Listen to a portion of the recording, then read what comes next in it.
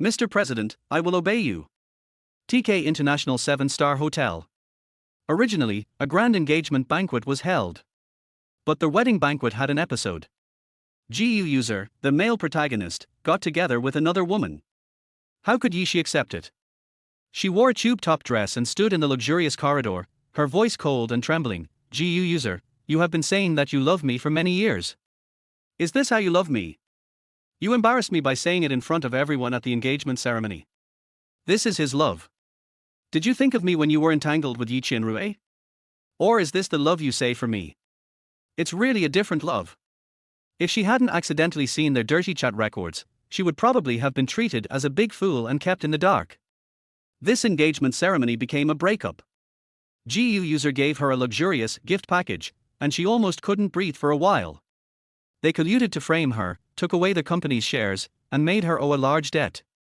Under the dim light, Yuze was well dressed, tall and straight, and looked like a successful man. With his handsome face, it was no wonder that countless women were attracted to him. He was cold, sinister, and his methods were extremely vicious. Yuze, I have done my best for you, and that's it. Today I am announcing our breakup in front of everyone. In fact, if you count the years, I still treat you well. Go to hell with your goodness. I couldn't bear it anymore, so I raised my hand and slapped Yuze in the face. Yuze came out of the TK International 7-star Hotel, and the red marks on his face had not yet faded. Mr. Gu, you unilaterally announced your breakup with Miss Yuze tonight. Did you find someone better? After all, Mr. Gu doesn't seem like someone who can stay single. Sure enough, as soon as the woman finished speaking, the door of a red Porsche opened, and a woman dressed in a big brand got out of the car, smiling slowly. You guessed it right, I am Mr. Gu's new girlfriend, and we will go to the Civil Affairs Bureau to get the marriage certificate tomorrow. Yuze. Everyone paused. Yuze is Yuze's sister. It is rumored that the two sisters have a good relationship. She is so beautiful that she naturally has no shortage of boyfriends. But who would have thought that the two sisters would be involved with Mr. Gu at the same time? Damn, oh my, your circle is so messy. Dear Zee, I have booked a VIP at Shinsha Hotel, let's go together. Okay baby. He put his arm around her waist and got into the car and left. Yuze stood in the distance. If she hadn't seen this scene with her own eyes, how could she believe it? He broke up with me and made me the target of public criticism. In a blink of an eye, he got entangled with another woman. This woman was really no one else. She was my half-sister. At 2:30 in the morning, the hotel guests had dispersed. Yuze drank a little wine, and pulled a curtain from somewhere to wrap around her. She found a lighter and burned the engagement dress in the bathroom. Da. In the corridor of the bathroom, Nan Gonglia frowned unhappily. What's the smell? Jun Yiqing followed behind him and also noticed, young Master Nangong, you don't usually like to meddle in other people's business. At most, some waiter was careless and caused the fire. No matter what, it's not the turn of Nangong, a big boss, to take care of it. Nangong cold and deep phoenix eyes narrowed slightly, revealing an unconcealable danger, as if he heard a funny joke, and the evil charming smile was very scary. The next second, I heard a voice coming into my ears. Chapter 2 Entering the Women's WC. Yuze joined a group when she was playing games. As the saying goes, good news doesn't go out, but bad news travels 1,000 miles. She complained about her depressing experience in the group casually, and someone sent a voice message. National Service Xiao Yuze, forget about him, I will collect garbage to support you. National Service Xiao Yuze is her game nickname. Jun Yiqing and Nangong Li haven't left yet, because they are busy dealing with major company projects recently, and they are almost socializing all day long. It was getting late, and Jun Yiqing was worried that he couldn't handle it. As a good friend, he advised him, Mr. Nangong, why don't you go back and rest? Do you want to learn how to pick up girls like other men? Yeah, that's right. You really should learn it. If you have that skill to pick up girls, how can you have a decent face and billions of assets but still be a single dog? Nangong tugged at his collar, and his phoenix eyes squinted at Jun Yiqing coldly. Are you saying in disguise that I have low emotional intelligence and deserve to be single? Isn't it? He asked back. Today, I will pick up one for you to see. Very domineering, very evil tone. After the words fell, he saw him lift his legs and walk towards the direction of the women's bathroom.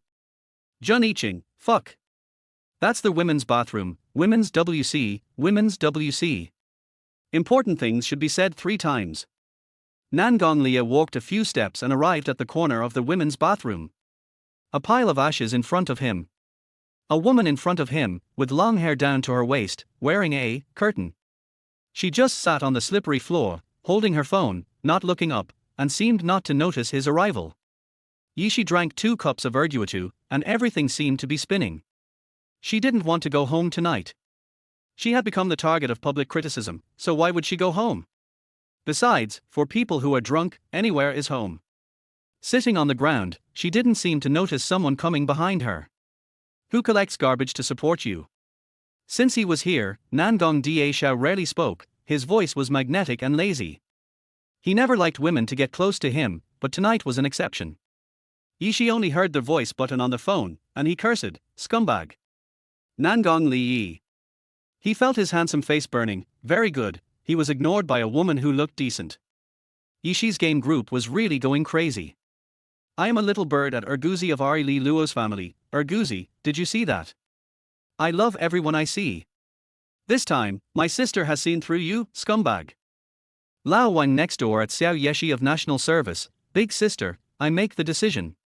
He is really a scumbag. Erguzi of Ari Li Luo's family at I am a little bird at Lao Wang next door, scumbag. Scumbag Lao Wang. I finally wanted to get out of being single, but you guys fucked me up. Group message, Xiao Yeshi of National Service has left the group chat. If you keep company with the good, you will be good. If you keep company with the bad, you will be bad. Don't waste time with those meaningless people. It was like teaching a child a lesson. Yishi looked up in a daze. Why did you leave my group? Who is he? Why? Nangong Li didn't say anything. He lowered his head and clicked on her phone several times before handing it to her. Just now, he looked like he was disciplining his girlfriend. Scumbag. She now thinks everyone is a scumbag. He got up and ran after taking his phone. I was so unlucky tonight. It's okay to be dumped by GU user. Nangong Lia was of course angry. Who are you calling a scumbag? You are a grown man and you come to the women's toilet. If you are not a scumbag, then what is it? Woohoo, I'm going to the police. Suddenly, the temperature around him was as cold as freezing. Chapter 3 checked all her information. Yishi seemed to have hallucinations, and felt that this man was full of the aura of a king, as if the Wolf King was high above and looked down on all living beings. Isn't it for you? He answered. Yishi was speechless. Who asked him to come? How could he frame someone who didn't even know him? Do you like scumbags? Yishi, no. Did you just say I was a scumbag? Yishi, yeah. Then let's play a little game. Yishi, this guy is sick. However, she felt much better. Then again, she had liked that scumbag GU user for 2 years. If she hadn't seen it with her own eyes and he said it himself, she would never believe it. He seemed to know everything and asked her, do you want revenge? Revenge, the GU family gave her such a big gift package for debts, of course she wanted revenge. But she? Yes. Want revenge. He was very satisfied, and his every move was noble. He stood up and said, there was a couple in the past. One called me love you, and the other called me I don't love you. 10 years later, the person who said I don't love you died. What is the name of the remaining one? I love you. Yishi said it naturally. Although drunk and stupid, he answered very seriously. At that moment, the air seemed to be filled with hormones. Jun-iching waited outside the bathroom for an unknown period of time. If it weren't for Nangong's good skills, he would have thought he was kidnapped. Finally, when I saw Nangong Lia coming out, he was holding a woman, well, a drunk woman. Jun-iching. The white king-size bed, the morning sun shines in, golden. Awake. Yishi, you are. You drank too much last night and slept in the bathroom, our young master sent you back.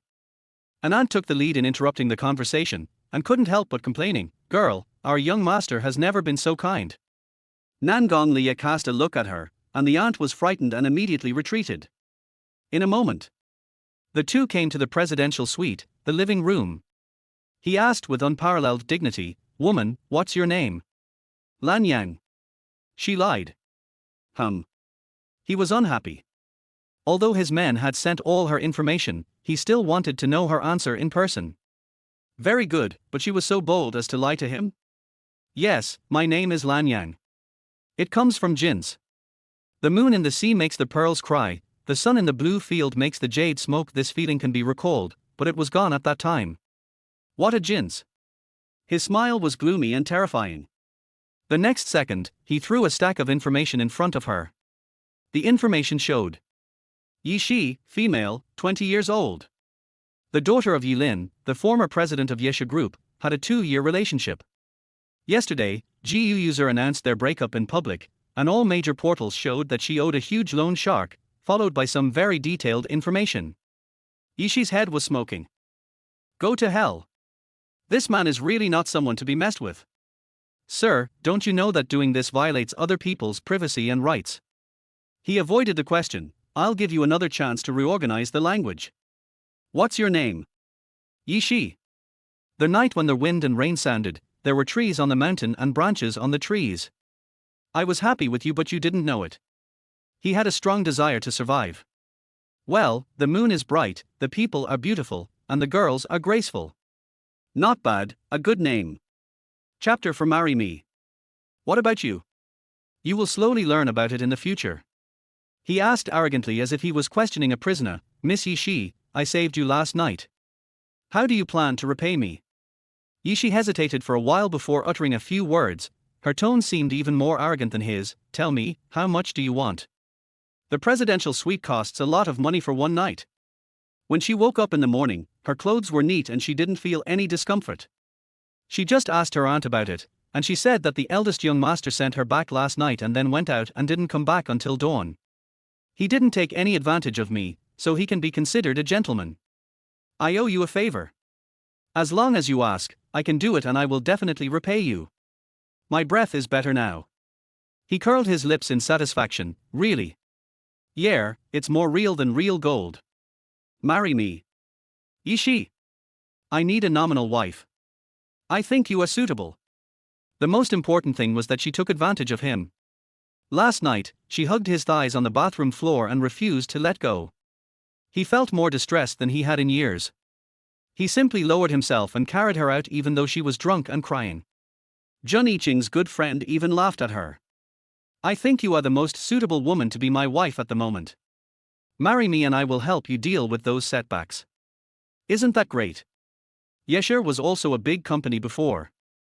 As the saying goes, the higher you stand, the harder you fall. Yesha is like this. Such a large loan shark was placed on her head. It was no joke.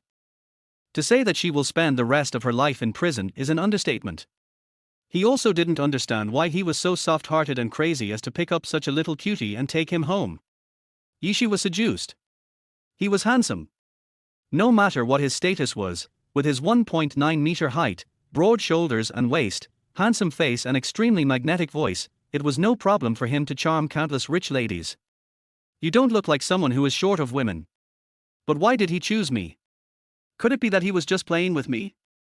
Yes, that's right. Otherwise, I can't think of any other reason. Since you want to play, then you're welcome. It's just right for her to use such a handsome husband to take revenge on Yuze. She won't lose out. Okay, sir, as long as you don't mind me, I'm willing to marry you. I don't know why, but when I said the last 3 words, my heart beat violently. Very good, pack up and come out to have breakfast, then we'll go to the Civil Affairs Bureau. TK International 7-star Hotel is the largest 7-star hotel in the empire. It is equipped with all entertainment facilities and is owned by the Nangong family. As soon as Yi Shi and he stepped out of the presidential suite, Beizi led his personal bodyguards to escort them through the VIP passage to the top floor of the hotel. Wherever he went, he saw splendor and gold that blinded his eyes and was inhumane. Yi Shi's inner thoughts, MMP. At first I thought he was a nouveau riche. But who can come out and explain to me how this man who is not to be messed with at all, is so upstart? How does he look like a nouveau riche? How does he look like a nouveau riche? In the morning, Yuze and Yi Qianrui really met at the Civil Affairs Bureau. Brother Zi, we can finally get our marriage certificate today. Do you know how long I have been looking forward to this day? She was feeling very proud in her heart. Yi Shi, after enduring for so long, I can finally appear in public with brother Yuze. Everyone will think that you speculated in the stock market, did some shameful things and owed a huge debt. Everyone will think that you were the one who betrayed brother Yuze first. Chapter 5 Revenge. Men never have extra time to meddle in other people's affairs, nor do they have the habit of helping others when they see injustice. He is not a bad guy, but he is never a good guy. The enchanting, noble and abstinent aura on her body is both good and evil. This scene made Katazawa and his group of black-clad bodyguards envious. Oh my god, isn't Tedi allergic to women? Besides, how could there be a woman in your room? The big boss didn't order anyone to throw her out, but hugged her instead. In the past, he would feel uncomfortable all over whenever a woman got close to him. How come Yedi's allergy to women suddenly improved? This golden bachelor for 10,000 years, the cold-faced evil king, actually, warmed up. My ears are finally quiet. Yishi sobered up a lot. Sir, thank you for helping me out. After she finished speaking, she was about to leave, not wanting to continue to embarrass herself. Where are we going? She could hear the man's hot breathing in her ears, and her small waist was held by a pair of large hands. Her legs were lifted into the air and placed directly on the white, intoxicatingly fragrant bed. The man's dangerous breath was getting closer and closer to her, oppressing her, and before she could react, the man had covered her little mouth. He is so domineering and presumptuous. She wanted to push him away, but the scene of Yuze and Yi Qianrui on her bed flashed through her mind, and the desire for revenge struck again. Why? Why could that scumbag and bitch betray her? Why couldn't she fight back and let Yuze also taste the feeling of being abandoned? She would never again be that foolish woman who loved Yuze. Think about this. She didn't resist. Instead, she behaved like a kitten and responded to the man's kiss. She has been in the entertainment industry for 2 years and has become a little famous, but she never shoots kissing scenes and does not accept unspoken rules. This is the reason why she has good acting skills and good looks but has never been very popular.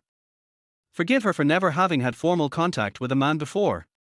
To the point that kissing a man is so clumsy. She wasn't just kissing him, she was biting and nibbling him. Shit. The self-control that he had always been proud of was shattered to pieces in front of her. The Adam's apple is locked. His magnetic voice was slightly hoarse. Be good and listen, so you won't suffer. The intoxicatingly fragrant white bed. At first, she was still hesitant, wondering whether her revenge was right and whether she should stop. But later she couldn't control herself. I don't know if it was really because of her revengeful mentality or because this man was really evil enough. His stunning looks already made her heart flutter. Not only was he born with a good-looking face, but he also had a perfect body. Regardless of his identity, this man really has enough capital to seduce her. All the most perfect qualities are concentrated in him. She didn't know if it was the alcohol or something else, but she was a little confused. But she knew that this was just revenge. In order to retaliate, she endured. Chapter 6 Contract. At first, I thought he was kind and gentle to women. Yishi only now realized that he regretted having such an idea. He seemed to be against her. She didn't want to make any sound, but he didn't agree with her. Yishi also admitted it, she lost to him. In the end, just like a doll. This night. Destined to toss and turn. This night. Destined to be crazy, crazy enough to turn the gears of fate around. She seemed to be dreaming. In the dream, I was like a drowning person, clinging tightly to driftwood and everything I could grab. The next day, the faint light of the morning sun shone through the fugugor's curtains into the intoxicating white fragrant bed. Yishi's mouth was dry, water. Instinctively, she reached out to the bedside table for water, but unexpectedly, her hand touched a solid wall of flesh. I slowly opened my eyes, and saw bronze skin and taut muscle lines that were just perfect. It's a man, oh my god, it's a man, who can tell her why there is a man lying next to her. God, what good thing did she do last night? Did she really act on impulse and just find a random man for a one-night stand? The woman's actions had already alarmed the man next to her. He reached out and touched her furry head, then handed her the wahahaha beside the bed. After drinking the water, Yishi took a look at the man's bare chest. She was so scared that she rolled under the bed wrapped in the quilt. Hiss. She couldn't remember any details of what happened last night. All I know is that I had a big fight with that scumbag and bitch, and was kicked out of the house. Afterwards, she came to the night palace and drank 10 bottles of the strongest Long Island iced tea, and then she finished a bottle of erguitu. Then I paid him to have sex with him. Yes, that's right, I wanted to have sex with him. It's a big loss. This time it's a big loss.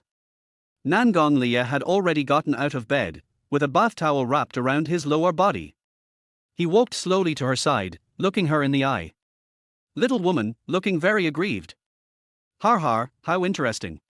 Sir. As soon as she finished speaking, she was hugged by the man, carried her into the bathroom, and then kissed her lips again. He left only when she was almost out of breath, still reluctant to leave. She gasped for breath, as if she couldn't accept what happened last night. Sir, last night It happened. He blurted out before she could finish her question. Yishi was stunned for a moment, then her eyes turned red, and she resisted the urge to cry. Sir, are you okay? First time, the man said coldly, his dark and deep eyes flickering. You? She blushed and glared at him with her beautiful big peach eyes. Wouldn't it be better to just say no? Besides, who knows if it was his first time? I will take responsibility. The man's voice was low and magnetic, and sounded like nature. Huh. She was confused. Draft a contract, marry you, and compensate you, the man said, and kissed her lips again. I don't know if it's because I've been single for too long, but when I suddenly started having sex, I couldn't stop. Chapter 7 3 Rules. On the other hand, Yishi felt that getting married like this was too hasty. So, after thinking it over again and again, she wanted him to make some promises to her. Young master, will you treat me well after we get married?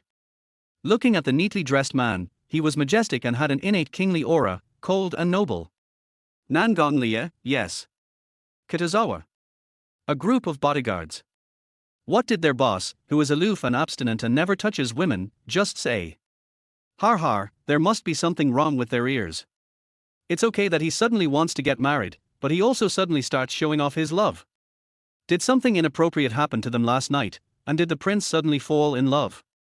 Faced with his slightly perfunctory answer, Yishi fell silent. Well, to be honest, she really has no plans to get married now. Besides, a man as powerful as him would definitely not be willing to be bound by marriage, right? Yishi had never had any contact with him before, but he was a citizen of the empire after all, so of course he had heard of the prince who was decisive and efficient in his actions.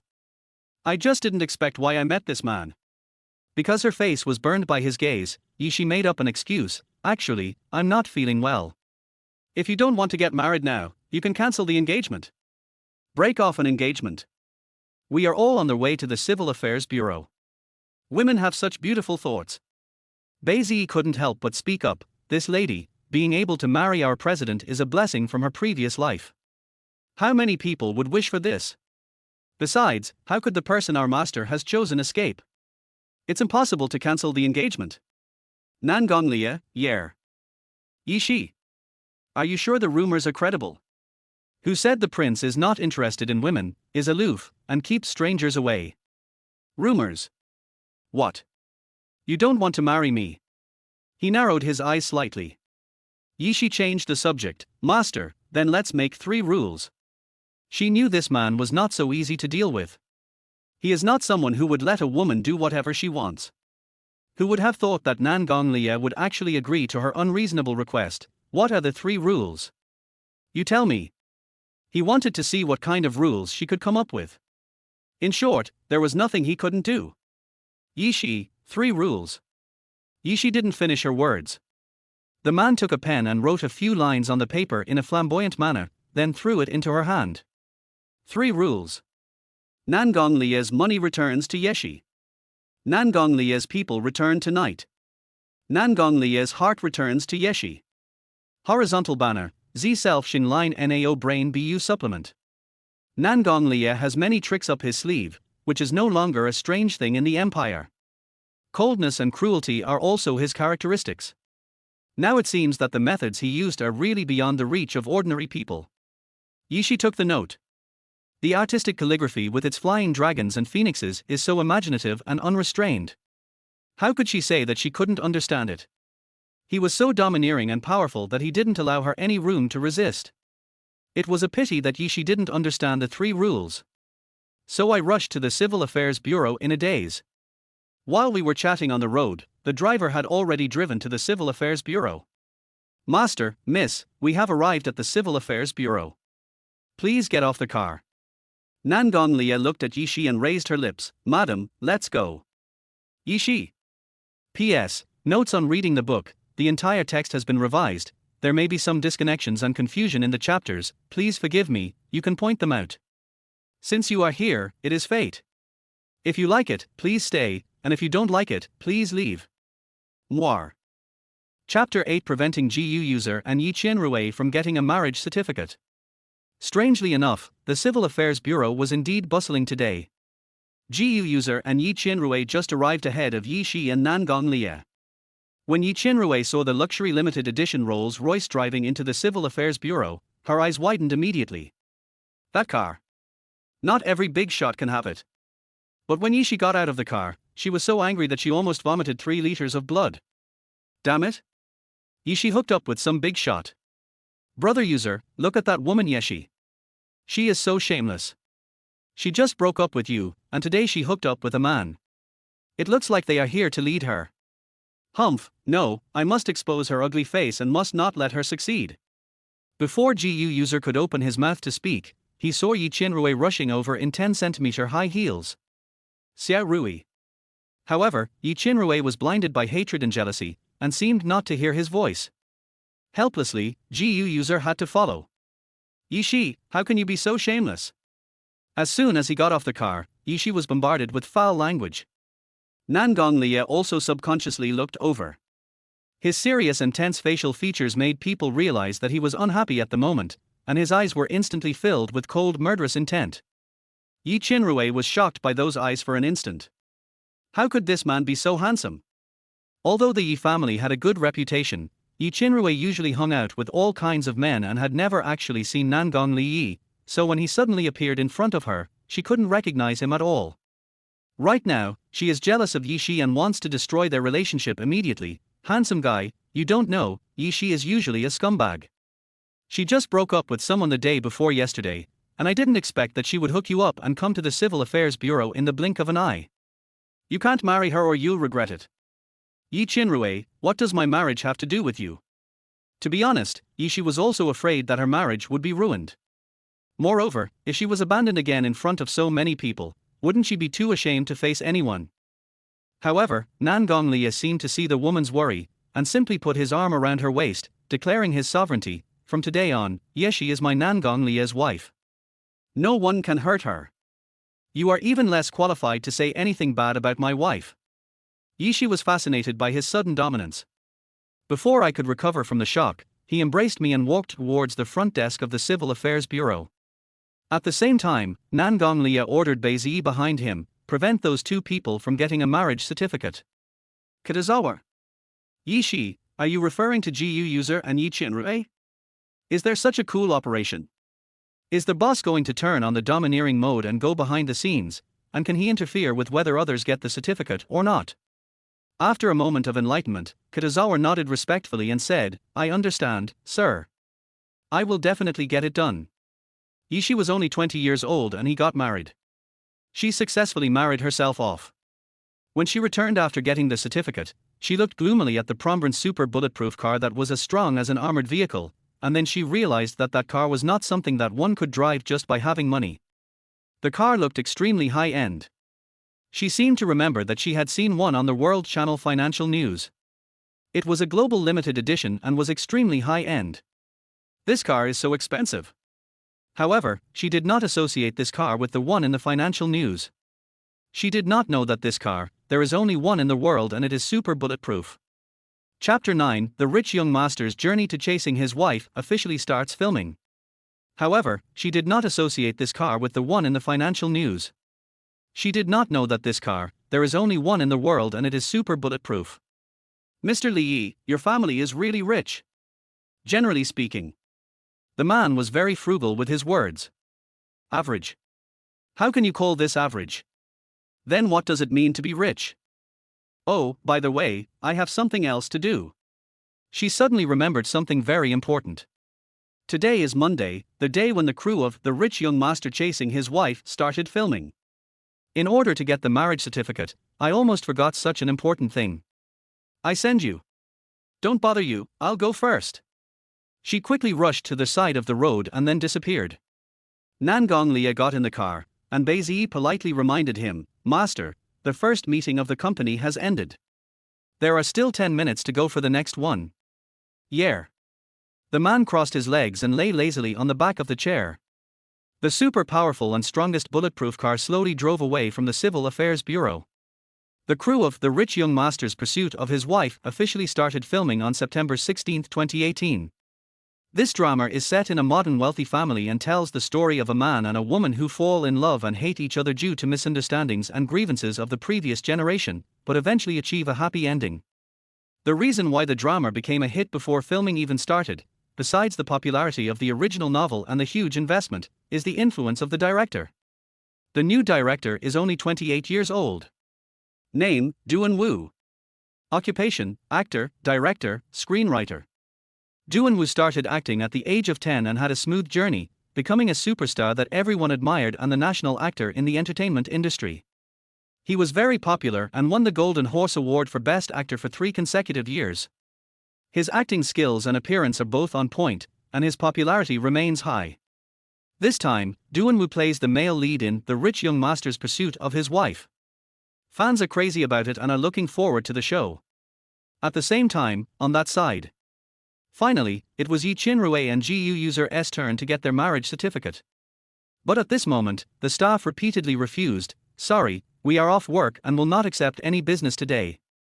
Under normal circumstances, they would not dare to offend Mr. Jiu, who has a prominent family background.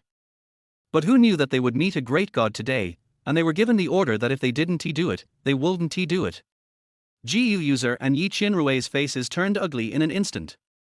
What did you say? Yi Chinrui slammed the brand name bag in her hand onto the table. So many people have already obtained their marriage certificates, why can't we get one when it's our turn? You are nothing. No matter whether this is a public place or not, she no longer cares about the elegance and dignity of a rich lady. Sorry, we're off work and can't keep you company. Then, Yi Chinrui was left standing there with her eyes wide open. Brother User, why don't you help me? Yeshi gave me such an embarrassment today. Don't worry. How can I not be anxious? Yi Chinrui wanted to smash the Civil Affairs Bureau to pieces. What a piece of shit. She looked down on people. She must have received some favor from Yishi to go against her. Humph, just wait and see how she goes to the crew to deal with Yishi today. Xiao Rui, you don't know that the man who came with Yishi today has a powerful background. Even Yuze was afraid, no wonder he was so timid today. Woo, you just don't love me anymore. Yi Chinrui also started to throw a tantrum. She could get the marriage certificate at any time, but today was a good opportunity to deal with Yishi. She couldn't just sit there and wait to die. Brother Zi, accompany me to the crew. Chapter 10, mocking her for being a mistress to the big boss. I have something else to do at the company.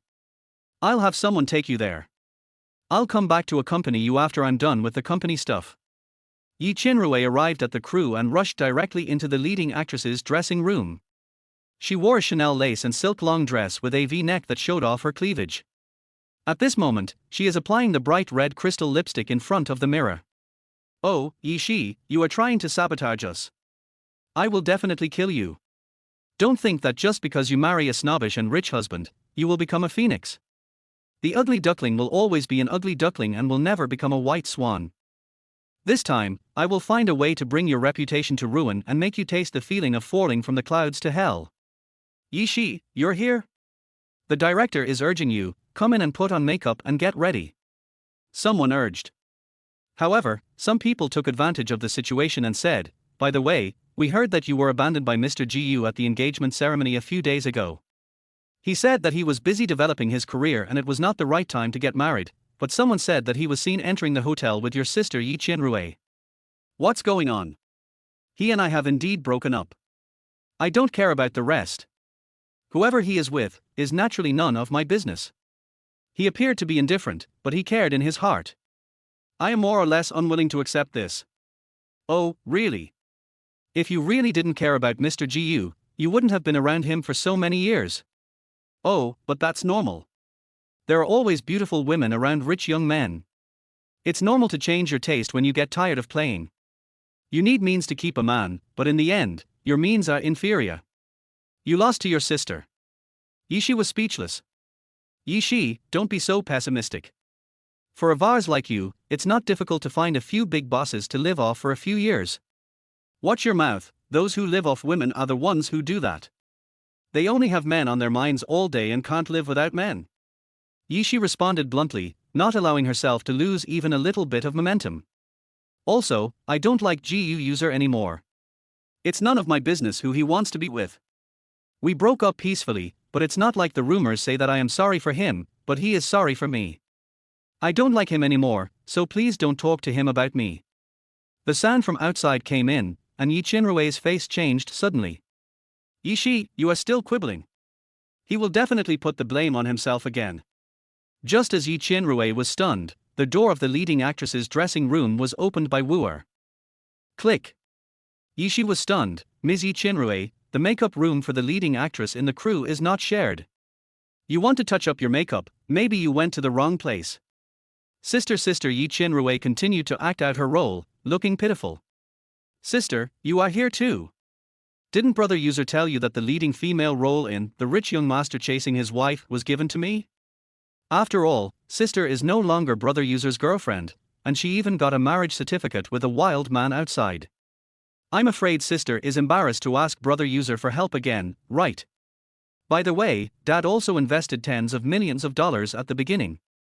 When he invested, he clearly said that it was not invested in my sister. So, Sister, the leading female role should be mine, and the leading female role's dressing room should also be mine. Heh! Yishi stood in a corner, looking at Yi Chinrue who was wearing branded clothes. Chapter 11 Let everyone see the mistress's true face. Yes, they are all daughters of the Yi family, why is there such a big difference? Yi Chinrue was wearing a Chanel dress, an imperial green jade necklace, a designer bag, and her cosmetics were all from the world's top brands.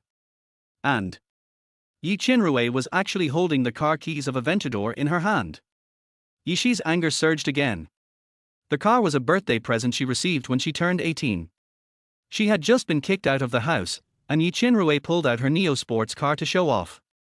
Har har, she is just the daughter of a mistress, yet she is so arrogant. Yes, sister. The Yi family is the hard work of my mother and grandfather. You and your mother have taken advantage of it. Isn't it what you and your mother like to do to take the sun and force the emperor to take the throne? Yishi looked at Yi Chinrue and continued with a wry smile. You and Yuze gave me such a big surprise. It was really unexpected, sister. I just don't know how many months you are pregnant. He is protecting you so much. Everyone was shocked. Yi Chinrue is pregnant. Yishi and Yuze just broke up, and Yi Chinrue is pregnant? If this is true, does it mean that they have been together for a long time? What are you talking about? Even if Brother Yuze and I were together, we only went to bed after getting a marriage certificate. Don't think that everyone is as dirty as you. Yishi, you wouldn't dare to do something you don't deserve, right? If you have the guts, just admit it. Admit that you just got your marriage certificate with this random guy today, so it was you who betrayed first. Even if I get the certificate today, it's still my time. But you are not worthy of driving my car. Yishi reached out to grab the Lamborghini keys. But Yi Chinrue refused to let go, and the two of them fought for it. Finally, Yi Chinrue's high heels slipped and she fell to the ground. The Chanel bag in her hand fell to the ground. Everything in the bag spilled out. YSL lipstick, bracelet, powder. Also, there are many small square boxes. There was quite a commotion just now, which attracted quite a few people. Yi Chinrue was stunned, and immediately got up from the ground, throwing away all the things she had. The things on the ground are not mine. Everyone obviously didn't believe it. Chinrue, didn't you bring the Chanel bag to the crew today? You said it was given to you by Mr. Gu. That's right.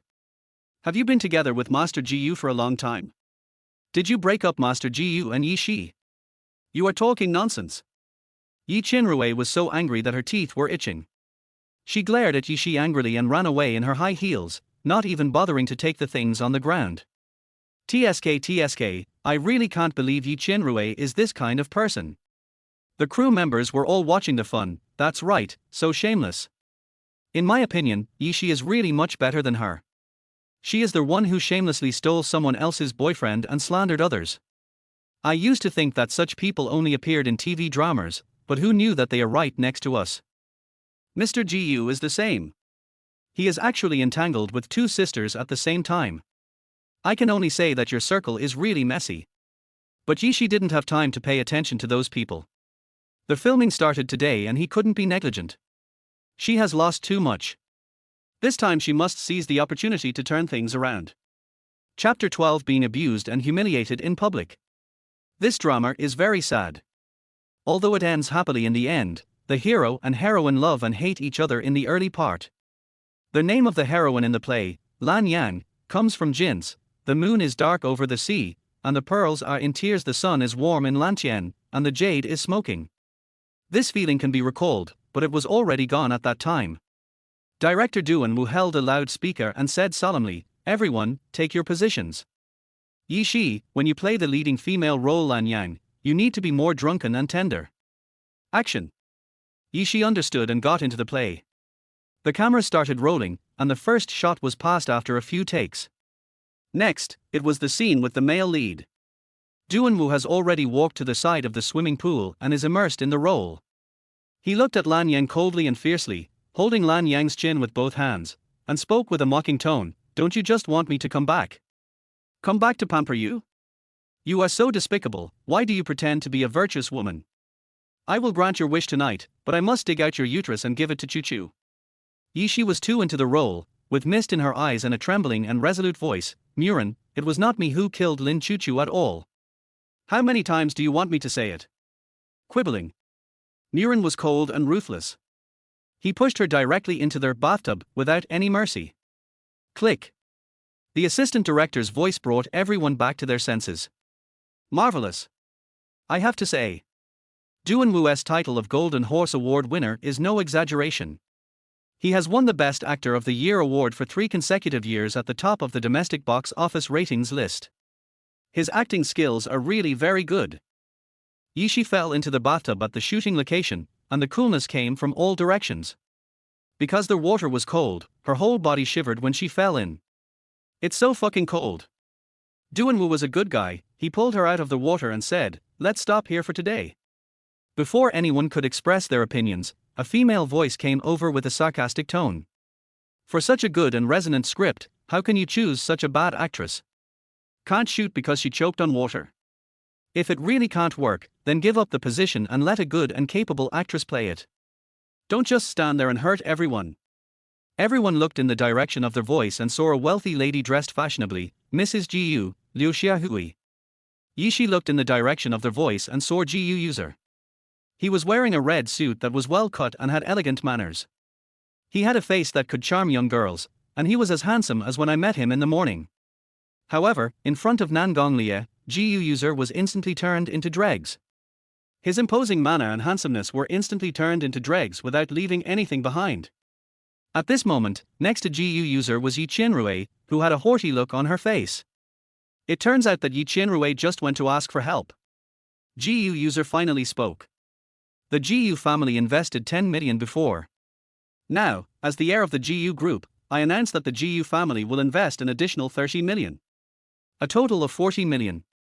This is a considerable sum of money. Adding the 30 million yuan invested by the Yi family before, it totals 70 million yuan. Jiu Yuze continued, "The president of Yi's group has reached an agreement with Gu's group to invest 70 million in the production crew. We have also reached an agreement with other investors. After the board of directors decided, let Qianrui play the leading female role." Jiu Yuze spoke very confidently. He totally ignored Yishi, who was soaking wet beside him. Yishi was already prepared. But at this moment, being humiliated in public still made my heart ache. The pain almost suffocated her. She was so heartbroken. Her father Yi Lin was so cruel. Not only did he kick her out, he also gave Jiu Yuze and Yi Qianrui the right to humiliate her. Chapter 13: Husband, don't you want me anymore? In this month, I haven't heard from him. I can't get through to him on the phone anymore, and he never replied to my messages. Yishi was a little frustrated. Night Palace, VIP bar. That old song resounds through the streets again, and the memories of the past flood into my chest. There is a gap between missing and forgetting, and I want to cross it but I can't. The powerful and sad DJ music surrounded her ears, and the colorful spotlights flashed on Yishi from time to time. Well, it is said that when you are unlucky, you can choke to death even when drinking water. She was angry to death by herself. She was the only one who had just gotten married and her husband disappeared, right? If the marriage certificate hadn't been real, she would have thought she was hallucinating. After a month of not being able to find him, it was as if he had disappeared out of thin air, or rather, apart from the marriage certificate and the fact that she had slept with him, it seemed as if this person had never existed. Night Palace. It was a month ago that they met and that unspeakable thing happened. Because she couldn't contact him, Yishi reported a missing persons case to the police. As a result, she was detained by the police for a week, who accused her of spreading rumors. She was only released today. Oh, eggs, it would be strange if you were in a good mood. So, she sneaked back to the Night Palace and drank several bottles of Royal Salute. She felt dizzy from drinking. She looked up and said to the handsome bartender, "Handsome, another Long Island iced tea." Huh. The bartender was stunned. This Long Island iced tea is the strongest. She drank so much. Does she want to go to heaven? But, after all, customers come first. The bartender had no choice but to hand her a Long Island iced tea. Yishi took it and was drunk when she saw a pair of long and straight legs in front of her, walking towards her. He was wearing a well-tailored suit, and even through his clothes you could see that his muscles were perfectly defined, well-proportioned, and sexy. The man had a cold and handsome face, his dark eyebrows were tightly furrowed, and he exuded an air of aloofness and restraint. His innate kingly aura made people retreat. He came over and snatched their wine glass from her hand. "Hey, you stole my wine." Before she could finish her words, she was forcibly pulled into the man's arms, her head spinning, and her lips were sealed. The familiar male hormone, with its strong aggressiveness, made my body hot. His face was gloomy and his eyes were narrowed, full of danger. "Woman, you are really brave. You come to the bar to drink wearing so little? Who allowed her to do that?" He had an urge to kill. It's the kind that kills hundreds of millions or even more at once.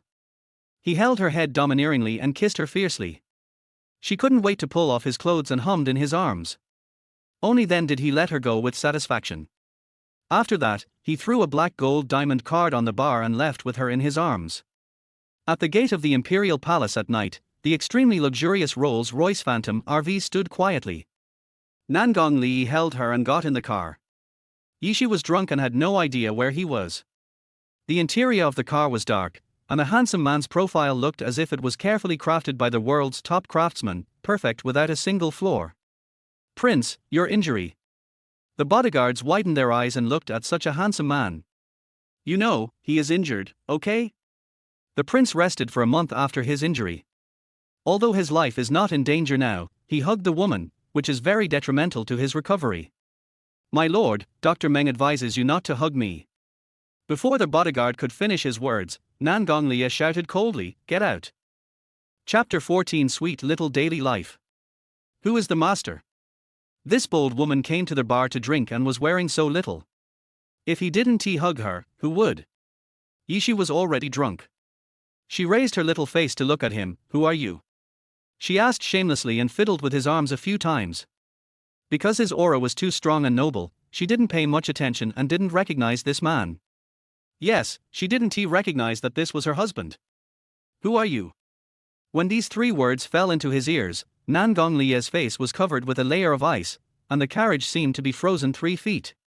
He said coldly, "Say it again." Who are you?"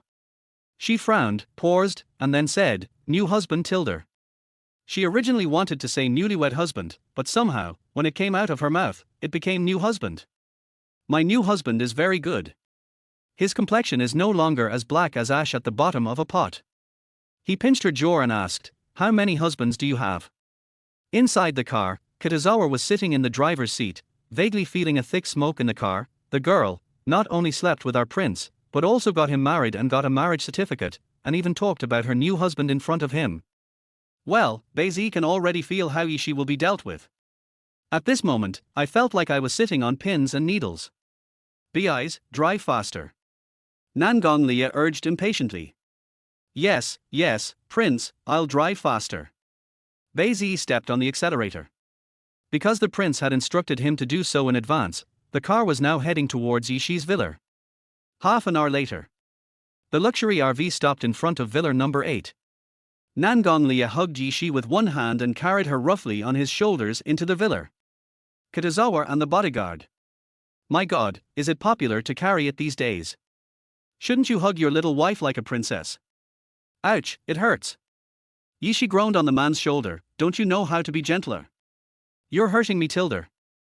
Does it hurt? He asked. It hurts, Tilda. Nangong Lia glanced over and asked, What did you call me? Old, husband. Nangong Lia, I didn't hear it. Yishi blushed, my dear husband. Chapter 15 Jealousy. Yeah. He nodded with satisfaction, go to sleep. After saying that, he came over, untied the belt of his nightgown, and prepared to go to bed. By the way, I have prepared a room for you, she said. What it means is that when you just get married, each person sleeps in one bed. Although she felt very insecure this month and cared about him a lot, it wasn't the kind of care that required her to sleep with him. She seemed to be telling me to leave, I'm used to sleeping alone. Sleeping alone? The man didn't say anything, he just looked at the big pink bed. On it, Yin Yin and a big bear were lying on the bed. Did she usually sleep with that stinky bear? After looking at the bear for 3 seconds, his face sank again. There are 3 big words on the stinky bear, boyfriend. That stinky bear, is he her boyfriend? The boyfriend she slept in her arms every night? Only then did he realize that he was living a life worse than that of a stinky bear. Honey, are you angry? That's boyfriend. She explained, that's its name. It's a birthday gift from my best friend Carol. When that playboy Kaluar gave the bear to her, he already called it boyfriend. Can you blame her? Oh. He responded with one word. He immediately tied the belt of his nightgown, put it on and prepared to leave the room. In fact, he had no intention of sleeping with her. So, I'm leaving. Yeah. She nodded, good night Tilda. Nangong Lia, good night, my woman.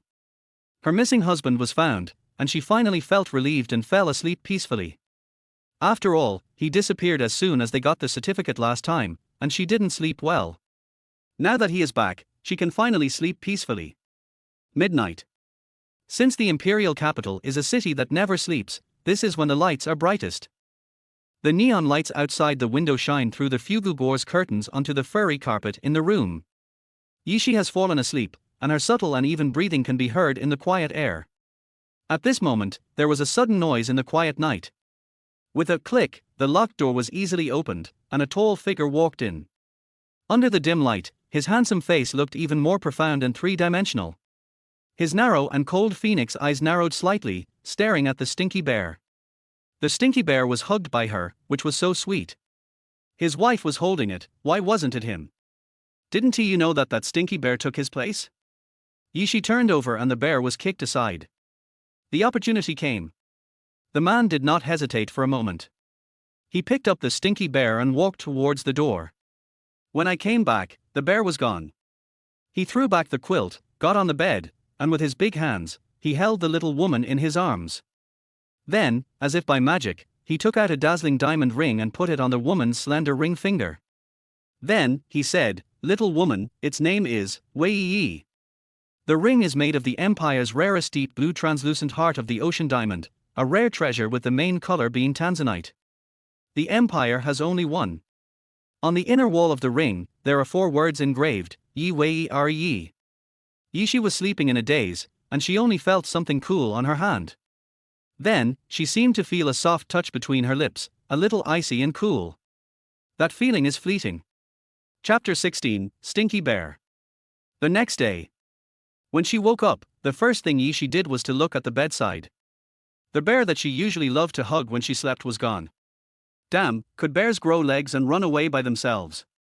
Because of the flash marriage, not many people knew about it, even the old lady of Lanwanyer Yuan didn't know about it, so at this moment, Beizhi and his men were driven away by him. Because Yishi didn't know his identity yet, he didn't plan to tell her. It wouldn't be good for her if she knew it too early. Knock knock. Yishi knocked on the door and said, "Are you awake? Come out of bed and have breakfast." "Come in," Nangong Lia said. When she heard the man's reply, she opened the door and went into the room. His upper body was completely exposed, and her entire bronze skin was in full view. "Oh my god. I didn't mean to look at you." After a pause, she continued, "By the way, my big bear is missing. Have you seen it?" Fearing that she had not given enough details, she added, "It is their boyfriend. I didn't see it." She was still thinking about the stinky bear. He threw it directly into the trash can last night, which was really unsatisfying. If he had known earlier, he would have burned the stinky bear. Well, it seems that the vinegar of the stinky bear is not that delicious. Moreover, Yunqian might as well let the company that made the stinky bear go bankrupt, right? His eyes darkened again. He was not jealous. He simply didn't like the stinky bear and wanted to throw it away. He also wanted the factory that made the stinky bear to go bankrupt. Is that right? His deep, narrow eyes were filled with danger, and he wanted to punish her. Get up and eat. Yishi thought about it, he was her husband after all, so she had to be nicer to him. So she walked over and sat on the bed. Seeing that he looked so unhappy, she guessed that he was in a bad mood because of waking up. She wanted to comfort him, but before she could open her mouth, he asked, "Where are you sitting?" "Sit on the bed." She held back her words before she finished speaking, and immediately stood up and sat on his lap. She even fled the room. Nangong Lia curled his lips, har, little thing, she did it on purpose. Flirt with him and then run away. How can it be that easy in the world? He had been drugged with a drug called 7 Days of Passion, and now he had no self-control at all, but she still dared to sit on him like this. On the dining table. Nangong Lia looked at her from time to time. "Have you eaten enough?" "Yishi, not yet." "By the way, why don't you eat? Is it because the breakfast she made is not delicious?" Nangong Lia didn't say anything. He was waiting for her to eat and until she was full. "Aren't you hungry?" Yishi looked at him. "None of these things suit your taste." "Then what do you want to eat?" Before he finished asking, he raised his lips and said, "I want to eat." He was very hot and had been drugged, and he didn't know if she was willing or not. Yishi didn't understand his meaning. She didn't eat that kind of food, so after a pause, she said, "If you want to eat, just eat." Is it okay for him to have a mouth on his body? Yeah. He nodded. She meant agreed. So, until the evening, after taking a bath, he hugged her. Chapter 17. The longer I stay with you, the worse I get at doing things. She washed up and turned on her phone. Her phone was about to explode with so many text messages and phone calls. "Yishi, why haven't you come to the crew for a week? Don't you even want to play the second female lead? I'll give you half an hour, hurry up and get to the crew. You've been fired. The crew has replaced you. You're responsible for the corresponding compensation." Yishi frowned, having had that kind of dream, how could? She continued to watch. "I'm sorry, Miss Yishi, we made a mistake. Well, the position of the second female lead is still reserved for you. You are not fired." At the same time, on the other side, in the Night Palace Infirmary. The most experienced and senior expert in New York said politely, "Prince, you are out of medicine, but how come the wound on your waist is so badly torn? Dr. Meng, I really can't understand how the Crown Prince of the Empire could have caused such a serious wound on his waist after disappearing for a few days. You can go now," Nangong Lia said. After the doctor left, Katazawa said politely, "Prince, it was my fault that you got injured a month ago. I deserve to die. The Presidential One cruise ship was attacked a month ago. The prince was injured and had to recuperate for a whole month. She really deserves to die." Nangong Lia's voice was cold and fierce, full of murderous intent. "Why don't you get that woman out of here?" Beizi did not dare to disobey the prince's order. "But the girl outside is the duke's daughter, Miss Organy. She is going to be the president's wife. Who dares to chase her away?" Nangong Lia's cold phoenix eyes were filled with hostility. He kicked Beizi in midair and said, "The longer you follow me, the less capable you will be."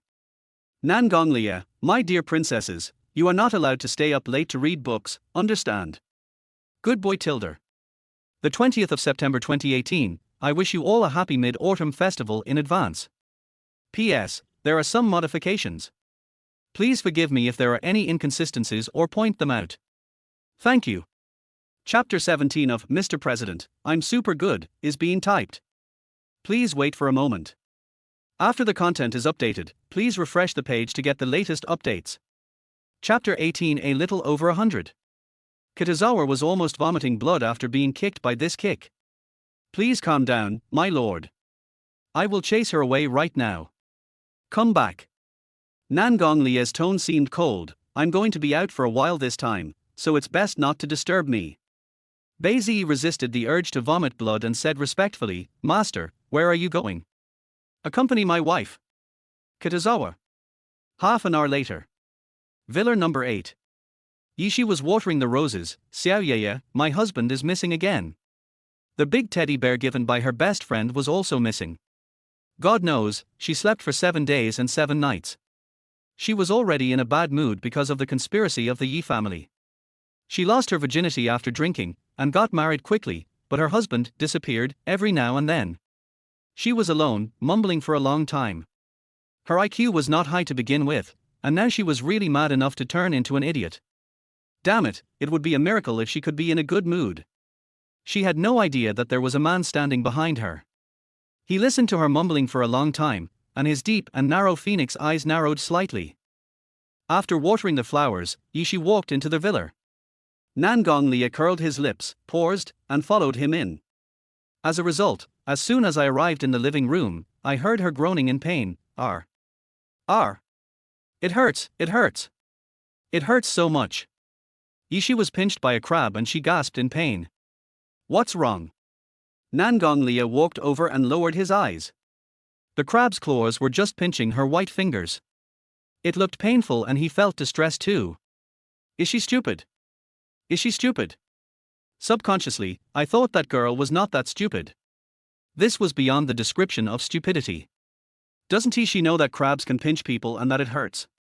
Don't move. Although he was very angry, his tone was gentle, as if to comfort her. Dead crab. Tomorrow, let's make that crab farm go bankrupt. If he dares to bite his wife, who will go bankrupt if not the crab farm? You? Yishi seemed to have forgotten the pain. Didn't he disappear again? How could he be like a ghost, coming and going without a trace? Just bear with it. Yishi, oh.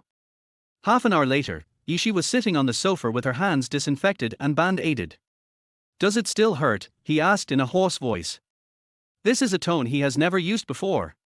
It doesn't hurt anymore, Tilda, she said, and then took off the ring on her hand. This is the ring you gave me. It's expensive. They slept in separate rooms that night and she discovered it when she got up to make breakfast the next day. However, she asked him about it at the time, and later she felt that something was not right the more she looked at it. The ring was too beautiful. I have seen all kinds of jewelry before and I know what they are. This diamond looks very much like the heart of the ocean. But why would her husband buy such an expensive diamond for her? Average, said the man. How much? She asked. The man frowned and said coldly, a little over 100. To be exact, it is a little more than 100 million. Oh. Is it so cheap? She didn't quite believe it, but he wouldn't lie to her, right? Never mind, I don't mind. Honey, thank you, but this diamond ring is so big. I'm afraid I'll need to find a rope to hang it around my neck. The man sat on the sofa, holding the glass and taking a sip of wine. She said so many words, but she only heard one word. Well, it is quite big. How can I be her man if it is not big enough? Chapter 19 The Two People's Calculation. It was several hours later when dinner was over. Is there any gift you want? He asked. Huh. Yishi chuckled, I want to see the night view. In fact, she likes meteor showers the most, but meteor showers are not available at all times, so she just wants to see the night view of the imperial capital. He paused to look at the night view and could satisfy her. Come here. Yishi looked at his arms and was stunned for 2 seconds. I want to see the night view, but I don't want to walk. Let's go another day. Who knew that he would grab her and then pat her lightly on the back of her head, and Yishi fainted. Wake up again. I found myself sitting in a small helicopter, with Nangong Lie sitting in the driver's seat. Wow, so high. She was very surprised. Husband, you can fly a plane. Yeah. He responded lightly. The helicopter circled the imperial capital and returned to their villa in the early morning. When getting off the plane, he knocked her unconscious and carried her back to the villa. In the Yi family mansion, a room with dim lights. Retro light-colored lighting. Yi Chinrue pretended to be coquettish and said, "Brother Yuze, can you accompany me to the cocktail party at the Cloudy Night Palace? I don't want to go alone and be laughed at by everyone." Humph, Yi Chinrue has been causing trouble for Yishi a lot in this month. But Yishi wasn't threatened at all. A month ago, Yi Chinrue spent a large sum of money to hire a group of reporters to find trouble with Yishi. It's been so long, and there hasn't been any gossip about Yishi. She's still alive and well. Yi Chinrue was almost angry to death. Humph, that bitch is so abominable. Yintian must personally bring Brother Yuze to humiliate her severely. She went against me and she didn't even know how she died. Yeah. GU Yuze's lips curled up. You are my girlfriend now, of course you have to comply with my requests. Yishi is nothing. Yi Chinrue smiled proudly. Brother Yuze, you are so kind, but you can only be nice to me in this life, and you are not allowed to be nice to Yishi anymore. GU Yuze laughed at himself and said, that idiot has no sense of romance at all. I was so nice to her before, but in the end she embarrassed me. Of course I love Xiao Rui the most. My little Rui still understands me the best. GU Yuze is no longer interested in Yishi, and doesn't feel that he is sorry for Yishi at all. When this period of chaos is over, I will marry you. Everything in the Yi family will belong to you, and that idiot will get nothing. GU Yuze promised, don't worry too much. I'm here, so there will be no accidents. You're so nice. I'm looking forward to seeing her break down. She will be so angry and embarrassed that it will definitely be uglier than a gorilla. She just likes the way Yishi breaks down. Humph, she wants Yishi to know that she will never be able to defeat her in this life, because Yi Chinrue is determined to take away everything she loves most. So what if she is beautiful? It is useless to have beauty without any scheming. It must have been very uncomfortable for her to be kept in the dark because she was so stupid, right? She will never be able to turn things around in this life, and Brother Yuze will belong to her alone forever. Yi Chinrue curled the corners of her lips slightly. Brother Yuze was handsome, had a good figure, and his family was rich. Such a rich son-in-law was hard to find even with a lantern. She must hold on to him and not let him go. You can only love me in this life. This is the promise you made today. Don't forget it. Rest assured. Chapter 20, Change in Dresses. The next evening, there was a banquet for the crew. Yishi was wearing a purple dress and had already put on makeup. Because she had to go to the crew to attend a banquet and might be back very late, so she said to him, "Honey, I'm going to the crew's cocktail party today, you go to bed first." The two of them got married decisively, but after all, they had only known each other for a short time, so she was still very polite in her words. On the sofa, Nangong Lia had an icy face, his deep phoenix eyes narrowed slightly, full of danger. He only glanced at her, and a layer of frost covered his brows. Where did you buy this dress? Yishi was stunned. It was sent by the crew. This is the dress that the second female lead will wear to attend the cocktail party tonight. Nangong Lia frowned again. His eyes fell on her delicate little face. All the way down. Her delicate and white collarbone is extremely beautiful under the light. Millimeter, it looks delicious and makes me want to take a bite. Who is she trying to seduce by dressing so sexily? Who gave her the dress? She really doesn't know what's good for her. He opened his thin lips and said coldly, "Come here." His posture was lazily, his legs casually crossed, and his tone showed that he was used to ordering people around. Yishi was startled. She inexplicably heard some displeasure in the man's tone. Is he unhappy? As soon as she walked to the man, he forcibly picked her up and put her on his lap. Before she could react, the man slapped her on the back of her head with his big hand, and she fainted again. Half an hour later. Night Palace, 66th floor. In the endless cloakroom, all kinds of top-quality designer dresses are neatly hung. Sparkling. The woman said politely, "Prince, this white dress is very nice, and the pearls inlaid on it make it look beautiful and noble." Nangong Lia only had a few words, "Pearl is too vulgar." The corners of the woman's lips twitched, and she picked up another dress and said politely, "Prince, this dress is the work of Dare Jack, a famous domestic designer. Before the woman finished speaking, she was interrupted by Nangonglia, too revealing. Maid, what's missing? The V-neck isn't too low. Nangonglia's cold eyes fixed, he locked the safe tightly, and ordered, take out the dress inside. The woman was stunned at first. Did she hear it wrong? The dress in the safe is extremely valuable. None of the young ladies in the Nangong family have such valuable dresses. The prince is usually so aloof and restrained, but today he suddenly breaks in and asks for the dress in the safe. What's the purpose? Give it here. The man's cold voice was filled with anger. Yes. Their maid respectfully took the dress out of the safe and handed it to Kitazawa. After leaving the Yuze imperial palace, Beizi followed Nangong Li and said, Prince, are you all right with your injury? The man was frugal with his words, no problem. Beizi said again, my lord, when will you return to Platinum Castle? Lord Jun Iching has been waiting for you for a whole day in the first special zone. My lord said that there has been new progress in the number 1 cruise ship incident, and I need to report it to you and discuss it in detail. Chapter 21, Tooth for Tooth. Nangonglia walked into the elevator without saying a word. Kitazawa walked into the elevator holding the extremely exquisite box. After being rejected, he tactfully shut his mouth. Look at the box in your hand. I couldn't help but think, my lord, Miss Yishi is just attending a cocktail party for the crew. Is it necessary for you to move all the dresses out of the safe for her? This dress is very expensive. Give this dress to her. Nangonglia ordered. Yes, your highness. Kitazawa replied.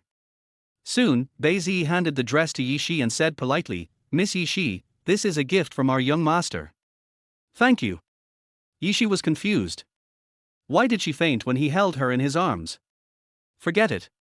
There was no time left, so she didn't think too much about it. After changing into a dress, I took the nanny car to the crew. The cocktail party was held at their charming holiday hotel. I heard that this is a property of the GU family. Since the GU family invested the most in this drama, the cocktail party was also held in a hotel owned by the GU family. The nanny car stopped downstairs of their hotel, the door opened, and the temporary assistant said, Miss, we're here, get off. Okay. Yishi agreed, then bent down and got out of the car, dragging her dress. On their way into their hotel, many people cast their eyes on her. Wow, what a beautiful dress. Yes, the dresses worn by the actresses and leading actresses tonight are much inferior to hers. Hasn't she been dumped by Master Jiu? The Yi family doesn't like her either, so how can she still be so successful? I don't know which important person she is with. I guess she is being taken advantage of. Yishi stopped, looked at the women around him, and warned, keep your mouths clean. What does it mean that she is accompanying some important person and is being taken advantage of? She and Nangonglia have a marriage certificate. How can a legal couple be slandered like this? Yishi is actually a vengeful person. So, she had no intention of giving in to them. Hey, what's wrong?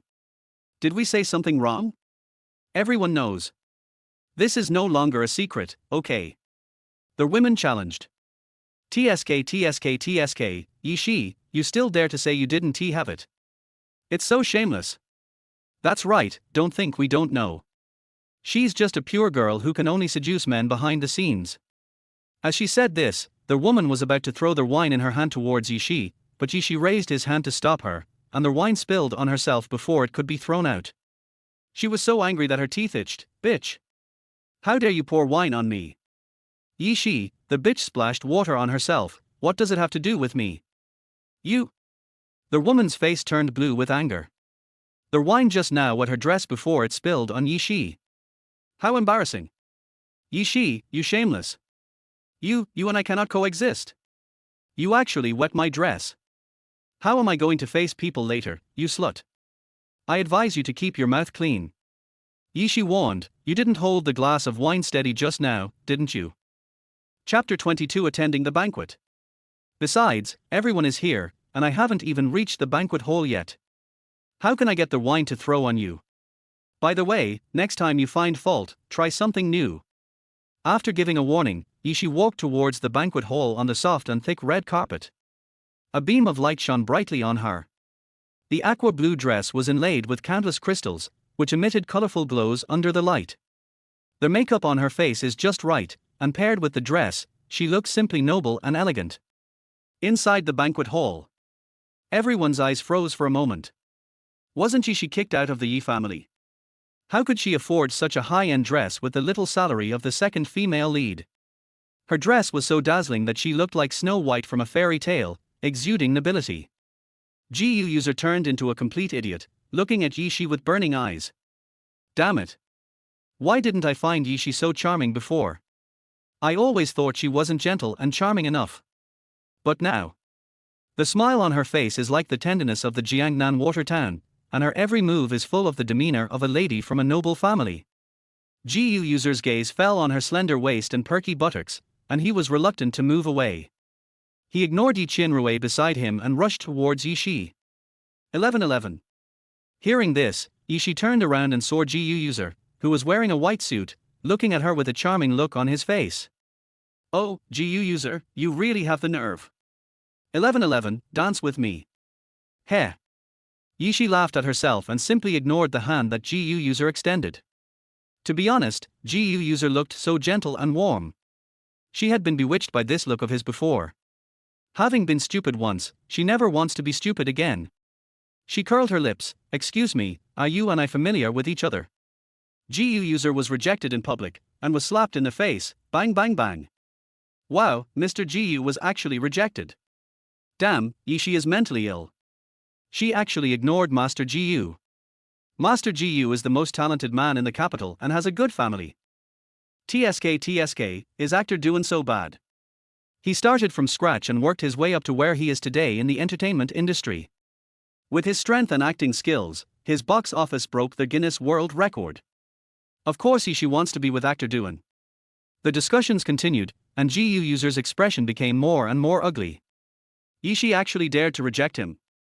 In front of so many media and so many business tycoons, you said you were not familiar with him. Oh, if he doesn't get her, he would be unworthy of being GU user, and the title of the most handsome and talented man would be wasted. Brother user. Yi Qinrui rushed over and grabbed GU user's arm. She was so angry that she wanted to tear Yishi into two pieces for daring to snatch a man from her. Yishi, that shameless guy, made her so angry. What a waste and cheap thing. Yi Qinrui found a group of reporters to go to the Yuze Imperial Palace to find trouble with her, but unexpectedly, she had no gossip at all. But so what? Chapter 23 Embarrassing Yi Qinrui. Yes, that must be it. You shameless woman, still pretending to be a chaste and virtuous woman in front of brother user. The more Yi Qinrui thought about it, the angrier she became. Pretending to be coquettish, she pulled GU user and said softly, Brother user, I think I drank too much. Honey, can you hug me? GU user is Yishi's ex-fiancé. Now that they are so close, Yishi will definitely be jealous and angry, right? Brother user was finally snatched away by her by all means and became hers alone. Yishi must be so angry that her heart, liver, spleen, stomach and lungs have turned green, right? However, GU user seemed to really ignore Yi Qinrui at this moment, and walked straight towards Yishi in front of him, saying tenderly, 11:11, will you dance with me? He repeated what he had just said, his eyes fixed on her, his gaze scorching and burning. This kind of look made Yishi very uncomfortable. Excuse me, please make way. She put down her wine glass and said proudly. I really cared about GU user in the past, but what was the result? All I got in return for my sincerity was the news that he and Yi Qinrui had betrayed each other. Now Yishi didn't even want to look at him. She walked around GU user and headed towards the bathroom. Brother user. Yi Qinrui called out coquettishly, but GU user ignored her and directly pushed her away. Qinrui, stop making trouble. I'm going to make a phone call. GU user ignored Yi Qinrui, which angered her even more. It was all because of Yishi that brother user ignored her. Yishi, I'm going to teach you a lesson. Yi Qinrui rushed towards the bathroom angrily. Yishi. Yi Qinrui was furious.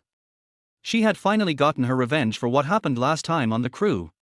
The female lead role was snatched away from her, and she was forced to play the second female lead that was not allowed to be seen in public. But today, she is competing with me for a man, so it's time to have a good look at it. Oh, no, sister. Brother user is with me now, why are you trying to seduce him? Don't you know I'm pregnant? Yes, I'm really pregnant. Yishi washed her hands, turned off the faucet, turned around, and looked at Yi Chinrue, who looked provocative. Why are you telling me that you are pregnant? Oh right. You? Yishi said here, snatched the bag from Yi Chinrue's hand, poured all the contents on the ground, and then said, only GU user can tolerate someone like you. You? Yi Chinrue was so angry that her face turned green. Yi Chinrue finally couldn't help it, raised her hand and prepared to slap Yishi, cursing. Bitch, what qualifications do you have to say that to me? Every time you act noble in front of brother user, everyone knows that when you go to the bar to get drunk, you are a dirty woman. Shut up. Yishi laughed at himself, and grabbed Yi Chinrue's hand with his backhand, and pushed her back. Yi Chinrue's high heels twisted, and she stumbled and fell heavily to the ground. Who is stealing whose man? GU user is my Yesh's fiancé, you were the one who cheated on me first. When Yishi saw that, the man was trembling all over and felt cold to the bone. Finally, I fell into the habit of going to the bar to drink every day. Chapter 24. Come and take her home in person. However, Yi Chinrue, I will give GU user to you. Yishi, you bitch, how dare you humiliate me? Brother user is mine, my only one. We are in true love. What do you mean by you give him to me? In this era, snatching a man depends on one's ability. You are the bastard. Yi Chinrue was cursing as tears started to fall from her eyes. She had just failed to hit Yishi and was pushed to the ground instead. Her ankle was about to break.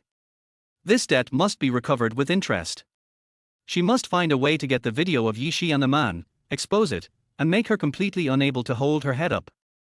As a result, she became the only heir of the Yi family, and all the assets under the Yi group belonged to her, Yi Chinrue, and no longer to Yishi. She limped to her feet and looked at the pile of top-brand cosmetics on the ground with tearful eyes. The hatred in my heart surged. Yishi returned to the banquet hall and made some moves. She didn't leave until 1 in the morning. After all, it was a cocktail party and she drank quite a bit of wine. Although she had a good alcohol tolerance, her face was now stained a little red. Because she was in a bad mood, she lit a cigarette, put it in her mouth, and walked forward. Just as she reached the corner of the hotel, she, who was smoking a cigarette, ran into a strong embrace. The familiar male hormones rushed into her nose with extremely strong aggressiveness. This wall of flesh made her stunned. Before I could even look up, the cigarette in my hand was taken away. She was dazed for a moment, and the man's handsome face was reflected in her beautiful pupils. With a paralyzed expression, he coldly ordered, "Be good, don't smoke anymore." Who allowed her to smoke? Do you have a leave application approved by him? For one thing, it's bad for her health, and she'll have to have babies with him in the future. Smoking is bad for her, do you understand? He seldom smiles, and his whole body is as cold as 10,000 years of ice, which makes people stay away from him. Well, do you dislike me? I felt really guilty after being caught by him on the spot. What do you think? He asked. Yishi. I have never been able to drink much, and I didn't drink much tonight, but when I looked at him, I could clearly see two reflections. I don't know if it was an illusion. I always feel that the man standing in front of me is a great plague god who can destroy the world. Holy crap. She felt that he was too cold and stepped back immediately. Well, I'm going home. A woman's first instinct is not to get too close to him, it's dangerous. Where are you going? He reached out and grabbed his little wife. After waiting for her for so long, this lovely wife saw him for the first time, asked for a kiss, and then ran away. She paused, her eyes falling on his long, white hand, which was gripping her tightly, almost crushing it. His skin was cold, but she felt warm unconsciously. Hot. She licked her lips dryly and looked up at him. Under the dim light, his facial features are deep and handsome, and his contours are beautiful, just like a work of art carefully crafted by God. His thin lips slightly opened. I came to pick you up, how are you going to thank me? Chapter 25. Blocking her way. Yishi, yeah? Har. Don't be so kind, didn't he ask him to pick her up, and what else did he want to thank her for? That's right. Thinking back to the first time, and afterwards, he said that if she didn't obey, he would ask for the debt. Could it be that he is thinking that way now? She seemed to have thought of something, raised her head and asked, how many women have you kissed? After all, he is such an excellent kisser, is this really his first time? Nangong Lie, who was wearing a nightgown, suddenly lowered his eyes and looked at her. What did you say? Was her tone questioning him? Said she kissed another woman. He was so aloof and abstinent, and had a serious obsession with misophobia. When had she ever seen him in contact with other women? He stared at her for 3 seconds, looking at her crystal clear lips. I have only kissed you. Har. She frowned and looked at him. She was soon burned by the man's gaze and quickly looked away, then moved to the side of the elevator, trying to get farther away from him. Will I eat people? He came all the way to pick her up. Very good. This little woman actually hid so far from me. Yes, yes. She moved back again and said, You don't eat people, but you kill people. What a sin. What a sin. Nangong Lie's eyes suddenly narrowed, filled with danger. The next moment, he grabbed her and ordered, I'll give you a chance. What? He meant, he was going to do that to me tonight? To be on the safe side, try to avoid this kind of thing in the future. If she got pregnant, she thought she might not give birth. By the way, it's impossible for it to happen so soon. They just got married. Is she thinking too much? Yishi said, Boss, I don't want to get pregnant now, and I haven't been feeling well recently, so I can't kiss you. He leaned down and put his handsome face in front of her. Can't. Yes, you can't. Nangong Lie, I'll give you 2 choices, either I kiss you or you kiss me. He wondered if he was too nice to the little thing, so she negotiated with him. I don't choose either one. Is there a third option? I don't like owing favors to others. If there is a third option, I would choose the third one. Nangong Lie's face darkened. There is a third way, giving birth to a child. Yishi, doesn't this mean you didn't say anything?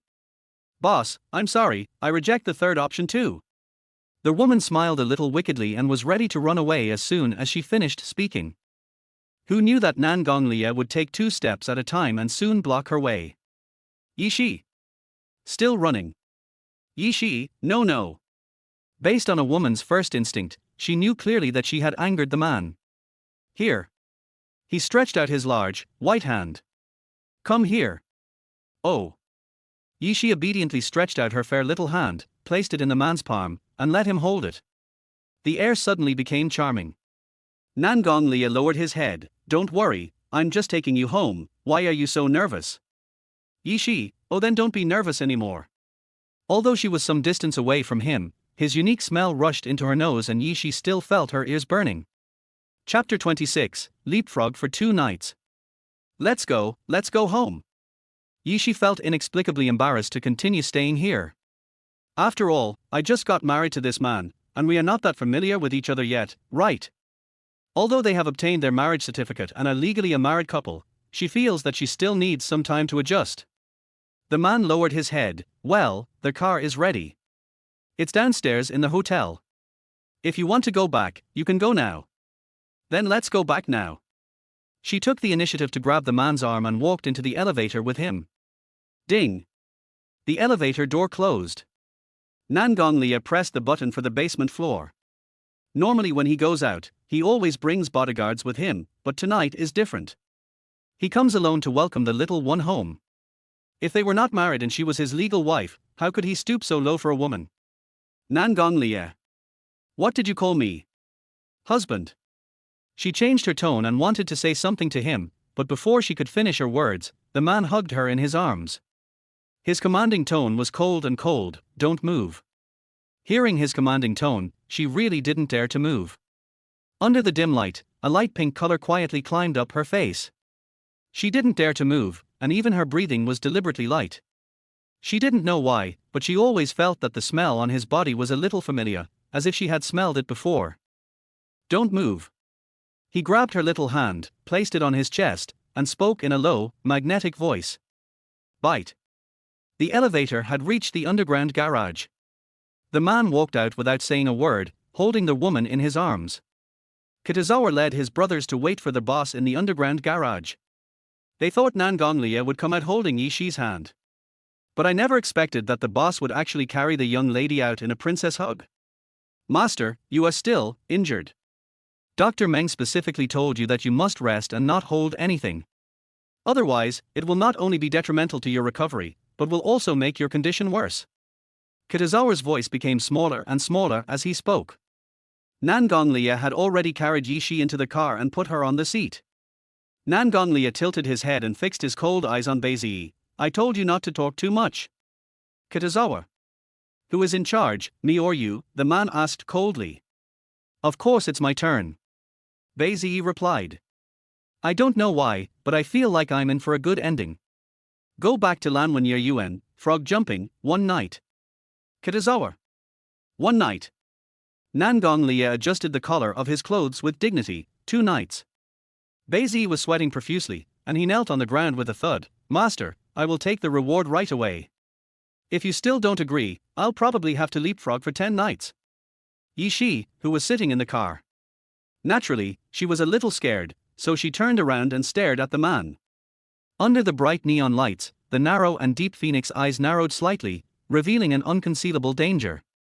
Just by sitting there, his whole body exuded an innate aura of dignity, domineering and powerful, and no one was allowed to approach him. Chapter 27. Jun Iching comes to see the prince. Are you scared? After dealing with Bei's, Nangonglia withdrew his gaze. It then fell on the woman beside him. She looks dazed. Is she scared? Is he that scary? No. Yishi said, but he moved towards the side of the car unconsciously. This limited edition luxury car is pure black, and even the door handles have a gold feel. She herself couldn't understand why she was just a poor girl and was not qualified to marry him. Although they were married and everything that was supposed to happen between them had happened, Yishi was unconsciously distancing herself from Nangonglia. It was like they were just strangers. It's like they are just strangers. The woman's performance, in his dark eyes, exuded a fierce and intimidating aura. Don't be afraid of me. After saying this, the man used his strong arms to hold the little woman in his arms. His arms were like iron shackles, and Yishi was imprisoned tightly, unable to move.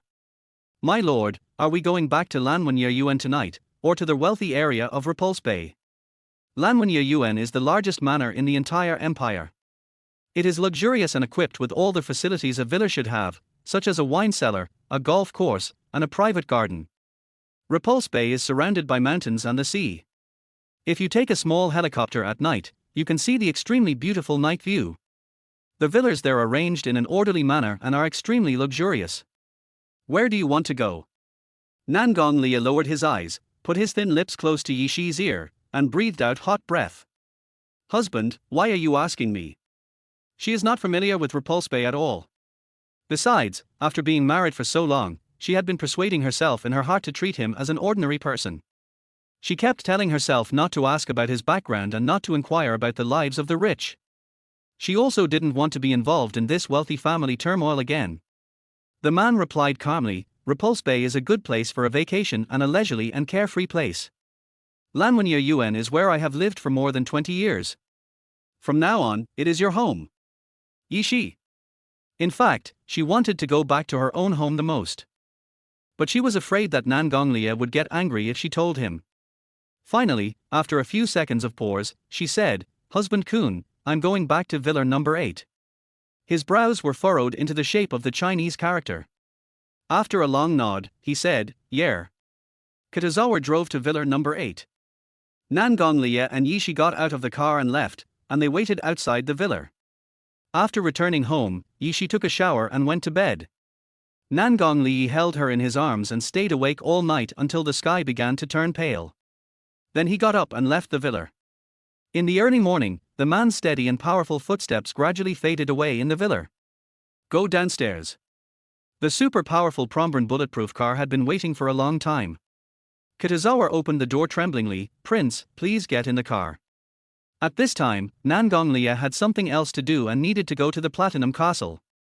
The man got in the car and left. The Platinum Castle is located in the south of the Imperial City, surrounded by mountains and the sea. The entire castle occupies an entire hilltop. The Gothic-style castle stands tall and looks noble and mysterious. At the foot of the mountain, patrol teams and infrared alarm devices can be seen everywhere. Walking into the castle, a group of maids knelt down respectfully, Welcome, Prince. Nangonglia ignored him and went upstairs to the study. Jun Iching has been waiting here for 2 days, but the prince is taking his time, which makes him very anxious.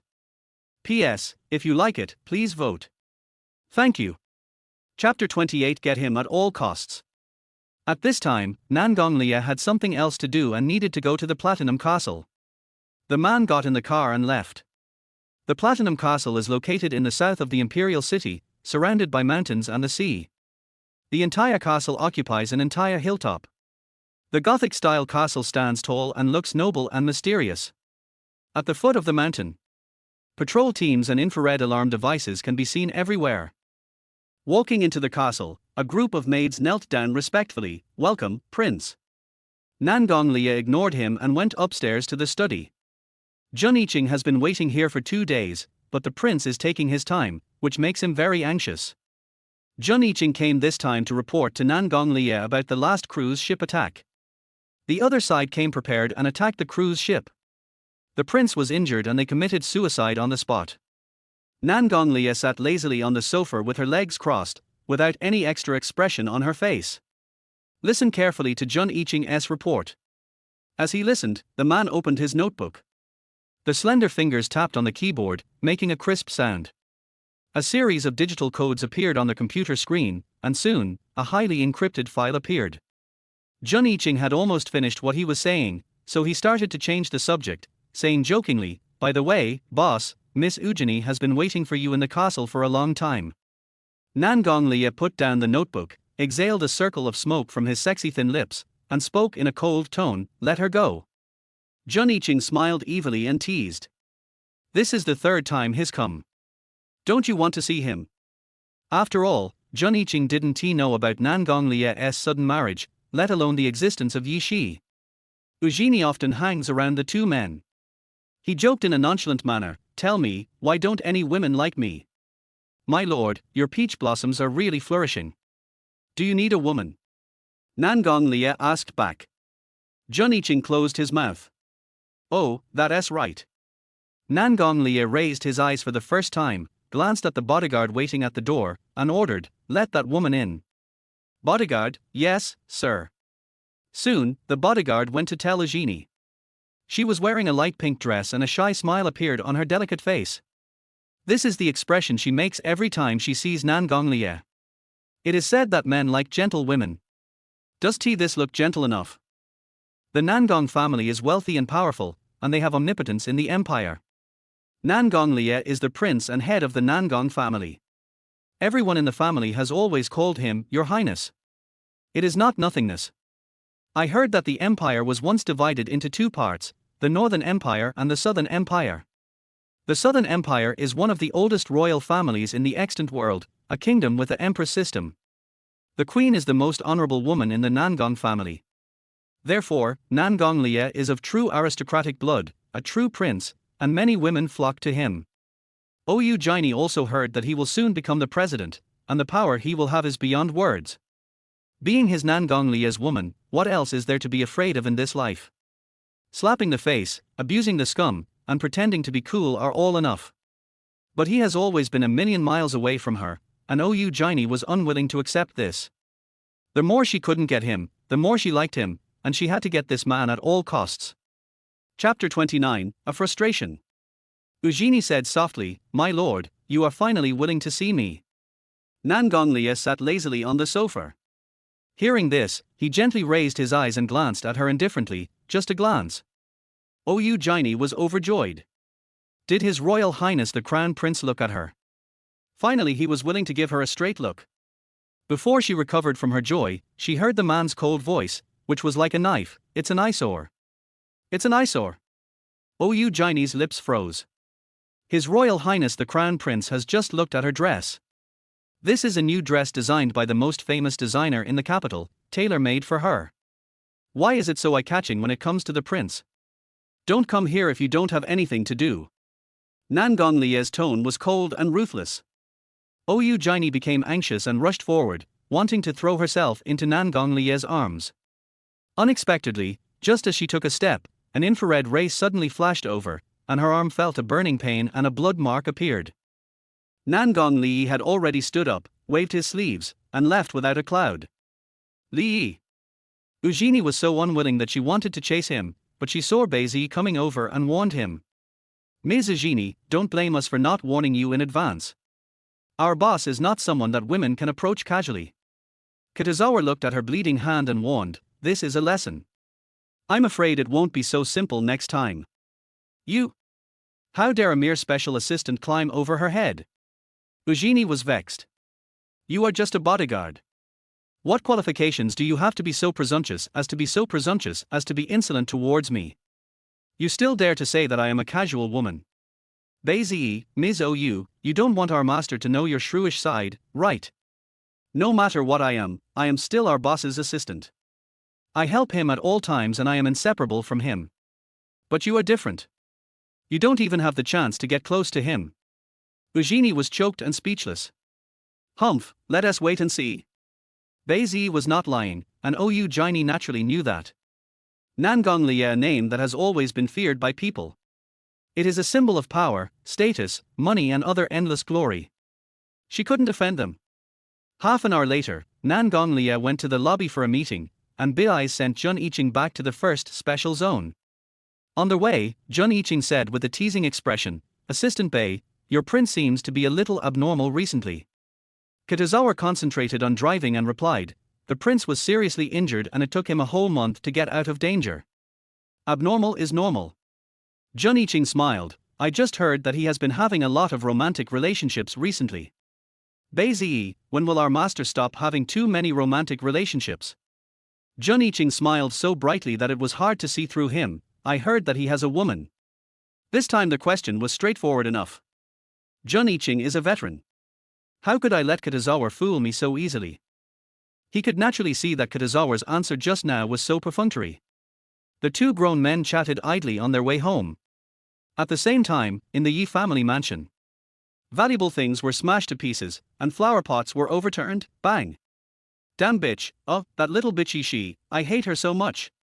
Chapter 30 The Mother and Daughter's Plan. Yi Qinrui was so angry that she threw all the valuable jewelry in her hands. I'm going to find someone to teach her a lesson and make her feel guilty. She won't be able to defeat me in this life, the next life, or the next life. Mommy, you have to help me. I can't let brother Yuze's heart return to her. I can't let GU Yuze ignore me like this. Ever since the cocktail party that day, GU Yuze never paid any attention to her again. It makes me sad just thinking about it. At their side, Liu Dingxiang was sitting on the sofa, with a glimmer of treacherousness in her eyes, and asked, Rui, did that little bitch hook up with some rich man? Yishi plays the second female lead and has the opportunity to meet those big shots. It is very likely that she used some seductive tricks to climb into some man's bed and was kept by him. Then her sponsor protected her everywhere, and she dared to act like a troublemaker. Yes, that must be it. If that wasn't the case, why would that weak little bitch dare to go against Qian Rui? My dear daughter, that damn woman inherited her mother's looks and is quite pretty. It's no problem for her to charm men. So she must have a sponsor backing her up. That's why she dared to hit you.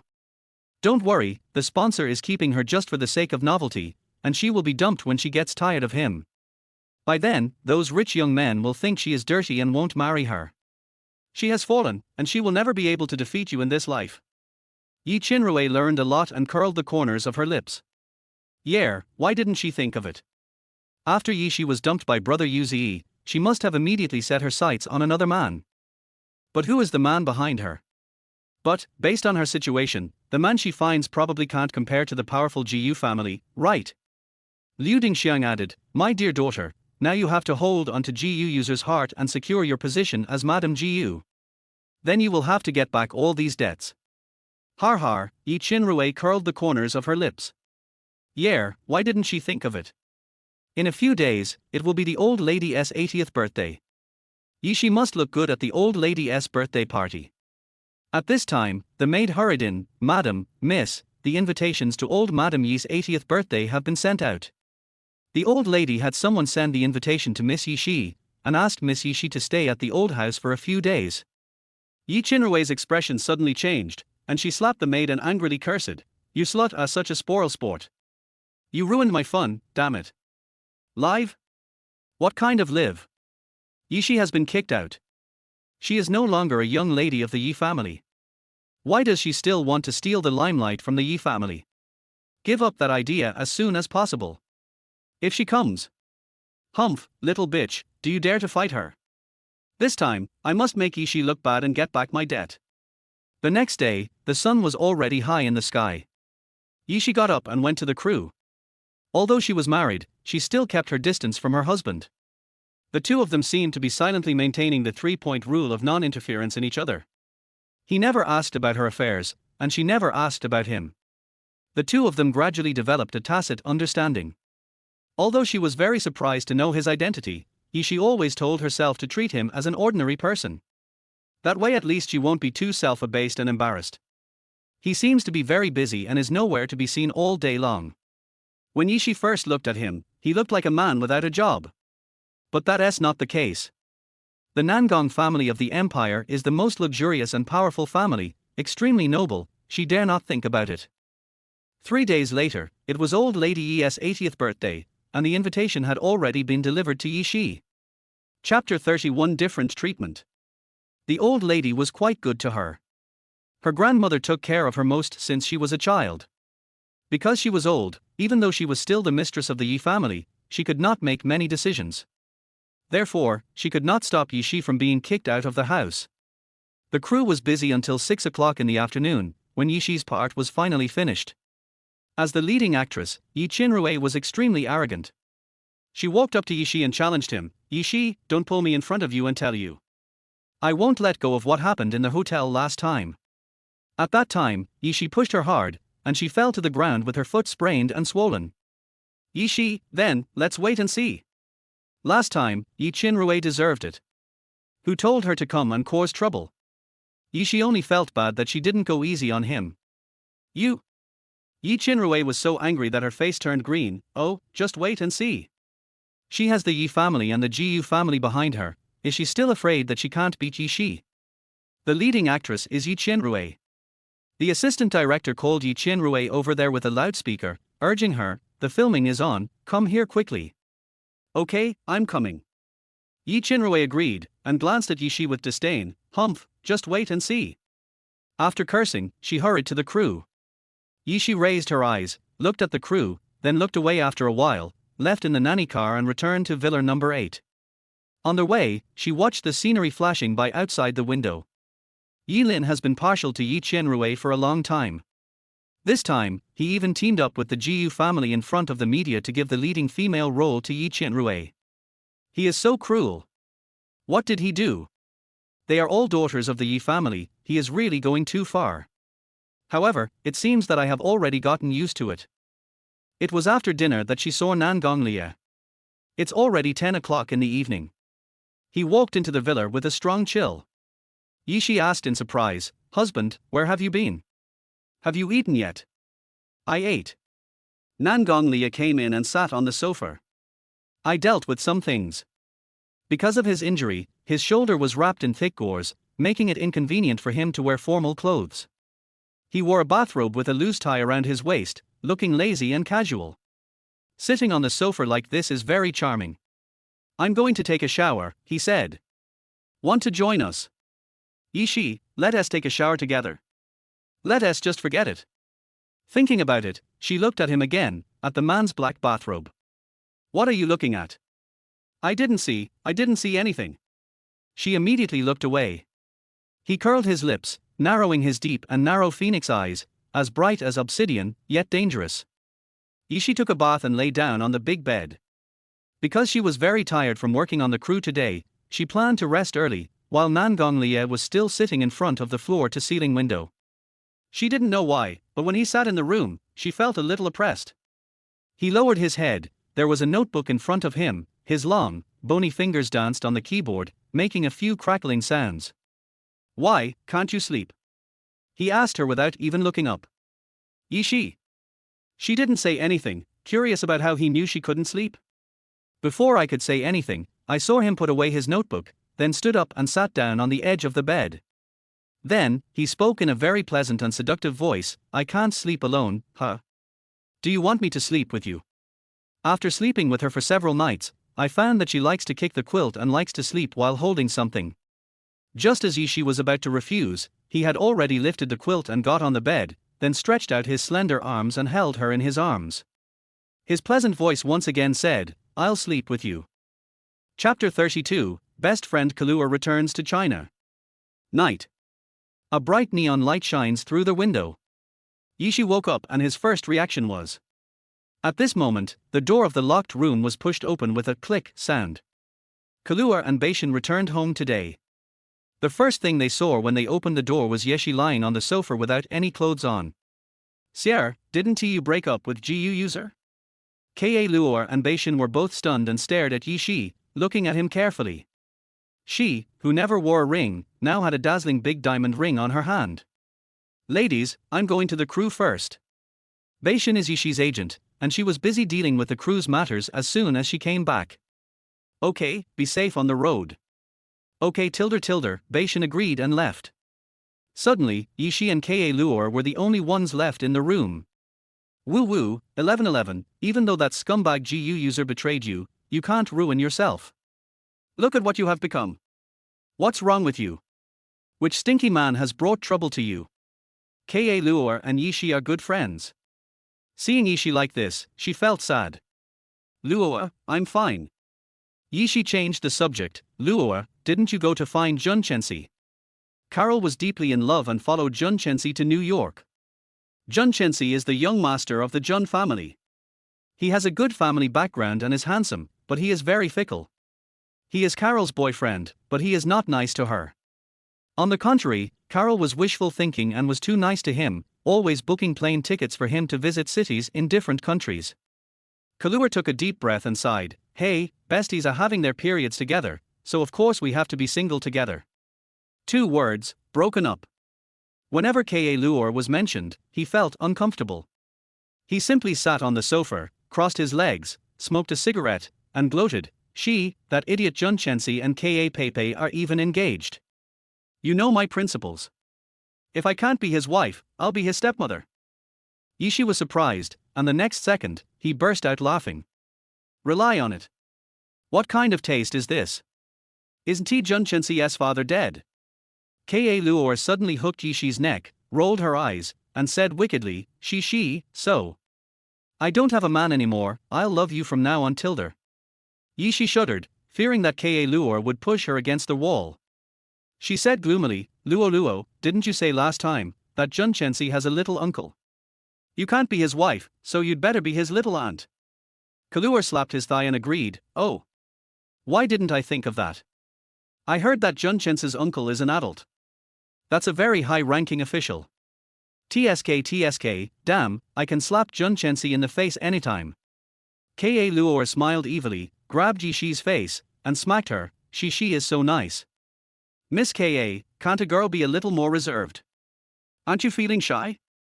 I just heard Kaluuya say, 1111, who raped you last night. I'm going to find him to settle the score." Yuze was stunned. Can't say. If I told her, Carol would definitely get to the bottom of it." Yuze perfunctorily replied, "I just found a man at random. By the way, Luo, it is said that this gentleman is very powerful and intimidating in the army. Junchensi betrayed you, you can really think about that adult." Chapter 33 Targeting Jun Iching. Yes. Kaluuya was stunned. She heard that Jun Iching was a high-ranking official and a popular figure around the crown prince of the empire. But no, it seemed like the topic had gone too far, so Kaluuya brought it back. 1111, are you really so grief-stricken that you just found a man? 11er, is it worth it to take revenge on Yuze? Yuze frowned. Is it worth it? It's worth it. That scumbag Gu should be given a big green hat. Kaluuya was impatient and irritable. "Tell me quickly, who is that man? I have no objection if you want to find me, but if you want to be in by, you have to at least find a president of the empire. Only a noble man like that is worthy of you." Kaluuya couldn't bear to see her suffer any loss. Yuze had no choice. "Anyway, we can't say she's married now?" When they got married, he and she agreed that it would be better not to make it public. At the same time, on the other side, the maritime military base. The man's face grew darker as he listened to the advanced Bluetooth headset. The deep and narrow phoenix eyes narrowed slightly, looking evil and dangerous at the same time. Bai Zi walked in. "Prince, Dr. Meng is here." Dr. Meng followed in and changed Nan Gonglie's bandages and checked his wounds. Everything down. Dr. Meng's heart was in his throat, and his face was pale. My lord, your waist injury, how come it is more serious? Logically speaking, this shouldn't happen. Prince Enin's injury was almost healed, so how come after he disappeared for a few days, his back injury got worse again? Go away. After changing the medicine, Nan Gonglia ordered the guest to leave. Kitazawa and Dr. Meng were stunned. Well, the big boss is in a bad mood. The voice was so cold, as if he was going to eat someone. The two of them shuddered, and then retreated respectfully. And the man, sitting on the sofa, didn't move, and seemed to be thinking in his mind how to deal with her. Well, it's decided. P.S. Please vote, thank you. Chapter 33 of Mr. President, I'm Super Good, is being typed. Please wait for a moment.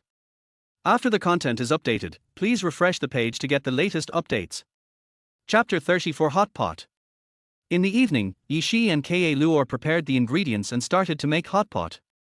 Hot pot is great with some wine.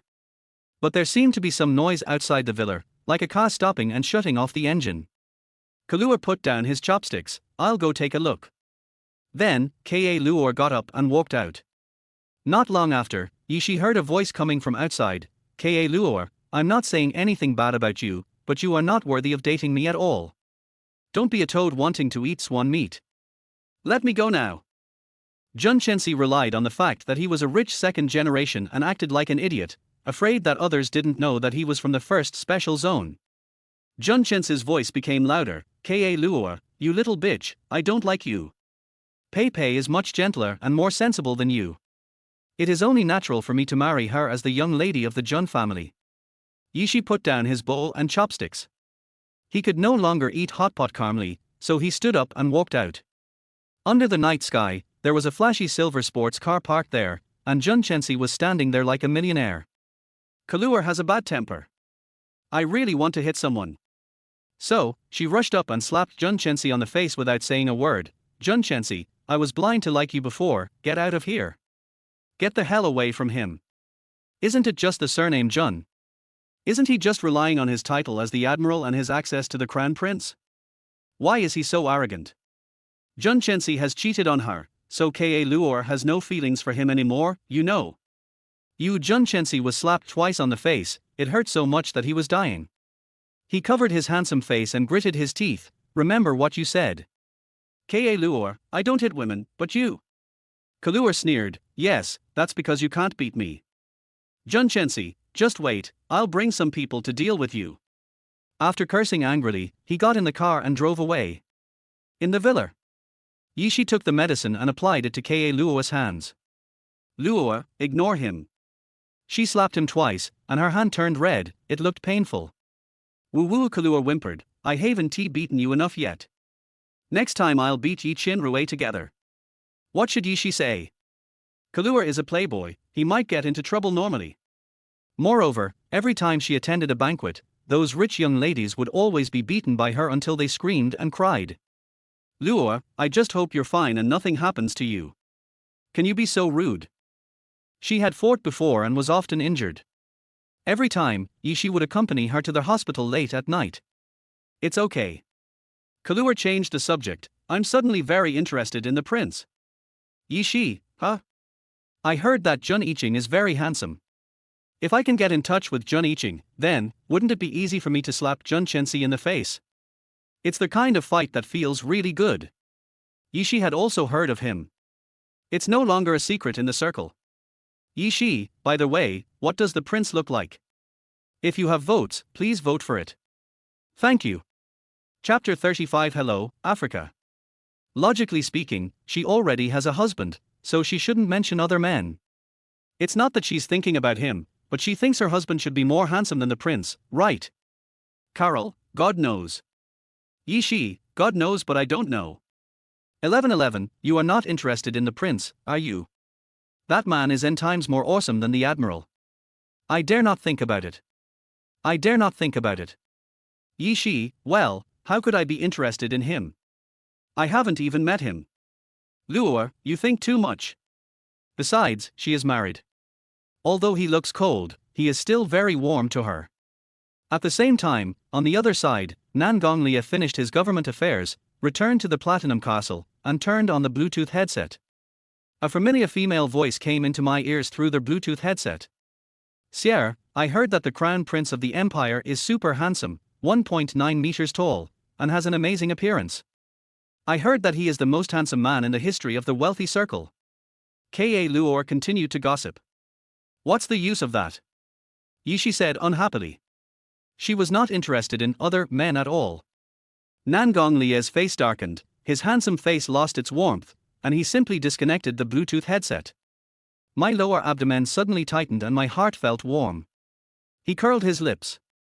To be honest, even through the screen, he wanted to grab her and put her on his lap, so that she could feel whether she had any misunderstandings about him. While he was in a daze, Kitazawa walked in. Prince. My lord, the doctor said that your tear is serious. Try not to have this kind of reaction now, as it will be very detrimental to your recovery. Huh.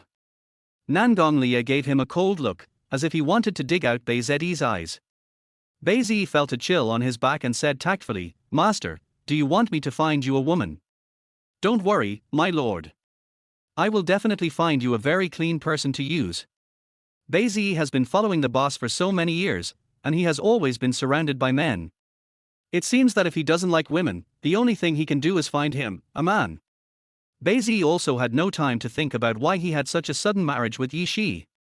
Right now, I have to take care of my master's physiological needs. Get lost. The man gave a cold look and said, Go and get your punishment. Baizi shuddered. What had he done wrong? His grandfather had punished him by sending him on an African trip before, but when he came back, he became an African swamp. I got several layers of skin peeled off by the sun. At this moment, it is better to be beaten with a stick. Thinking this, he ran away with his feet greased. Baizi was a special forces soldier and had experienced many things, but he could not withstand a cold snort from Nan Gonglia. There was nothing he could do because he really couldn't afford to offend his own big boss. A few days passed, and it was already the day of old Lady Yi's birthday party. Since Yi Shi was kicked out of the family, she did not go to the Yi family in advance to prepare for the old lady's birthday party. This time, it is estimated that Yilin and Liu Dingxiang are busy preparing. Ka Luor was a playful girl and no one knew where she went to play. She was the only one left to attend the old lady's birthday party. Although she was married to Nan Gonglia, the two did not restrict each other's freedom, and he seemed to be very busy, so Yi Shi did not disturb him. Chapter 36, SPA at the Beauty Salon.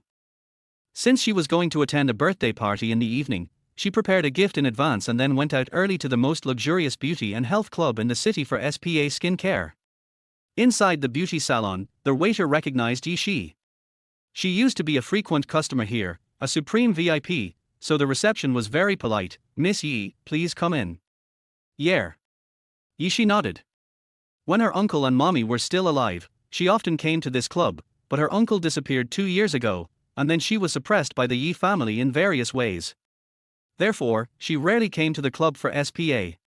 However, her skin is good, white and delicate, which many women envy. I met Yuze in the club. Yi Shi. He blocked her way and looked at her. How are you? Not only did he block Yi Shi's way, he also reached out and grabbed Yi Shi, saying, Are you here alone? Yi Shi lowered her head and looked at her hand, which was being squeezed vigorously by him. She felt nauseous and said in disgust, Let me go quickly. Who told you to pull me? Yuze must have come here with Yi Qinrui, right? Looking at his handsome face, Yi Shi sneered, Master Gu. You and I have nothing to do with each other anymore, why are you still dragging me along? You cheated on me first. Now we are no longer related. Why are you being so mean and catching me? As she spoke, she pulled her wrist, but he held it so tightly that it hurt. Yuze frowned and looked at her charmingly. Why didn't she realize that he actually had feelings for Yi Shi?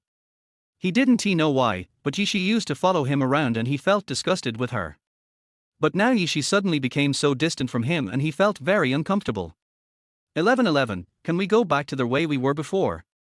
Heh. Yi Shi laughed at himself. Yuze, are you dreaming? It was broad daylight, he must be half asleep. Yuze, you and Yi Qinrui both slept together and got pregnant. You and her worked together to scheme against me. What qualifications do you have to ask for a reconciliation now? Sorry, I refuse. Yishi pulled her hand back again. Let me go. She said that now she felt disgusted and repulsed whenever Yuze touched her. She was thankful that she had never slept with him, otherwise she would have been disgusted to death. He would sleep with any woman he sees. What a dirty man. I'll ask Xia Rui to abort the baby. Yuze said coldly, let her abort the baby, then can you stay with me? Yuze thought, this time he was serious. What? Yishi laughed at herself and glanced at him. Okay, Yuze, if you have the guts, ask her to abort the baby. If she does, I will be with you. How about that? Of course she wouldn't be with Yuze. But, it's not impossible to ask him to abort Yi Qinrui's child. But, Yuze usually loves Yi Qinrui so much and takes care of her in every way, can he really bear to let her go? 11:11. Yuze held her tightly, you've changed. You've become a stranger to him. Changed? Shouldn't she change? Sorry, she is no longer the idiot she used to be, okay?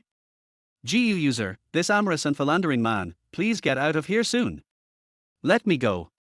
I have an appointment with a beautician for a SPA. You've wasted my time. I'll accompany you.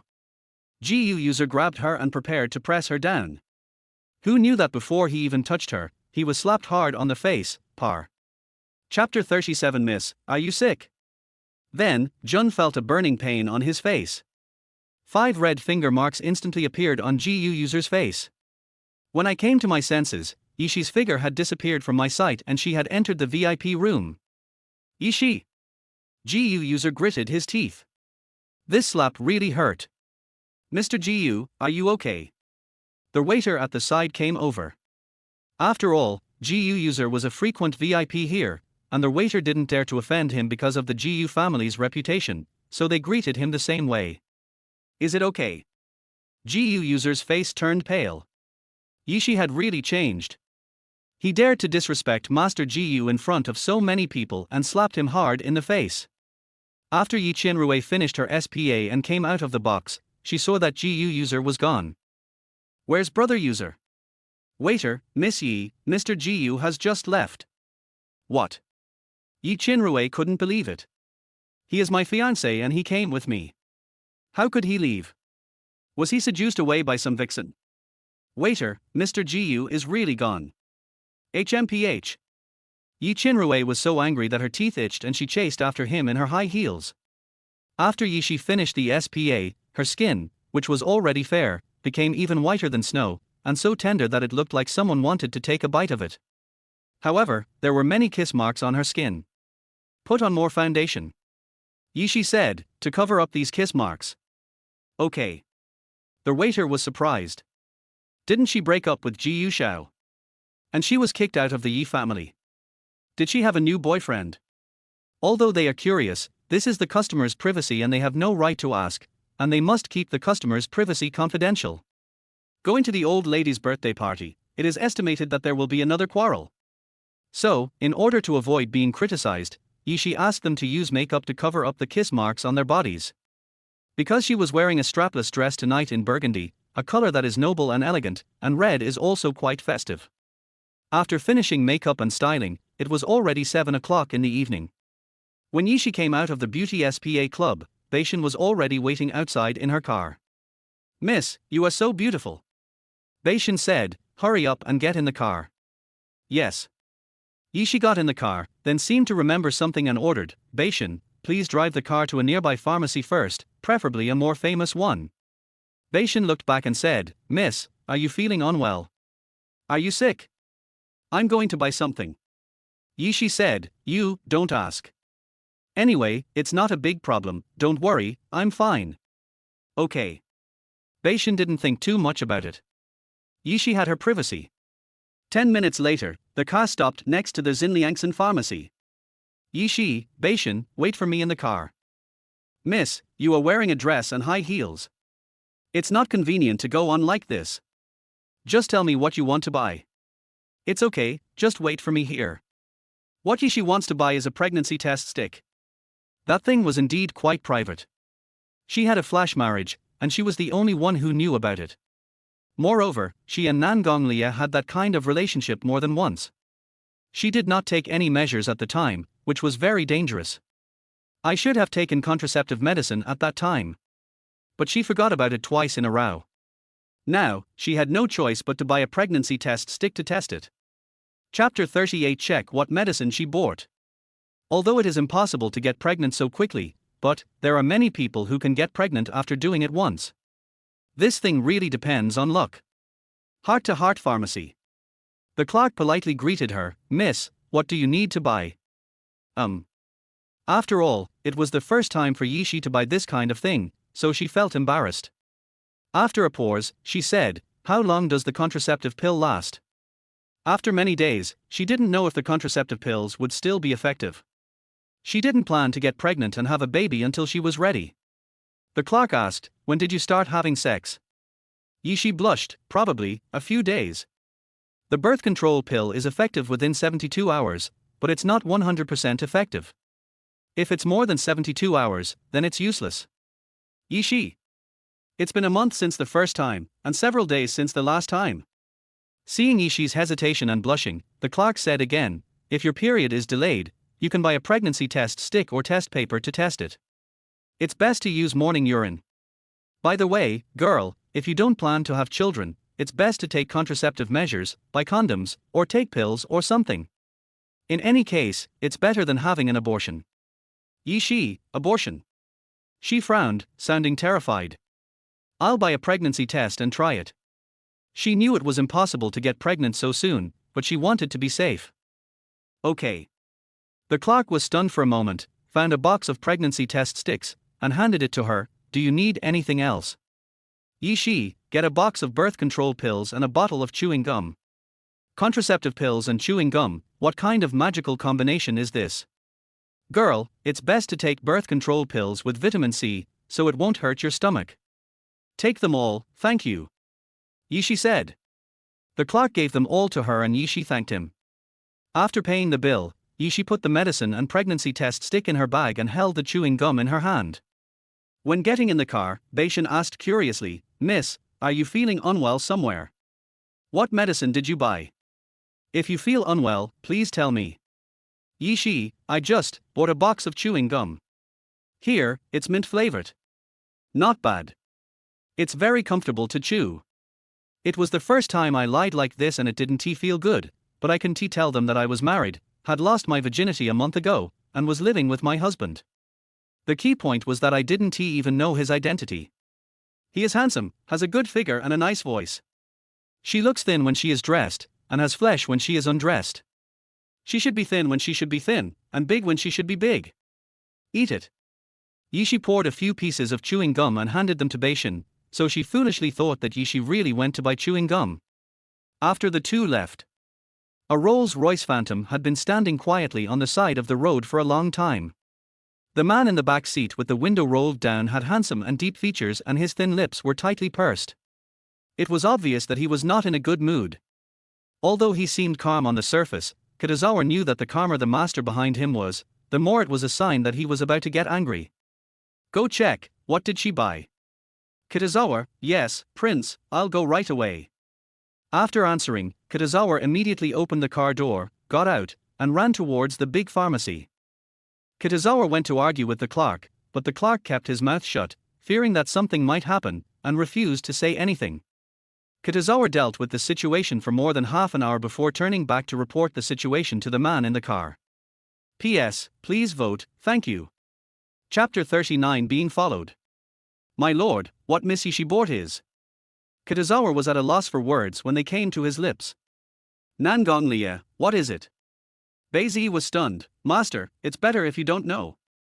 Nangonglia's voice had lost its patience. What on earth is it? Very good, Beizi is getting bolder and bolder, and he even dares to disobey his wishes. Kitazawa, I'll give you two choices. Either tell me or get out. Go to Africa and never show up in front of me again. This is to send Kitazawa into exile. I dare not, please spare my life, my lord. Beizi's desire to survive was very strong. My lord, I'll tell you, please don't send me to Africa. The things Miss Yishi bought. It's contraceptive pills, pregnancy test sticks, and mint-flavored chewing gum. Contraceptive pills. Nangong Leah frowned unhappily, curled her lips in self-mockery, and looked at the pharmacy.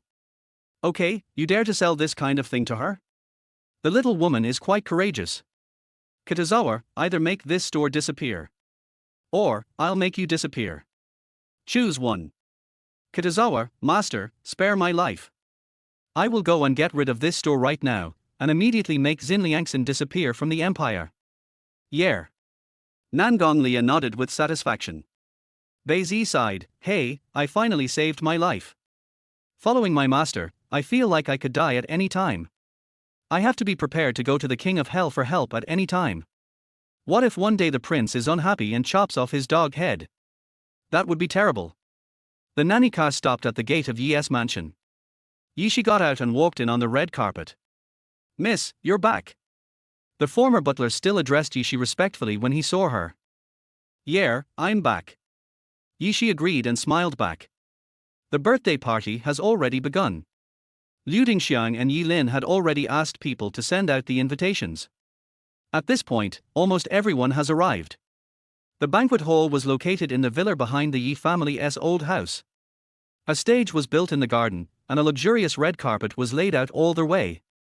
Yishi walked on the red carpet to the banquet hall, holding an exquisite box in her arms, which contained a gift she had carefully prepared for the old lady. In the banquet hall, there were clinking glasses and elegant ladies in fine clothes. Yishi wore a burgundy strapless dress with a pair of beautiful crystal high heels. This outfit is really eye-catching. She is already beautiful, and now dressed like this, her noble temperament simply crushes all the ladies and rich ladies around her. The eyes of the rich young men nearby were all fixed on Yishi.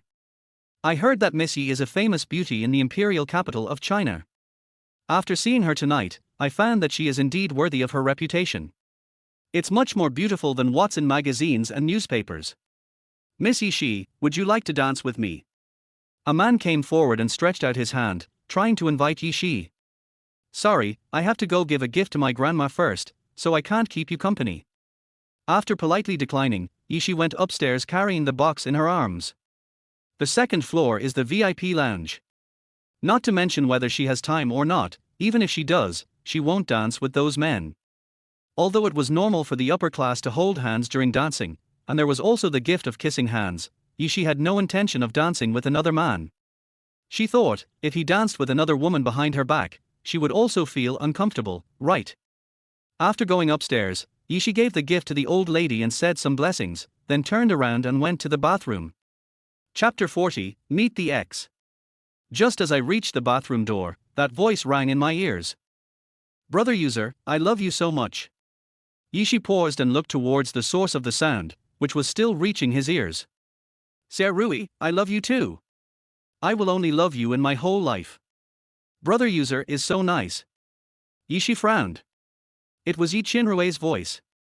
Could it be that she and Ji Yuze were in there? She was stunned and took 2 steps back. Who? Ji Yuze was alert. He then took off his suit jacket and wrapped it around Yi Qinrui. Then he opened the bathroom door and walked out. It's you? Ji Yuze was a little surprised. Yishi was just dealing with all those aunts and uncles in the banquet hall, and she actually barged in here. Ji Yuze curled his lips and hugged Yi Qinrui's waist. Rui, go give the old lady a gift first, leave this to me. Yi Qinrui smiled with satisfaction. Brother Yuze really helped her. Yi Qinrui walked closer to Yishi and whispered, Sister, I stole your man. Are you jealous? Yi Qinrui's voice was very low, and only she and Yishi could hear it. After she finished speaking, she walked away with a haughty look on her face. Yishi and Ji Yuze were the only ones left in the room. Ji Yuze has a handsome face that can bewitch young girls. Yishi is a face lover and was really bewitched by him in the past. This man is not only handsome, has a nice voice, and a good family background, but he is also good at sweet talk. Which woman can control herself against a man like this? But now, Yishi feels that he was just a hateful and ridiculous idiot before. The look in her eyes when she looked at Ji Yuze was full of disgust. Turn around and leave. Unexpectedly, Ji Yuze spoke up, Elevener, you have been kicked out of the house.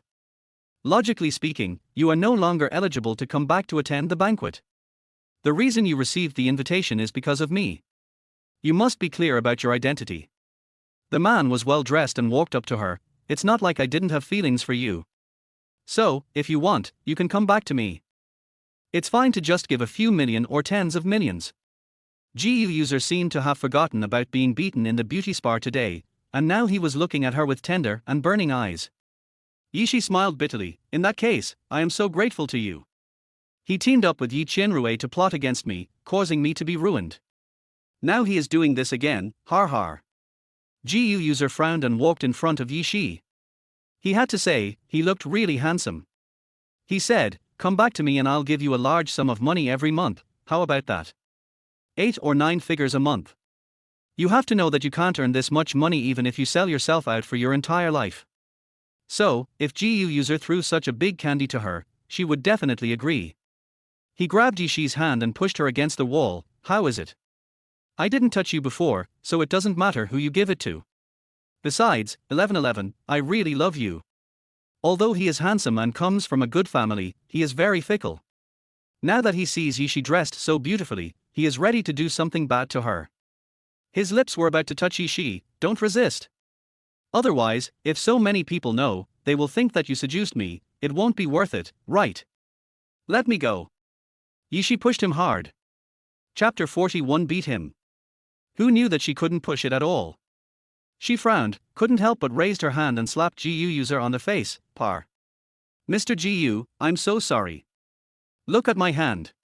It's not very obedient. Did it hurt you? Yuze's face was burning with pain, but at the same time, he pretended to be affectionate. 1111, it's okay, I still love you, I really hope you come back to me and stop showing up outside. If you stay with me, I will give you money every month. Snap. Yishi couldn't help it again, and slapped Yuze in the face. Mr. Gu, it seems that you really love me, but my hands don't seem to be obedient tilder. After being slapped twice in a row, Yuze finally couldn't help but storm out. Yishi, don't be so arrogant. Who chased me every day before? Who said they would marry me in this life? Now I'm telling you straight, I'm giving you money to come back to me, but you're still a bitch. Yishi laughed at herself. I was blind before, you are not worthy of my love at all. He and Yi Qianrui already have a child, but he is still like this. What a disgusting man. Yuze had an unsightly expression on his face, and he held her chin tightly. His handsome face was very close to her, and it was rare for him to look at her from such a close distance. Every time I came to the Yi family before, I only noticed Yi Qianrui's sexy dress. Now that I'm tired of Yi Qianrui, I find that Yishi is a breath of fresh air. The strapless dress she wore was tightly fitted around her waist, showing off her figure to perfection. He lowered his eyes and saw her unconcealable curves. His eyes darkened. Mr. Gu, we broke up and it's no longer a relationship. Are you forgetful? A month before she was kicked out of home, she was abused by Liu Dingxian, kidnapped and thrown into the wilderness. She escaped from the forest and called him, but the call was hung up. He didn't answer. Later she found out that he was with Yi Qianrui every time. He even teamed up with them to harm her. What right does a man like this have to be so righteous here? Let me go. Bang. A muffled sound. It hurts. He gasped and had to let her go, then covered his crotch and groaned in pain. Oh, damn, it hurts so much. Yishi, don't run, stop right there. Gu scum. Yishi cursed and ran away. After all, there was a huge gap in strength between men and women. He could do anything. If Yishi continued to stay with him, she would suffer a great loss. Yishi kicked Yuze and staggered downstairs. After rushing into the banquet hall, she found a corner and sat down quietly. She was a little thirsty, so she took a couple of sips of the wine. Suddenly, she felt an inexplicable heat in her body, an abnormal heat. Chapter 42 Banquet Incident. The heat made her throat tight. At the banquet, she had a few glasses of wine and a glass of lemonade. Was there a problem? In the corner, Liu Dingxian looked at Yishi with viciousness. You little bitch, you dare to fight with Qianrui. I'll teach you a lesson tonight. Liu Dingxian gave a wink, and the bodyguard beside her immediately understood and walked towards Yishi. Miss, shall we take you back to your room? I'm not going. Yishi refused, but she was powerless, so the two bodyguards grabbed her and dragged her away. Let me go, don't touch me, she yelled. How dare you?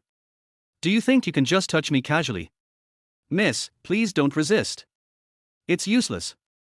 The bodyguard pushed her into the room and slammed the door shut. Bang. You are so outrageous, what are you doing? However, later all the sounds were blocked by the door. In the banquet hall, some people began to talk. Wow, I heard that Yishi was drunk and seduced a man to do something upstairs. TSK, she was just cheated on by Master Gu, and she shamelessly seduced the bodyguard into bed. If we keep people like this, it will only make the world go downhill. The Yi family kicked her out, but I didn't expect her to come back and cause trouble at the old lady's birthday party. Oh my god, no. I heard that she was trying to seduce Mr. Gu upstairs just now.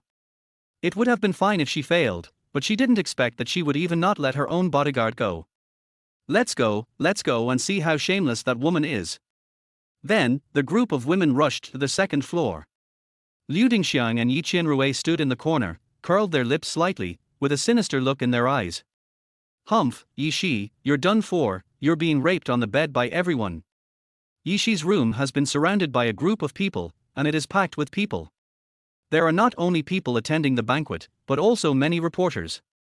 They all held their mobile phones and cameras, ready to capture the erotic scenes in the room. Pry the door open for me. Liu Dingxiang's voice suddenly sounded, and everyone looked over to see a group of bodyguards following behind her. After hearing Liu Dingxiang's words, they took up their weapons and rushed to open the door. Humph, are you determined to win this time? Just now, that bitch Yishi was drugged and must be eager to get entangled with the two bodyguards. She wants to open the door, otherwise her ugly deeds will be exposed and she will be ruined from then on. Bang. Bang. With two loud bangs, the door was pushed open. On an ambiguous night, the lights in the room were dim. Wow, is Yishi really doing that kind of thing with a man in there? How shameless. Crack, crack. Quick shot, quick shot. A group of people pushed and shoved, and finally squeezed into the room. The room was dark, and I could vaguely see it wasn't Yishi. No. Impossible. Liu Dingxiang was stunned. Shouldn't the person inside be Yishi? Originally, we thought we could ruin Yishi's reputation tonight, so we all went upstairs. But who would have thought that at the critical moment, we suddenly discovered that the person inside was not Yishi at all? Where's Yishi? Madam Yi, didn't you say the person inside was Yishi? No. I didn't say that. Liu Dingxiang refused to admit it. No matter what, I'm still her stepmother, and I'm still her mother. How can I possibly say anything bad about her? Chapter 43. I'm not afraid of Nangong Lia at all at this moment. Time goes back to half an hour ago. Yishi finally escaped from the bodyguard. She fled to another room, but unexpectedly there was a man following her. The man was shirtless, had lustful eyes, and pounced directly at Yishi. Miss. Don't worry, I will serve you well tonight so that you will never forget this feeling in your life. How dare you? Yishi felt so hot, but she tried to hold it in. She couldn't get close to the man, so she grabbed the ashtray and threw it at him. The man was hit right on the head, and blood oozed out from his forehead. At the same time, the man roared with a ferocious look on his face, "Bitch, if you don't accept my toast, I'll kill you tonight." The man pulled out a dagger and prepared to slash Yishi's face, but unexpectedly, a kick came from the darkness, kicking the wretched man away with lightning speed. The opponent drew a graceful curve in the air, and then fell heavily to the ground with a bang. Nangong Lia was filled with murderous intent. He walked over and stepped on the opponent's neck. Only the sound of bones breaking could be heard. Then, the man spurted out a mouthful of blood, puff. Nangong Lia's eyes were like knives, as if he wanted to see a hole in the other person. Very good, who the hell do you think you are to dare to touch his woman? Husband, is that you? Yishi was no longer afraid of the coldness from Nangong Lia. Before the man could hug her, she moved into his arms first. At this moment, his arms made me feel so safe. Nangong Lia. She was so scared just now. She had tried hard not to cry just now, but when she threw herself into his arms, she couldn't help but shed tears. Baby, it's me. He hugged her, holding her in his arms, and comforted her. Don't be afraid, I'm here for you. I won't let you get hurt, dear. Her clothes were disheveled and her whole body was hot as hell, and he couldn't help but feel a little distressed. Husband, take me away, quickly. This is the Yi family. Liu Dingxiang can do anything. It would be very dangerous for him to come here alone, do you know? She couldn't let him get hurt for her. Okay. Nangong Lia agreed. He was very angry today because she went to buy contraceptives, so he asked Kitazawa to close down the big pharmacy. With a rage in his heart, he came to Yi's company, intending to arrest her and settle the score with her. However, he unexpectedly discovered that she was molested by a man. Nangong Li's eyes were full of knives. Kitazawa, get rid of that man. Pulling the tendons in his hands and feet, torturing him bit by bit, making his life worse than death. Beizi asked back. After all, it was difficult to figure out what that old man meant. Nangong Lia, yeah. In the Yi family manor, there is a row of black bulletproof SUVs parked, which are low-key, luxurious and of high quality. When they just came in, the Yi family bodyguard asked for an invitation, so Nangong Li ordered his men to break down the door and the car drove in like that. Dozens of bodyguards got out of the car and fought in 2 rows in an orderly manner. They had a strong aura and murderous intent, which made people retreat. The people around didn't dare to get close, as they were afraid that they would lose their lives if they were not careful. Nangong Lia carried Yishi into the car and noticed that she was very hot. She probably had been poisoned by the drug. Baby, are you feeling uncomfortable? Bear with it. Chapter 44. Take her to the hospital personally. It's hot. Yishi tried to take off her dress, and it was so fast that the dress could hardly cover her body. Don't move, I'll take you to the hospital. Nangong Lia knew about her buying the medicine, and probably guessed that she didn't want to have his child. He was originally very angry, but now, he couldn't be angry. Put on your clothes, we'll be at the hospital soon. It's not that he doesn't like her body. On the contrary, he really likes the feeling of possessing her. But, in short, he will slowly settle with her after the birth control pill issue. No. Yishi pursed her lips. Why was this man unmoved? Was he weak? Is it really false? You are weak, aren't you? False? Nangong Lia immediately frowned. Who told her? She is so bold. The man didn't say anything, so she thought he agreed. Her little face looked so lost, and she reluctantly sat on his lap. Well, wasn't her husband very powerful a few days ago? How come I suddenly became weak out of nowhere? Yishi felt so lost. Her husband, whom she had married not long ago, suddenly suffered from sexual dysfunction and could no longer help her. But I feel so uncomfortable. We'll be at the hospital soon. He hugged her, restraining her from moving. In fact, the car was still at the Yi family mansion and had not left yet. If they really wanted to go to their hospital, it would probably take 20 to 30 minutes. Beizi, drive to the military compound. Yes, Your Highness. Beizi responded and did as he was told. The super powerful Prombran bulletproof car was started, and then slowly drove out of the Yi mansion. This powerful formation scared everyone in the Yi family. Half an hour later, Yishi was almost losing her mind due to the heat. The car stopped, Nangong Lia hugged her and rushed into the military compound just like that. Everyone, what is going on? It's rare to hear it in a century. You know, just now the North Special Assistant called the first special zone, but hurriedly said that there was something very important, and asked them to call the dean and all the expert directors to their hospital to wait.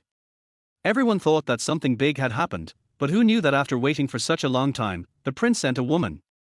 This made everyone nervous and mobilized a lot of troops. It was no different when King Yu of Ju set fire to the beacons to trick the princes.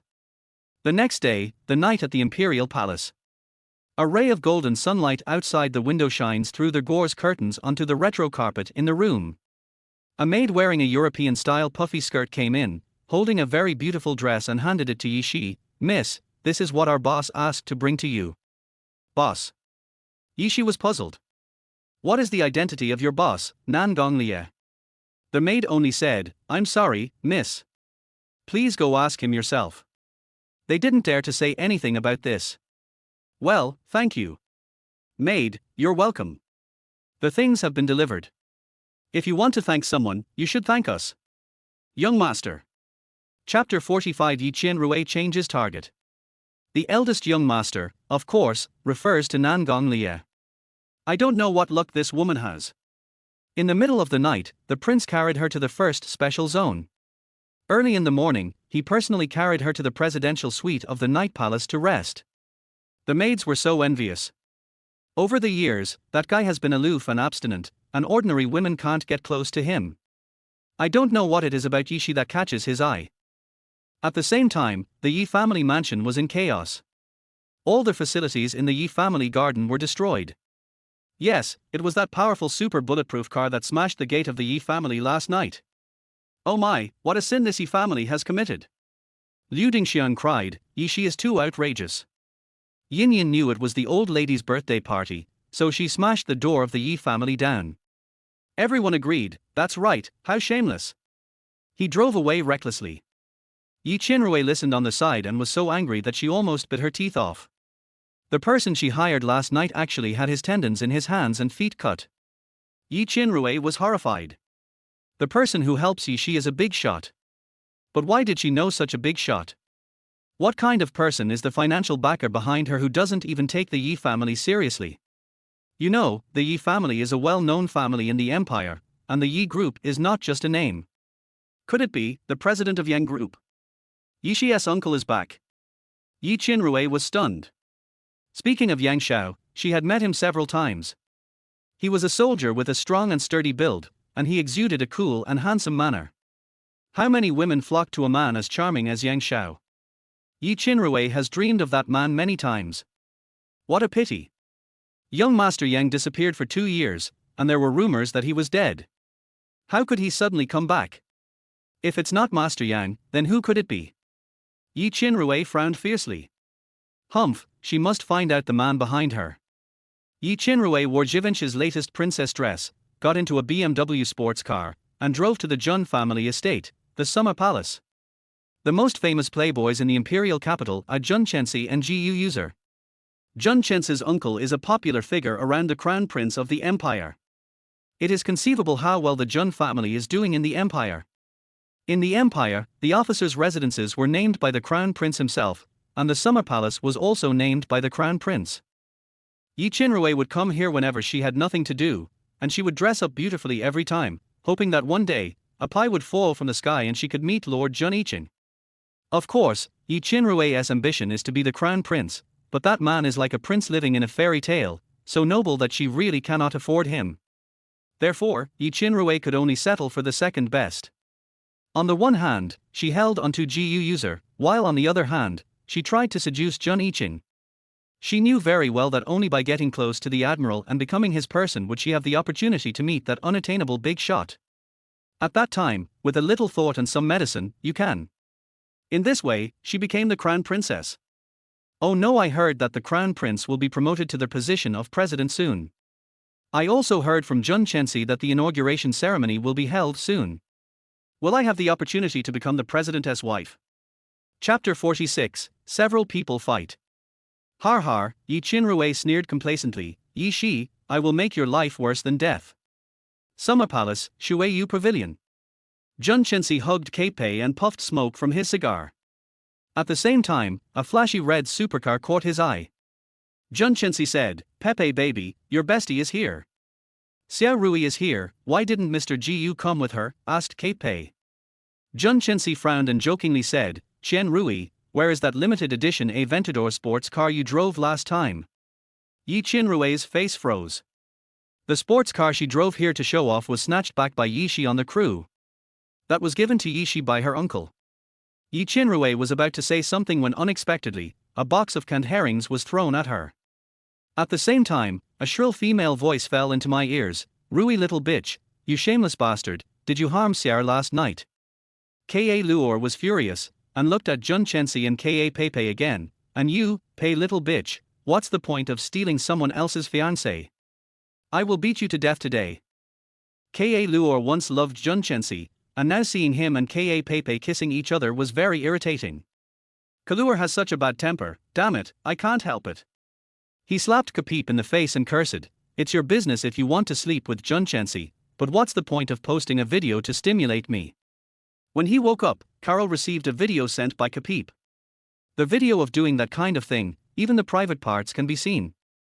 In the video, Jun Chensi kept talking about how much he loved Kapip, and Kaluar was really driven crazy.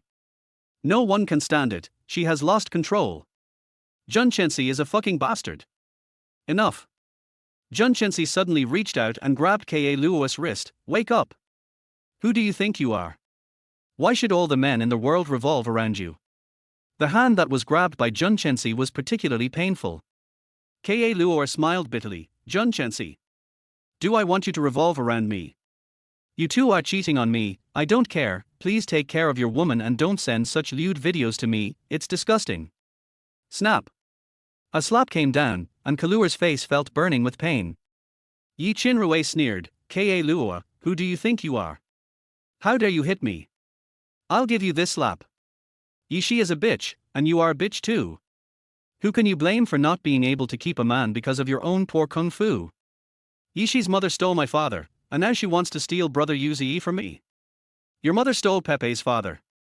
Now you want to compete with Pepe for Master Chen. Kalua, you are just an illegitimate daughter. What qualifications do you have to compete with Pepe? That's right, Kalua, you are as cheap as Yeshi. Bitch. Who the hell is bitchy? Pepe and Yi Chinrui are even more shameless than the earth. No, they have insulted the earth. Their lives are simply a waste of air and the earth's resources. However, Pepe continued to act noble. Kalua, you are just your father's illegitimate daughter. You have bad character, rude behavior, and promiscuous sex. These are the reasons why you are not accepted by the family.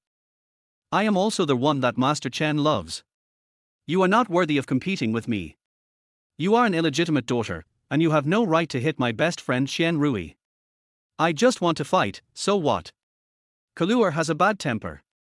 Damn it, he rolled up his sleeves and rushed forward to fight. P.S. Please vote. Chapter 47. Jun Yiqing witnessed the scene. I'm going to beat all three of you today. Jun Chensi couldn't escape either. Ka Luo fought against three people at once and beat Jun Chensi up as well. As a result, the four of them started fighting again. Just like that, Shuyuexuan, a high-end and elegant leisure bar that used to be a place for leisure and entertainment, has become a mess. There was also a stench of canned herrings. The entire summer palace was filled with a foul stench. At the same time, a black, low-key and luxurious Bentley slowly drove into the summer palace. The man in the back seat had a lazy and casual posture, his handsome face had a bit of evil, and he looked very handsome and ruffian. Shuyuexuan. The driver stopped the car and looked at Shuyuexuan, which looked like a battlefield. It was hard to describe. Jun Yiqing frowned, his eyes slightly narrowed, revealing a sense of danger. Damn it. Inside Shuyuexuan, three women were still fighting each other. Jun Chensi stood aside, covering his mouth. Damn, this kind of herring is so fucking disgusting. I had been planning to go to the night palace at night to find a group of beauties to keep me company, but now I have no interest at all. Ka Luo is so abominable. That's enough. Jun Chensi grabbed Ka Luo and pushed her hard, causing her to fall to the ground. The broken glass on the ground cut a bloody mark on Kalua's wrist, and blood gushed out. Jun Chensi was very angry. Ka Luo, Pepe is right, you are just an illegitimate daughter. Even if we didn't break up, I would not marry you. The Jun family is well known in the imperial capital. Kalua is an illegitimate daughter with a lowly status. She is only fit to be a plaything for playboys like them, and it is impossible for her to marry into a wealthy family. Ka Luo endured the severe pain. Can she control her identity? So what if she's an illegitimate daughter? It's true that Kapip is the eldest daughter, but you can't treat her so cruelly. Kalua had never thought about fighting for anything, but this time was different. She stood up. Yes. I am an illegitimate daughter, but isn't Yi Chenrui? And Jun Chensi, do you think I fucking care about you? While Ka Luo was not paying attention, Yi Chenrui threw a beer bottle at her. Who knew that Yi Chenrui's high heels slipped and she fell first, hitting her stomach on the corner of the table, and a stream of blood soaked the hem of her skirt. It's quite exciting. A cold voice sounded, with a hint of amusement. Well done, really well done. Shuyuexuan, has it turned into a vegetable market? Are thugs hacking people in the street? The son and daughter of a famous family. That's it? Have you had enough? Jun Yiqing said, and then he took out a pistol and threw it on the ground. Come on, keep fighting. The black pistol hit the ground with a loud noise. Jun Chensi was so frightened that he trembled all over, knelt on the ground, and said in a trembling voice, Uncle, why are you back? Jun Yiqing raised his eyebrows, glanced at the three women, and asked instead of answering, "These three are your women, huh?" "Yo, the one on the ground had a miscarriage."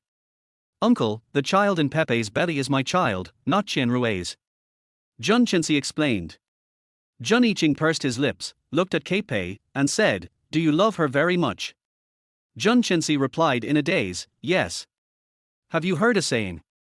Jun Iching's voice was still cold and majestic. Chapter 48. Love is a light that makes you panic. Love. Jun Chinsi replied. Love is a light that is so green that it makes you panic. Jun Iching raised his lips and said playfully, "Yes, you should dye your hair. Your flaxen color looks too low-key. How about dyeing it green?" Jun Iching's tone sounded like a discussion, but it was actually a notification and an order. Moreover, even though his voice was cold, it still gave people a strong sense of oppression and a strong sense of murderous intent. No one can disobey his words. Jun Chensi. Dyed green hair, uncle, are you serious? After all, he is a second-generation rich man, so he should have some dignity. Why should his uncle embarrass him like this? If I really dye my hair green, will I still have face when I go out in the future?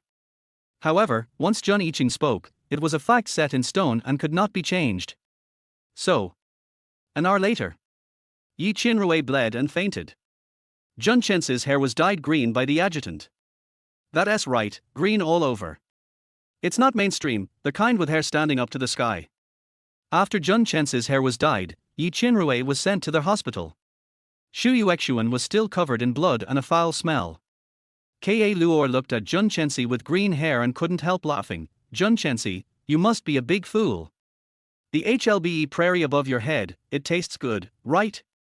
He could like anyone else, but he had to like Kei.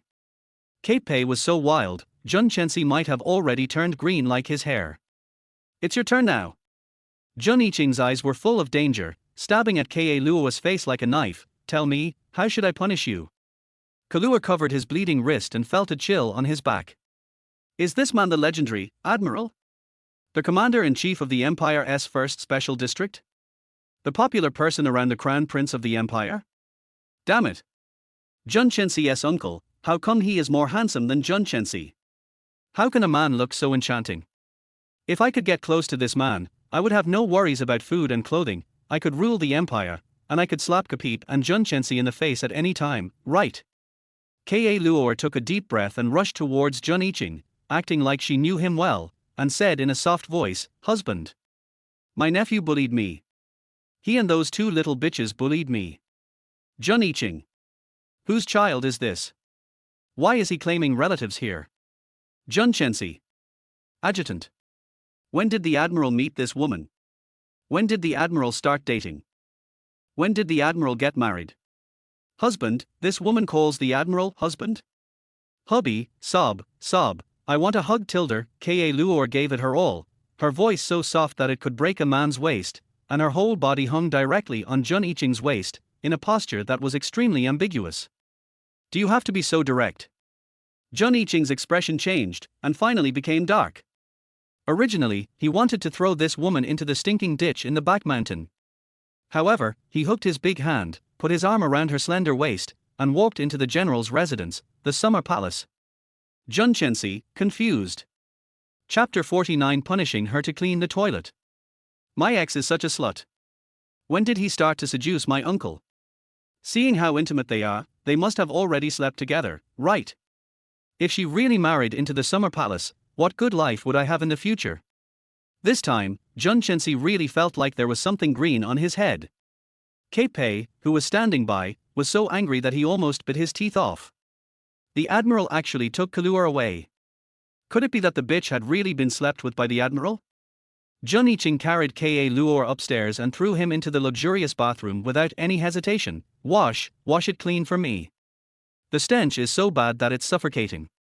Jun Iching was a special forces soldier and had self-control that was beyond the reach of ordinary people. He almost couldn't resist the taste of the canned herring. I don't know why she, a woman who looks pretty good, would do that kind of thing. And that's fine, can't she just be a beautiful girl? She insisted on fighting, like a little hooligan. Oh. Kalua was like a well-behaved kitten. There was nothing she could do. The Admiral was too scary. If she made him unhappy, he would probably shoot her at any time. But how could she do that? Huh? She was Kahlua, and she wanted to sleep with the Admiral. That's right, she wanted to ride him and rape him. The bathtub was filled with smoke. Kahlua was soaking in a rose bath. Beside her, Jun Iching was smoking a cigar and spoke word by word. You are quite courageous, huh? Dare to call him husband? Dare you seduce him in public? Very good. A hint of amusement flashed across Jun Iching's lips. He put the cigar aside, picked up the red wine next to it, drank half of it in one gulp, and walked into the rose bathtub with a smell of alcohol. The bathtub, which was large enough to accommodate dozens of people, now seemed cramped. Kahlua stepped back. What did he want to do? He couldn't be so direct, could he? She was naked. The water reached her neck. Although she was ready to lie under this man, she panicked when he walked in. You, don't come over here. Are you afraid of me? His voice was sinister and his bathrobe was soaked and stuck to his waist. The man is very tall and you can tell he has a strong physique. Kahlua bit her lip. It seems that Admiral is very capable. 5 times a night? That shouldn't be a problem, right? Once, for an hour. Sexual happiness won't be a problem for the rest of your life. But, her body involuntarily stepped back. This feeling of danger made her very uneasy, and she wanted to escape. Suddenly, rough fingertips pinched her jaw, and she was forced to look at him. His force was quite strong and it hurt her so much. Rumor has it that the Grand Master of the Empire is cold-blooded, bloodthirsty, violent, and has a perverse temperament. As the saying goes, birds of a feather flock together. Admiral Jun Iching is really not a good person. You are sick. Her face was flushed, her neck was thick, and her eyes were red. I have medicine. Jun Iching raised the corners of his lips with an evil smile. He held her head with his big hands, grabbed her lips and kissed her. Do you think that calling someone husband is something you can do casually? Who gave you the courage? Carol? When the kiss was over, she almost suffocated. Jun Iching smiled and said, You ruined my Shuyuexuan. You should be shot, but I will show mercy and let you clean the toilet. Kahlua stood there in a daze. It just so happened that her virginity was taken away from her. Chapter 50, he started to make trouble right after he was discharged from the hospital. Kahlua began to doubt her life. Her first kiss, which she had kept for 20 years, was taken away from her so casually. After being stunned for a few seconds, she came to her senses and collected her thoughts. There was really no benefit in fighting, but she did not regret it. If it happened again, she would still fight with Kapip Yi Chenrue. Give those 3 shameless scumbags a good beating. But, sweeping the toilet is a bit too much, right?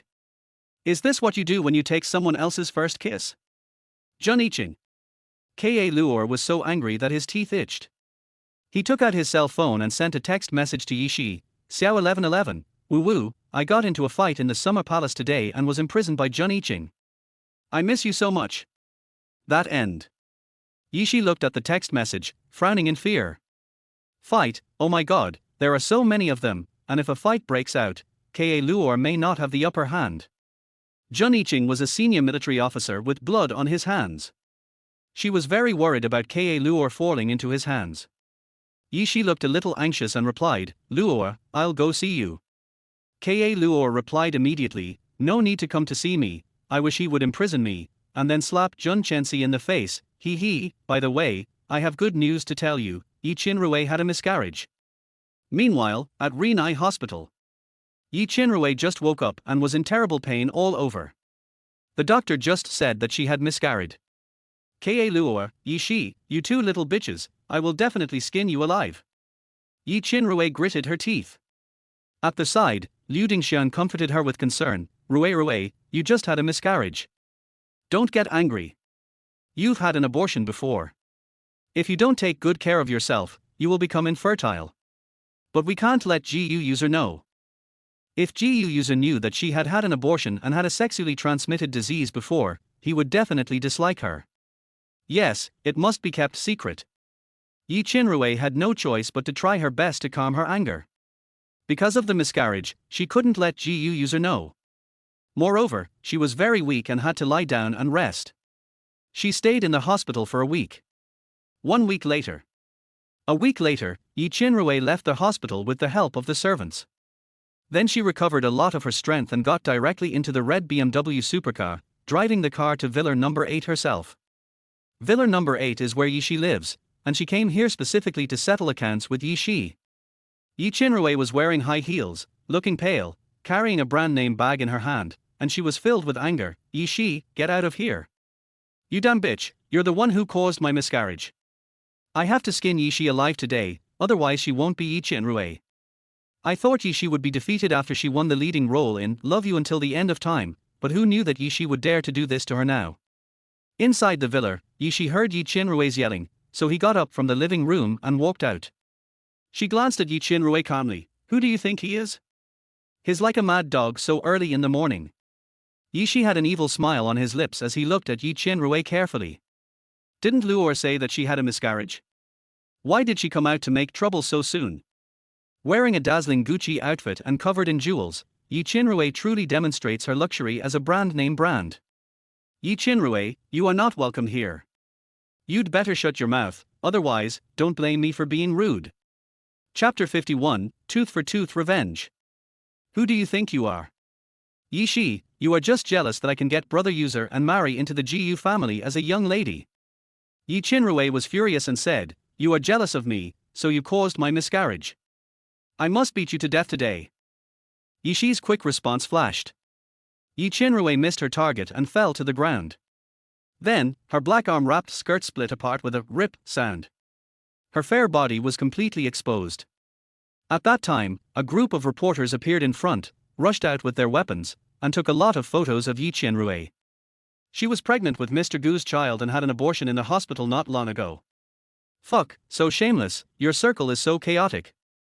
Click, click, click. The reporters didn't miss a single detail of Yi Chinrui. She was the leading actress in Love You Until the End of Time.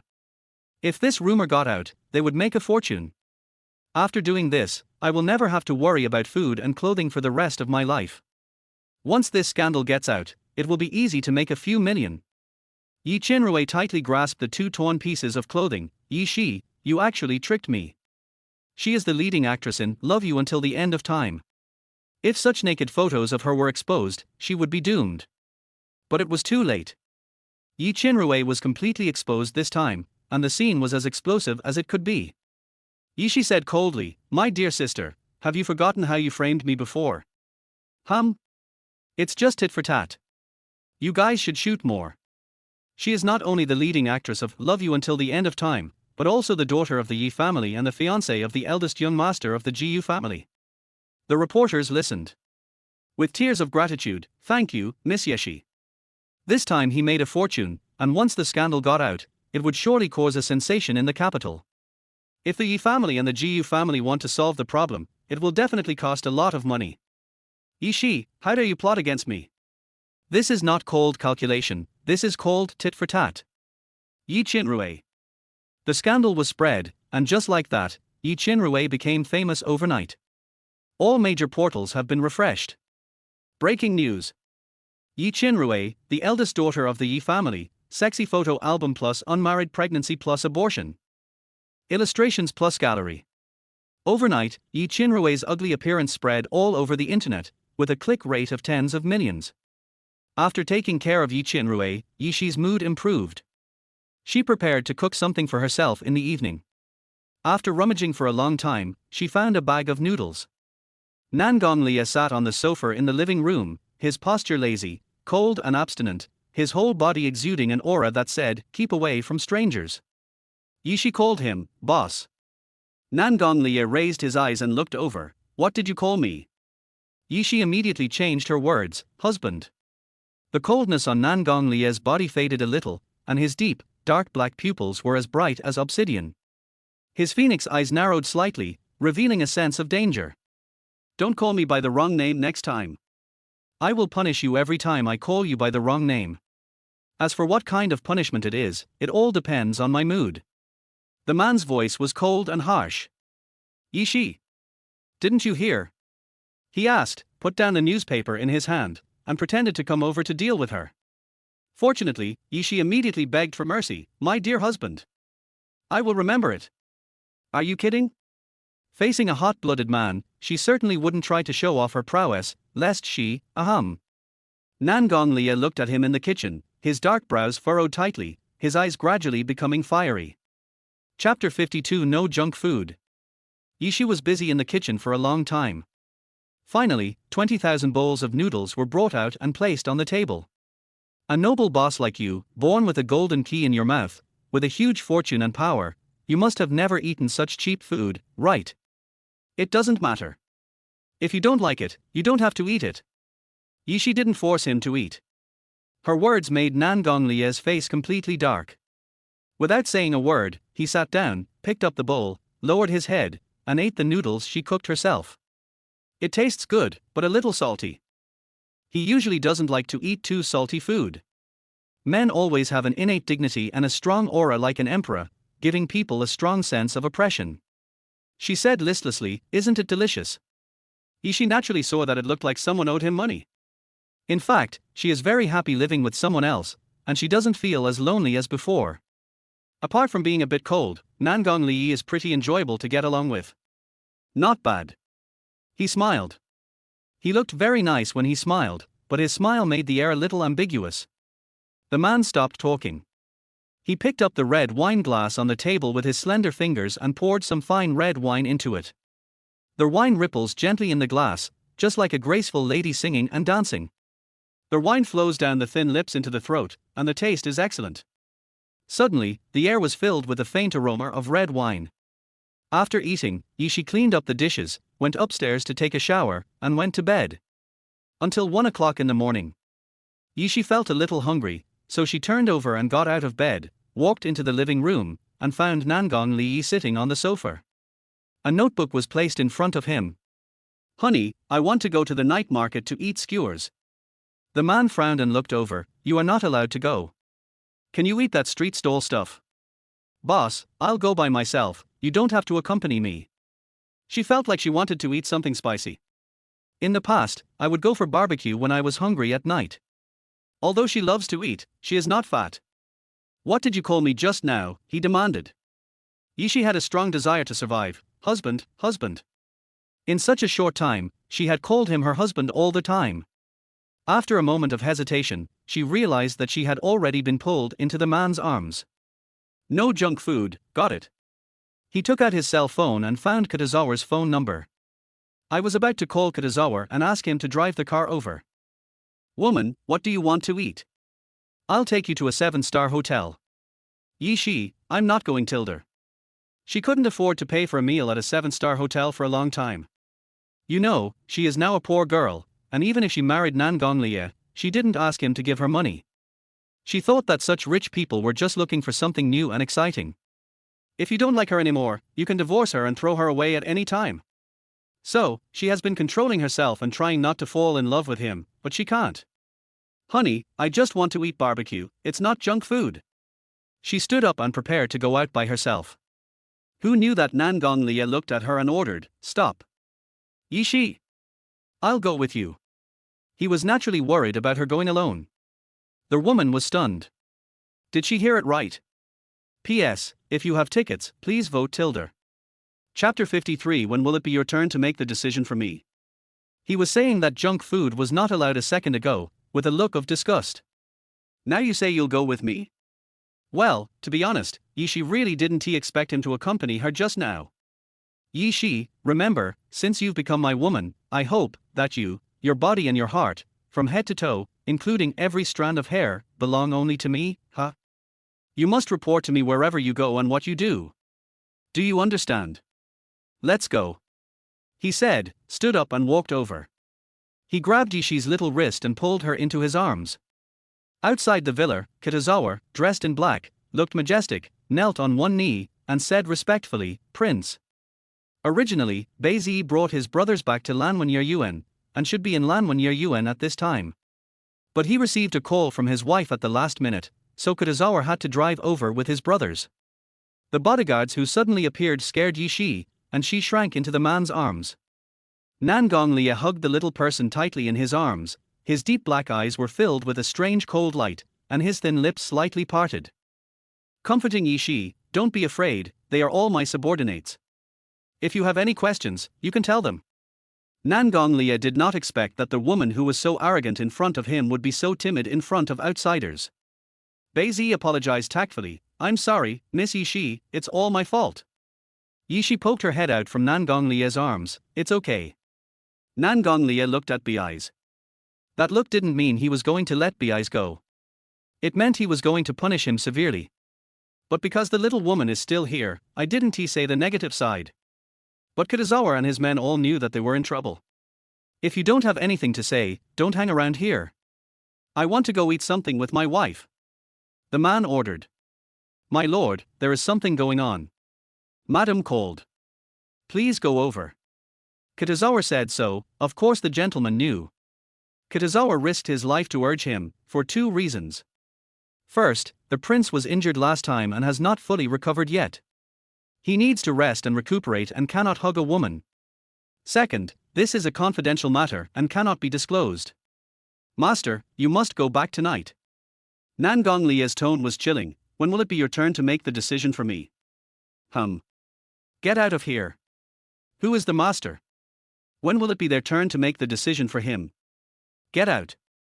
After saying this coldly, Nangong Lia carried Yishi into the car, started the engine, stepped on the accelerator, and the car suddenly disappeared.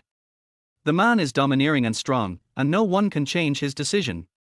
Since he has promised her, he will accompany her to have barbecue even if the sky falls. Kitazawa frowned in confusion, looked at the spy behind him, and asked, have you ever been in love? Spy, never. The spy asked back, Assistant Bey, what is love? Just like what his own prince did just now.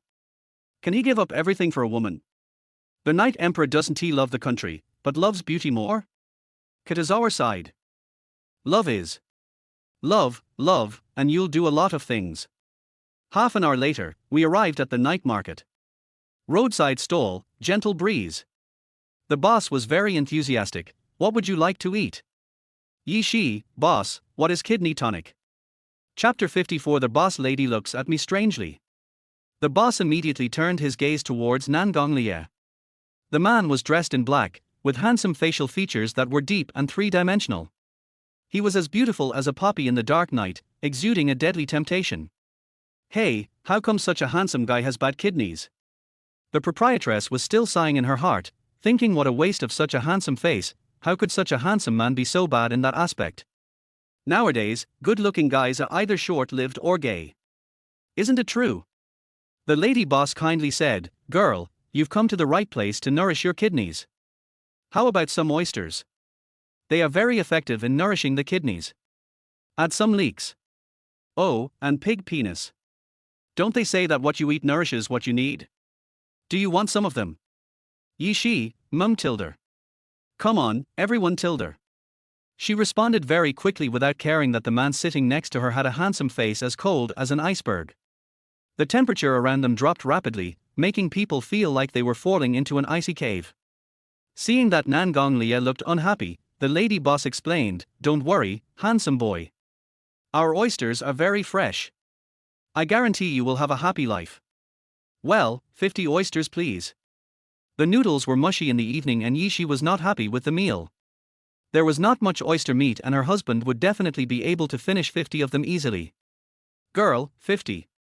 How vain is that? That handsome guy is so handsome, how can he be so vain? That's right. The proprietress glanced at the black luxury car parked on the side of the road. Although she didn't know what brand it was, that car should be very expensive, right? This handsome guy must be a second-generation rich man, or a second-generation official, because his aura is so strong and overbearing. Rich people have many women, feeling weak, is it normal?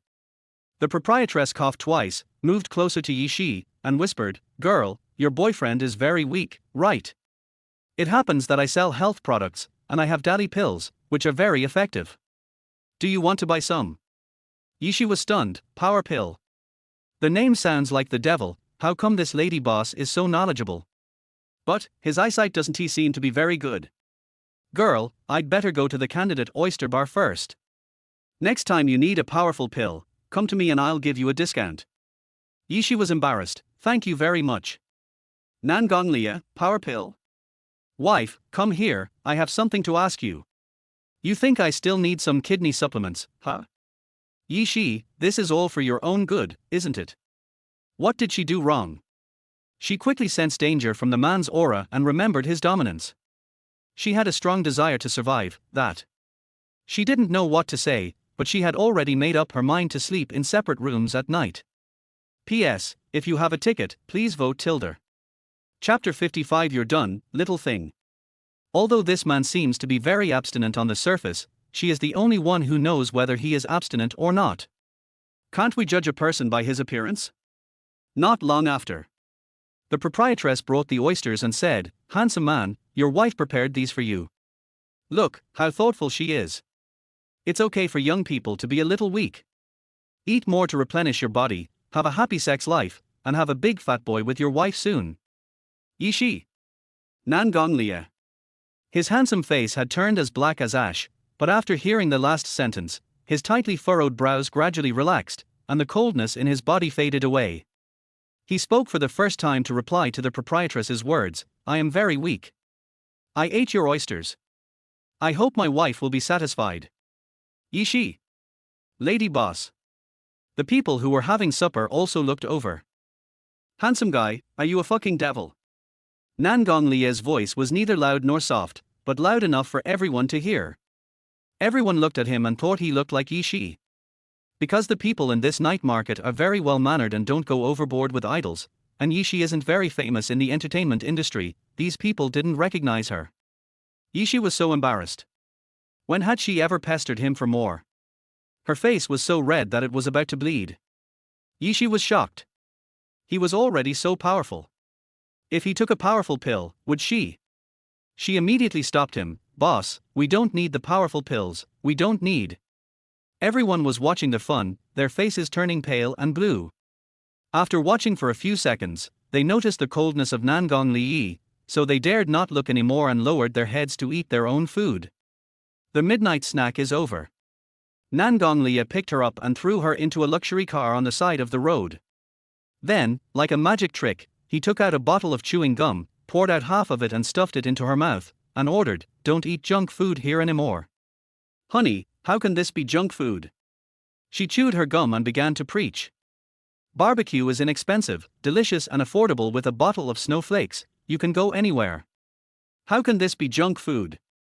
Suddenly, the man came up to her, took out a black gold diamond card from his bag, and threw it into her hand. "Here, use it as you like." Yishi. Do you really need to be so rich? Yes, he has no job and he won't tell you where his home is. Could he be some rich second-generation kid who got lost? "Honey, I can't take your card." She refused. "Everything I have is yours, take it." He forced it into her bag. Yishi, husband, you are so domineering. I went home, took a shower and went to bed. Yishi was held in his arms by force, her little face buried in his chest, smelling his pleasant masculine scent. "Good night, my wife." He placed a gentle kiss on her forehead. "Good night. Good night, husband." It was the first time in her life that someone said good night to her in such a corny way, and she actually felt it was so sweet to the bottom of her heart. Chapter 56. Nightmare. Good night. Good night, husband.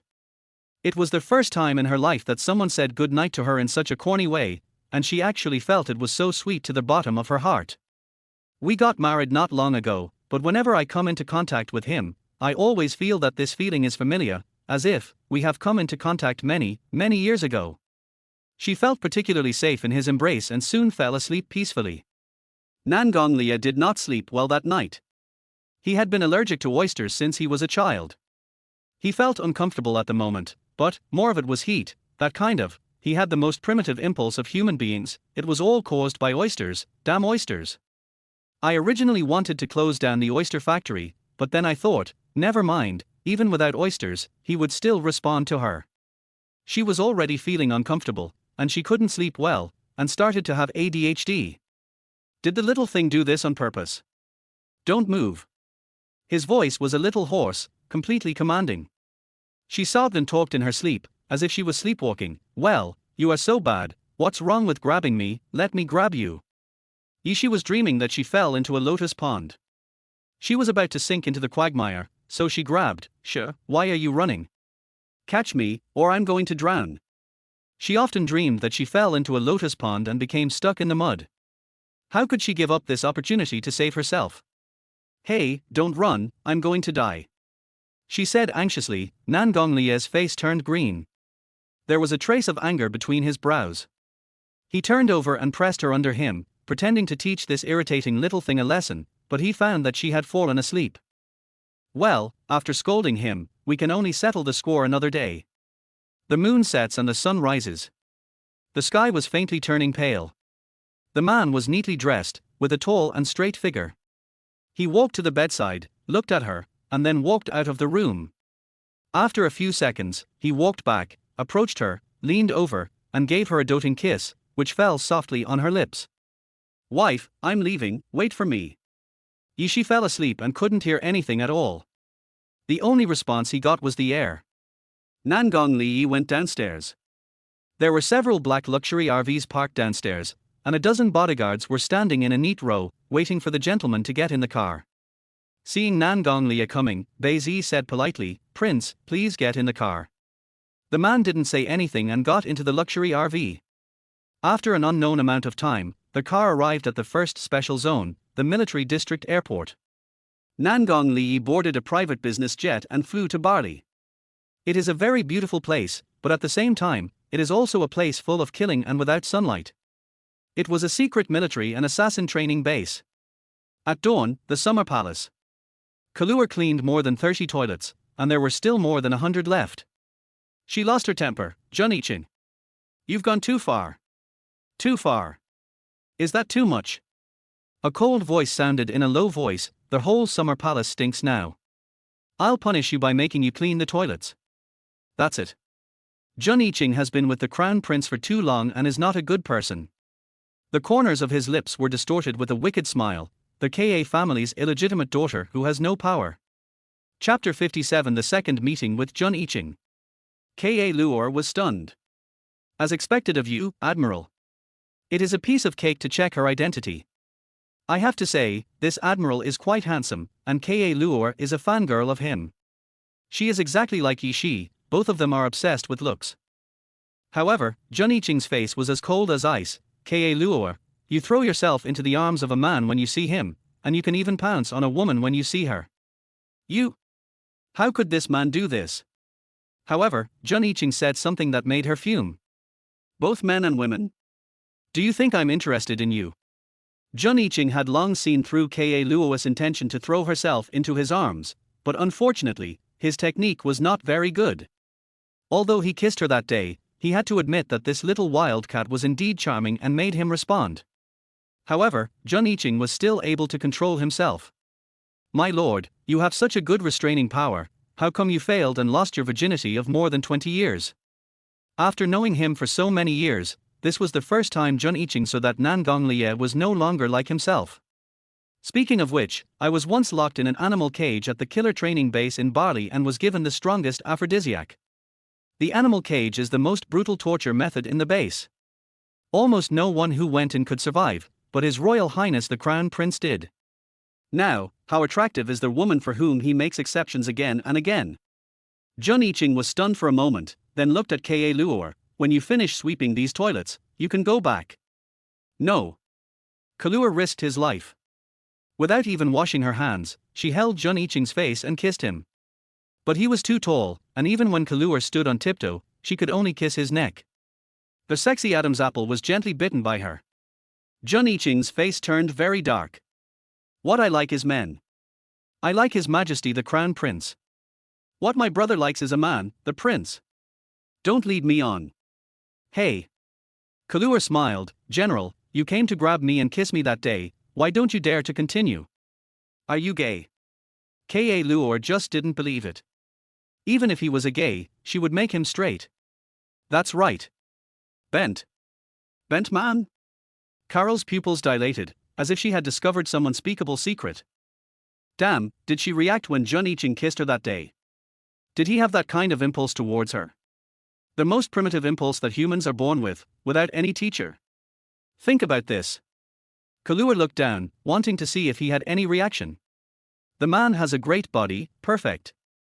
Kahlua grabbed Jun Iching's waist and said, "General."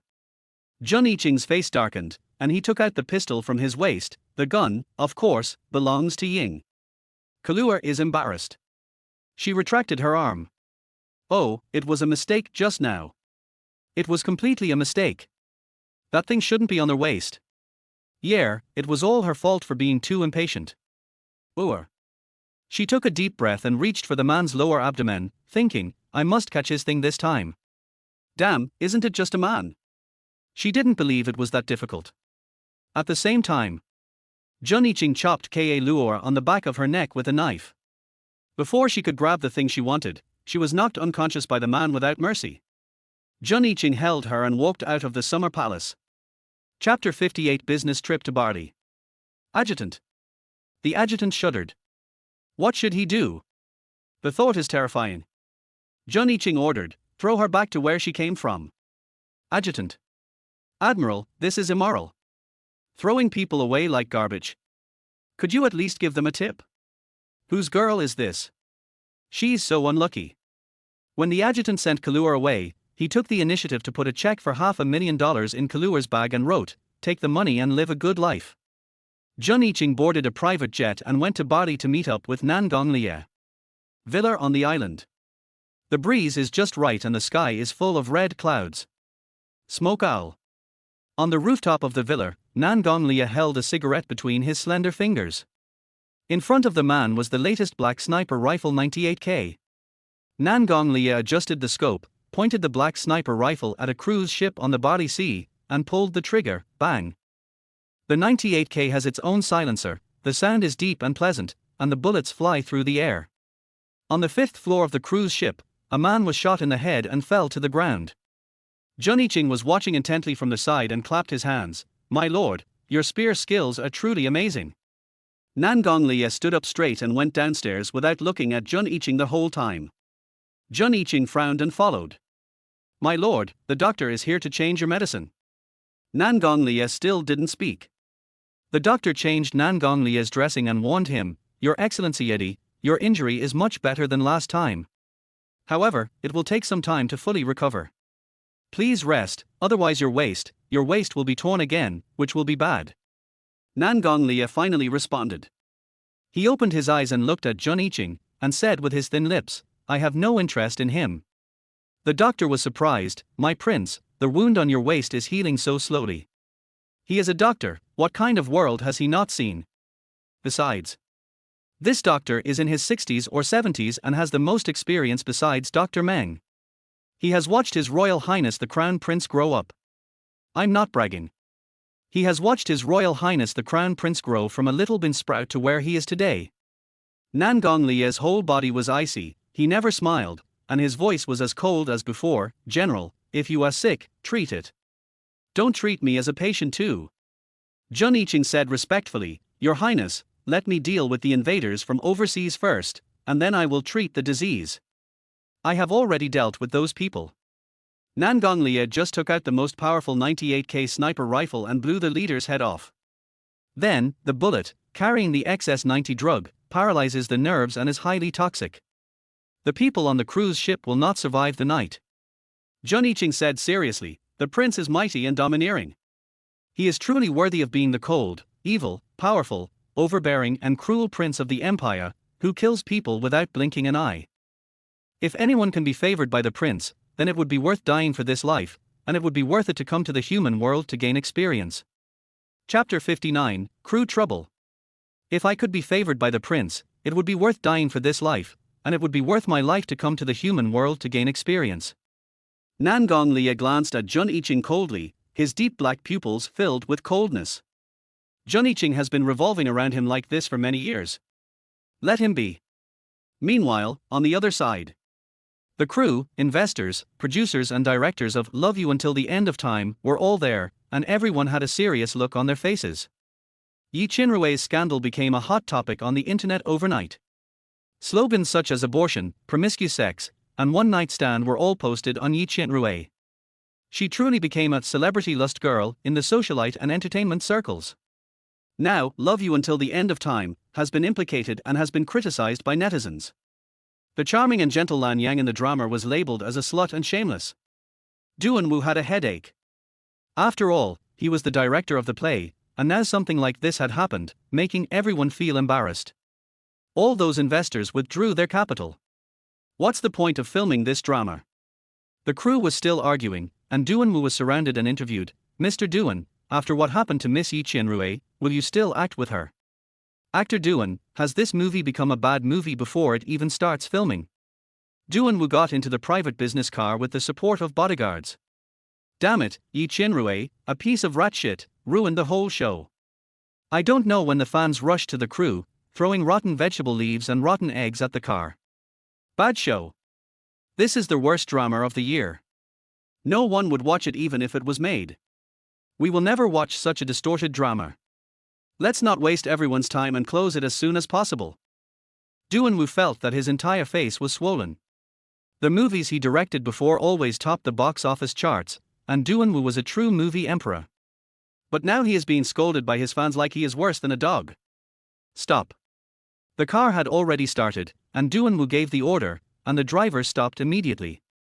Duan-woo got out of the car and walked towards the woman who was blocked in front. Yishi was surrounded and couldn't leave. The reporters' guns and cannons all hit Yishi's face. Ms. Yishi, Yi Qianrui is your sister. She got pregnant before marriage and has a chaotic private life. What do you think? Ms. Yishi, I heard that the entertainment industry is very chaotic, and that the relationships between female celebrities and directors are not pure. Are you having an affair with Mr. Duan? Beishan stopped the reporters and said, Our lady is of noble birth. She won't hook up with the director like some people do. Our lady is innocent. Yishi was wearing high heels, her fair hands holding up her long princess dress. The reporters were too much and pushed her so hard that she almost stumbled and fell. The ground was covered with broken glass from beer bottles. If she fell, she would be in trouble. Upon seeing this, Duan-yi hurriedly pushed through the crowd, without thinking too much, and picked up Yishi horizontally. The action was done in one go. It was so fast that no one could react. Yishi was thrown into a private business car and the car drove away quickly. Reporter. Just now, I forgot to take a picture. Beishan felt hopeless. Miss, wait for me. In the car, Yishi said, Mr. Duan, thank you for helping me out. But how can he hug a girl so casually? Except for filming, in private, it is indeed inappropriate to contact male actors like this, even though she knows that he is doing it to help her. Chapter 60, Find a Way to Suppress the Storm. Duan-woo was very careful. He looked her over and made sure she was not injured before he said, What's wrong with hugging you? I'm never afraid of gossip, and those reporters won't take pictures of you. If it causes a bad influence on you, I'll take responsibility. Seriously. Duan-woo has been in the entertainment industry for many years, but has never been rumored to have a girlfriend. He is not very interested in this aspect. He has a good impression of Yishi, so he hugged her just now because he was afraid that she would get hurt. Mr. Duan, thank you for your kindness. Yishi thanked him, but his tone sounded distant. She really wanted to say that she had a husband and asked these handsome men to stay away from her, but she couldn't say it. Duan-woo smiled lightly, his silver hair flowing elegantly and handsomely. He looked at Yishi affectionately again, emphasizing each word. Don't think too much, I don't mean anything else. The crew has finished setting up the scenes, and we still have to shoot this scene. After all, we have spent a lot of manpower and financial resources. Let the GU and Yi families resolve the scandal about the leading actress Yi Qianrui, but the script needs to be slightly modified. Duan-yi said seriously, I want to change the script to have 2 female protagonists. What this means is that the second female lead has also become the first female lead. Yishi took a sip of water. Actor Duan is the director, why are you asking me? Asking for your opinion. Duan-yi had a hint of amusement on his lips. The two negotiated, and finally Yishi nodded in agreement. And the GU family on the other side. GU user's face suddenly changed when he saw Yi Qianrui's scandal. It was really frustrating. There were rumors on the internet that Yi Qianrui had an abortion, and not only was Yi Qianrui badly scolded, but even GU user was criticized as well. Labels like GU scumbag, love one-night stands, shameless, all were attached to GU user. You know. He used to be the most talented man in the imperial capital, proficient in both civil and military affairs, and had a good family. Yuze was the dream lover of most women. Right now, Yuze was implicated by Yi Qinrui and was scolded so much that he didn't even recognize his mother. How abominable. Yuze took the red suit and walked out of the villa. User. Liu Xiaohui called out, "My dear son, where are you going? Go to Yi's house." Yuze drove away in a sports car. This time, Yi Qinrui is really going to kill him. Half an hour later, Yuze's sports car stopped in front of the Yi family's door. A group of reporters surrounded Yuze's luxury car. "Master Gu, you and Missy got pregnant before marriage. And you asked someone to have an abortion." Yuze retorted without hesitation, "I have never touched Qinrui. She's still a virgin." Virgin? Yi Qinrui is a virgin. The reporters seemed to have caught some incredible and shocking news. "Mr. Gu, your relationship has been exposed for so long, have you never slept with each other? Mr. Gu, did you only sleep over Yi Shi?" Yuze got out of the car, neatly dressed. He remained calm and said, "I'm a virgin. I've never touched Yi Shi." Yuze had no choice but to say that he was also a virgin to clear himself. He really had never slept with Yi Shi, so he didn't know what it felt like to sleep with her. Yuze was originally handsome, with beautiful features. At this moment, he said this seriously, not at all joking, "I am a very responsible man. I will not sleep with the other party if we are not married. So, you heard me right, I'm a virgin." Swish. The reporters' cameras were clicking non-stop. Wow, this piece of news must be the most explosive. Chapter 61, Spending a lot of money to clean up. Yuze spoke again, "Qinrui did not have an abortion or miscarriage. The pictures on the internet were deliberately slandered by someone. The pictures of Qinrui were photoshopped." After Yuze finished speaking, he walked into the Yi family with the support of his bodyguards. Yi Qinrui lay on the princess bed and cursed, "Woo woo, Yi Shi, I will never be compatible with you in this life." She hated Yi Shi so much because she caused her miscarriage and was called a slut by everyone. Xiao Rui. Yuze walked in. "Are you okay?" Yi Qinrui was furious, "Brother Yuze, it was Yi Shi who killed our child. You have to avenge me, woo woo." Yuze sat on the edge of the bed, looking calm and composed as he had seen a lot of the world, and offered advice. Rui, in order to protect you, I said that I have never touched you." He also said that he was a virgin. Right now, the only thing to do is to let Yi Qinrui go to the hospital, do a sex video, and then let the doctor certify her vagina. Well, by the way, can you also get Yuze a certificate of virginity? Only by making everyone think that this was a misunderstanding could Yi Qinrui play the leading female role and successfully clear herself of the charges. Xiao Rui. Yuze said affectionately, "I'll book a hospital for you and take you to get a membrane done." Yi Qinrui was touched, "Brother Yuze, you are so kind." That night, Yuze took Yi Qinrui and flew to New York overnight. The GU group also came out to clarify the rumors, and the information refreshed all major portals. The heir of GU Group is a virgin, she won't spread rumors everywhere, the rumors are just rumors. Gu's company will update the information of Gu Xiaochu to prove his guilt later. Please restrain yourself. If you continue to slander, I will see you in court. Plus expression shy. Yi Group also came out to clarify. It was edited and published by Yi Lin himself. He once again protected Yi Qinrui. The president of Yesha Group made a statement that the scandal about my daughter Yi Qinrui is pure fabrication, and the company will take legal action against the rumor-monger. Netizens were also excited. The scandal turned from Yi Qinrui having an abortion to being framed. Yi Shi looked at the scandal without any concern. Yuze is so shameless that he says he is a virgin, the most shameless thing in history. She should have known their meanness. To be honest, there is no difference whether Yi Shi has a father or not. Yi Lin will only help Yi Qinrui in everything, and then slander her to elevate Yi Qinrui. Emperor Duan, I'm home. Duan Yi, who was revising the script, raised his eyes slightly and said, Yi Shi, you will stay in the Yise Imperial Palace tonight. I have arranged a place for you to stay. You don't have to go back. After revising the script, Yi Shi was also asked to act out the scenes. Yi Shi looked at the crew members and compromised. After all, she hoped that "Love You Until the End of Time" would be whitewashed and become popular again. Yishi took the script and went to room 2018 of the Yuze Imperial Palace.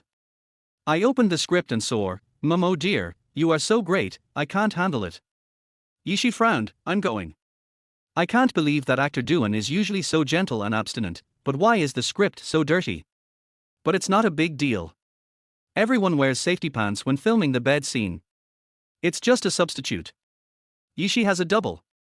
But as they were watching, Ka Luo, who was imprisoned by the admiral, walked into the room. She walked directly in the direction of Yishi. 1111, what are you looking at? Are you looking so intently? They haven't seen each other for several days. Kaluar missed her very much, but she was looking at him so intently that she didn't even look at him. Kaluar asked curiously, 1111, are you watching? Chapter 62, the most bizarre script. Script. Oh. A script. Looking at the cover, why doesn't it look like a script? Kaluar said wickedly, snatched the book from Yishi's hand, and read it out word by word without hesitation. ###.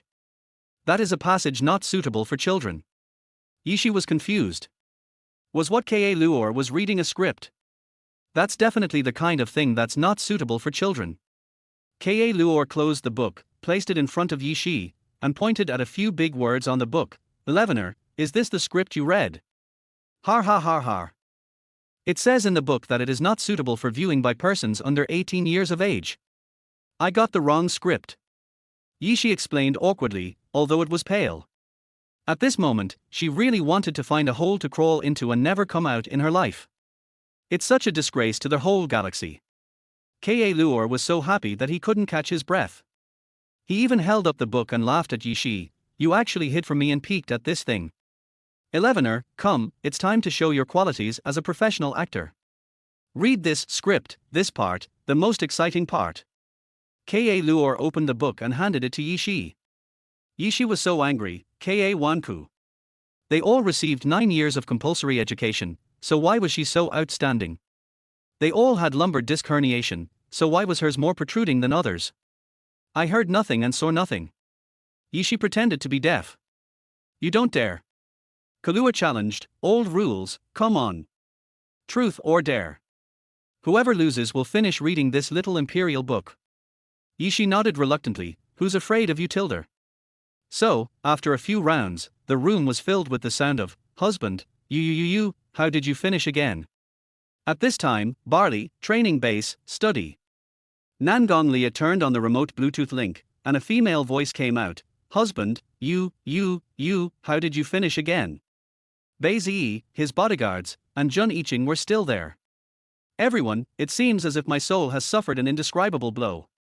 The bodyguards and Bei Ziyi consciously and politely retreated. If they stayed any longer, their master would kill them. Jun Iching had a look of as if he had seen a ghost. When did the prince start to like this? What did I just hear, was that something? Nangong Lie's face instantly turned as dark as an iceberg. The entire study was like the Arctic Ocean, the temperature around it quickly dropped to freezing point, and he once again turned into a Greek statue. He said nothing. Jun Iching was nearly frozen into an ice sculpture by the prince, but damn, the sound from the Bluetooth headset connected to the speaker just kept going on and on. The female voice, with a lot of emotion, came out again, Yamati $$. Luo, you're too much, I can't listen to you anymore, har, that's enough, listening to you reciting lines is killing me. Kaluor cracked some melon seeds and said, you sound like you're dying. 2 men. Nangong Lia's eyes can kill people, and after all this time, it's just 2 women reciting lines. I really can't believe she has such ability. You know, Yishi is very cowardly in front of a certain boss, because she can't afford to offend him. If she offends him, she will be unable to walk. Jun Iching's face showed surprise, horror, and finally, he wanted to laugh. After all this time, it's just 2 stupid women reciting lines. It's like a world war. The words of Li Luo's love, girls who like this article, remember to add it to your bookshelf. Chapter 63, Unmarried People. After all this time, it's just 2 stupid women reciting lines. It's like a world war. Kaluuya, Yeshi, this is really interesting. Prince, are you tempted? Jun Iching finally realized that the prince was actually spying on Yishi. Nan Gonglia pursed his lips tightly, his eyes were like cold knives, shooting at Jun Yiqing, but he didn't say anything. Cold. Jun Yiqing shuddered all over. He didn't know that Nan Gonglia and Yishi had already gotten married in a flash, he only knew that Yishi had been very close to this big boss recently. Jun Yiqing advised, "You are the prince of the Nangong family. The presidential inauguration ceremony will be held soon. There will be so many women who want to be the first lady. I am afraid that there will be so many women that they will kill each other. Furthermore, let us put aside the relationship with the president. The head of the Nangong family is Nan Gonglia, and he is the chief executive officer of the Dahao Group. Although it has been announced for many years that the Dahao Group has no president, he is actually the prince, but he operates in secret. After a few years, the Dahao Group became the leader of the empire, and he controlled the lifeline of the empire. Marriages in the royal family have always been decided by the parents. If you talk about it in private, there will be no good outcome. The royal fight is far more cruel than imagined. In the circle of wealthy families, there are countless cases of women competing for favor. If they are not a good match, even if they are in a relationship, they will end up with scars. As the saying goes, 9 out of 10 love stories end in tragedy. Yishi's status is not worthy of Nan Gonglia, but Jun Yiqing doesn't actually mean to separate them, because no one can influence Nan Gonglia. The most important thing is to see his intention. It's cloudy, and the first lady is coming. A cloudy day is also a very special and cruel day. This is the cruelest torture on the island. If you trace its source, it has a lot to do with the former president and the current first lady. Jun Yiqing was worried. "We have been brothers for 10 to 20 years, and you know how I feel about you." Jun Yiqing dared to swear to the sky that he had no second thoughts about Nan Gonglia. Jun Yiqing knelt down and said, "The beast cage on a cloudy day is too dangerous." The son of the current president's wife Shangguanyan, the little prince, died because he couldn't survive the beast cage. That's why. The president's wife has always regarded the prince as an enemy and wants to kill him everywhere. By the way, Prince, are you really determined to be with Yishi? Jun Yiqing more or less learned from Bai some things about Nan Gonglia and Yishi living together. You are a person who doesn't want to get married, so why do you care so much, huh? Nan Gonglia said in a cold tone. Jun Yiqing and Nan Gonglia are both special forces elites, very principled. In the past, no woman could get close to Nan Gonglia, and Jun Yiqing is a bachelor. Chapter 64, It's all because of concern. Nan Gonglia cast a cold look at him. Jun Yiqing had a strong desire to survive. "Well, I won't get married. I am loyal to you and I don't dare to have any improper thoughts." Nan Gonglia, that's about right. In the room of the night palace, the two women finally calmed down. Beishan was embarrassed. "Ladies, your driving skills are amazing." Yishi pretended to be deaf and didn't say anything. She put the book into Carol's bag. Is this a collector's edition for her? Well, isn't she going to sleep with him? You can learn more. But Yishi's movements froze. In Ka Luo's bag, there was an invoice with the official seal on it. 500,000 yuan. On the invoice, there was a line of words written, "Your service is good, take the money and live a good life." Did Ka Luo really sleep with Jun Yiqing? Then, Jun Yiqing gave her a check for 500,000 as a tip. Yishi picked up the check for 500,000 yuan and handed it to Ka Luo, frowning and asking in confusion, "Luo, what's wrong with you?" Kaluar snatched the check away. "Hey! How come there is a check in my bag? Besides, there was an official seal on it, from the summer palace. Damn it, how could Jun Yiqing be so shameless? He treated her as a prostitute. What was the point of just sending her away with an invoice? You stinky man." Kaluar is so embarrassed. "I must go and settle the score with him." "Humph, did he kiss me and then pay for it? So arrogant. So generous." Kaluar and Yeshi slept until midnight, then secretly got up and left, took a taxi to the summer palace. What does Jun Yiqing think of her? Although she had no power in the Ka family, she didn't want his dirty money, and nothing happened between them. Even if you take his money, that has to be worthy of the 500,000. "Miss," the bodyguard of the summer palace said in a bad tone, "if you continue to make trouble, don't blame me for being rude." The bodyguards and officers had gloomy expressions. Are women these days so arrogant? But it's not surprising. There are many women who want to be a lady, and she is just one of them. Hurry up and let Jun Iching come out to see me. The bodyguard was filled with murderous intent and was about to throw Carl into the stinky ditch at the back of the mountain, but he saw a blue Maserati driving in. Jun Chensi, who was sitting in the driver's seat, had green hair sticking up into the sky. He looked like a shamat aristocrat. Young master, the bodyguards said politely. Jun Chensi stopped the car, opened the door and got out, circling around Ka Luor twice. What's wrong? Was you dumped by my uncle? Ka Luor, I'm not saying anything bad about you, but even if your ancestral graves are smoking, you won't be able to marry into this family. A vain woman like you will never become a phoenix in your lifetime. Jun Chensi thought of the relationship between Ka Luor and his uncle, and felt unwilling. He grabbed Kaluor's wrist and said, "Tell me clearly, have you hooked up with my uncle a long time ago?" Kaluor's wrist was swollen from being pinched, so what? Chapter 65, Kaluor deals with his ex. In that case, Jun Chensi, when you see me, you have to kneel down and call me aunt. Who doesn't have a temper? Jun Chensi was so angry that he was fuming. He called her his aunt, so why didn't she just go die? Kaluor, you are a slut who lacks a man. If it weren't for Kaluor, why would Jun Chensi have a green head? As a result, he was laughed at by everyone at the party, and Mr. Jun Chensi lost all his face. No matter how cheap I am better than you. Kaluor has never been a coward. I'm telling you, I want to be your aunt. Oh, by the way, your uncle is handsome and strong. Should it be Jun Chensi's super plus? Jun Chensi's hair was not only green, his entire body was green. He grabbed Ka Luor and stuffed her into a Maserati luxury car. The car started and drove towards the bar street in the city. A dimly lit box. There is a passionate atmosphere in the air.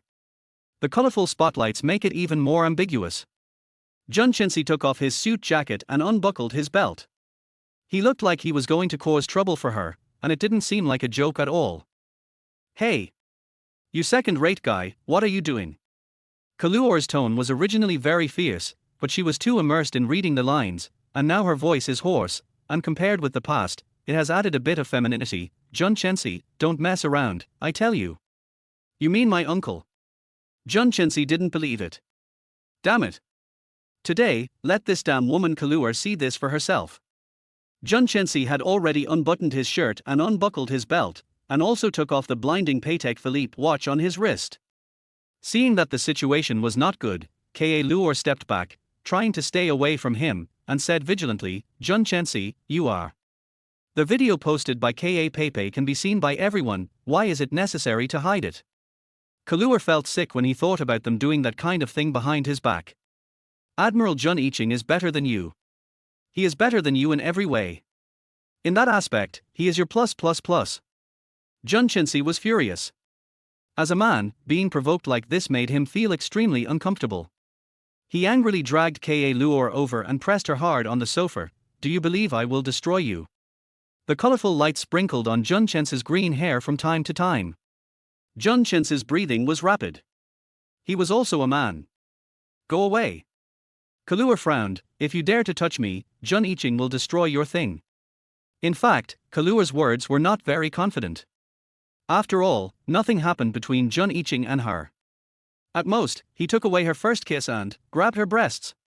Jun Chensi is a playboy, and Ka Luor knows that he is capable of doing anything.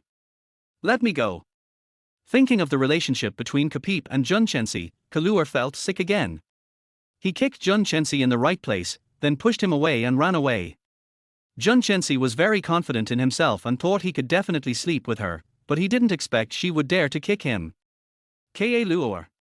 Sooner or later, I will get you under me. I've played with you and now I'm throwing you away like garbage.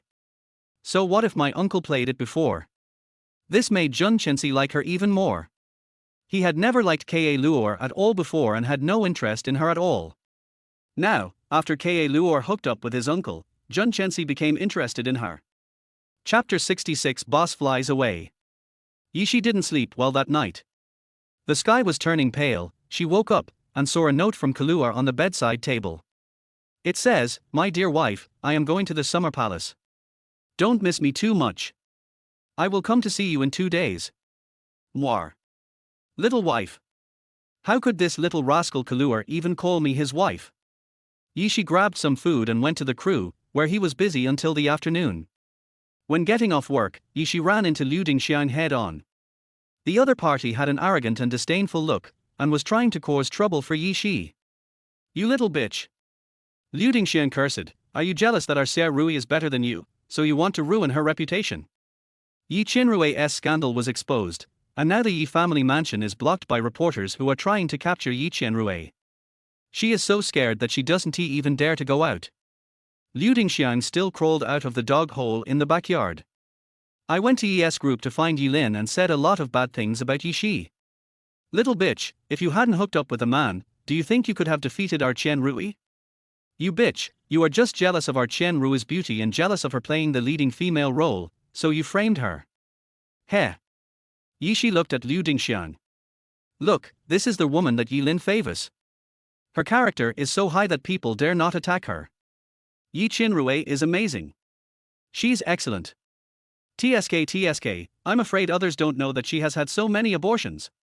Yi Shi clapped her hands. "I don't mind, let everyone know how excellent your daughter is. She even posted a statement to clarify that she is a virgin. How can she be so shameless? The Great Wall is not as thick-skinned as her. No. No, she simply insulted the magnificent Great Wall." Liu Dingxiang was so angry that her hair stood on end. Yi Qinrui was in disgrace, and as a mother, she felt like she was drowning in her saliva. She was so angry that she went berserk. She grabbed Yi Shi and pushed her hard, then took something out of her bag and slashed at Yi Shi. "Little bitch, I'm going to kill you today." Only then did Yi Shi realize that Liu Dingxiang was holding a very sharp fruit knife. Yi Shi was pushed hard and fell to the ground. Since it was time to get off work, most of the crew had left, so there weren't many people around, but it shouldn't be so quiet. When he fell, Yi Shi saw Yi Lin in front of him, with a group of bodyguards, stopping the crew members from coming over, and he calmly let Liu Dingxiang cut him with a knife. Yi Shi was unable to dodge and a cut was made under his collarbone. She didn't know how she got home. She just took a quick shower and went to her room. At this time, Nangong Li was in barley. The animal cage was covered in blood. He seemed fine, with only a little blood on his body. Well, if he was fine, he should go back home. Before they got married, Yi Shi and I had agreed not to interfere with each other, and she really didn't interfere with him in anything. But Yin Yin seemed to be doing fine, so why did he feel uncomfortable? When he was on a business trip, that little thing didn't even call him.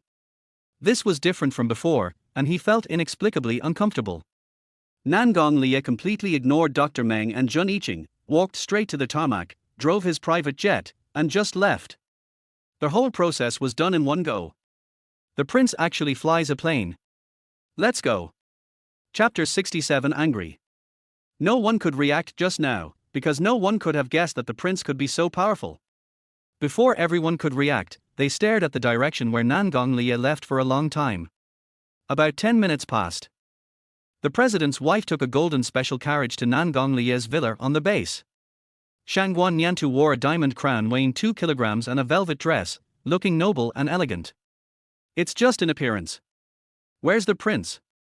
Jun Yiqing said respectfully, "Madam President, the prince is taking a bath, please stop."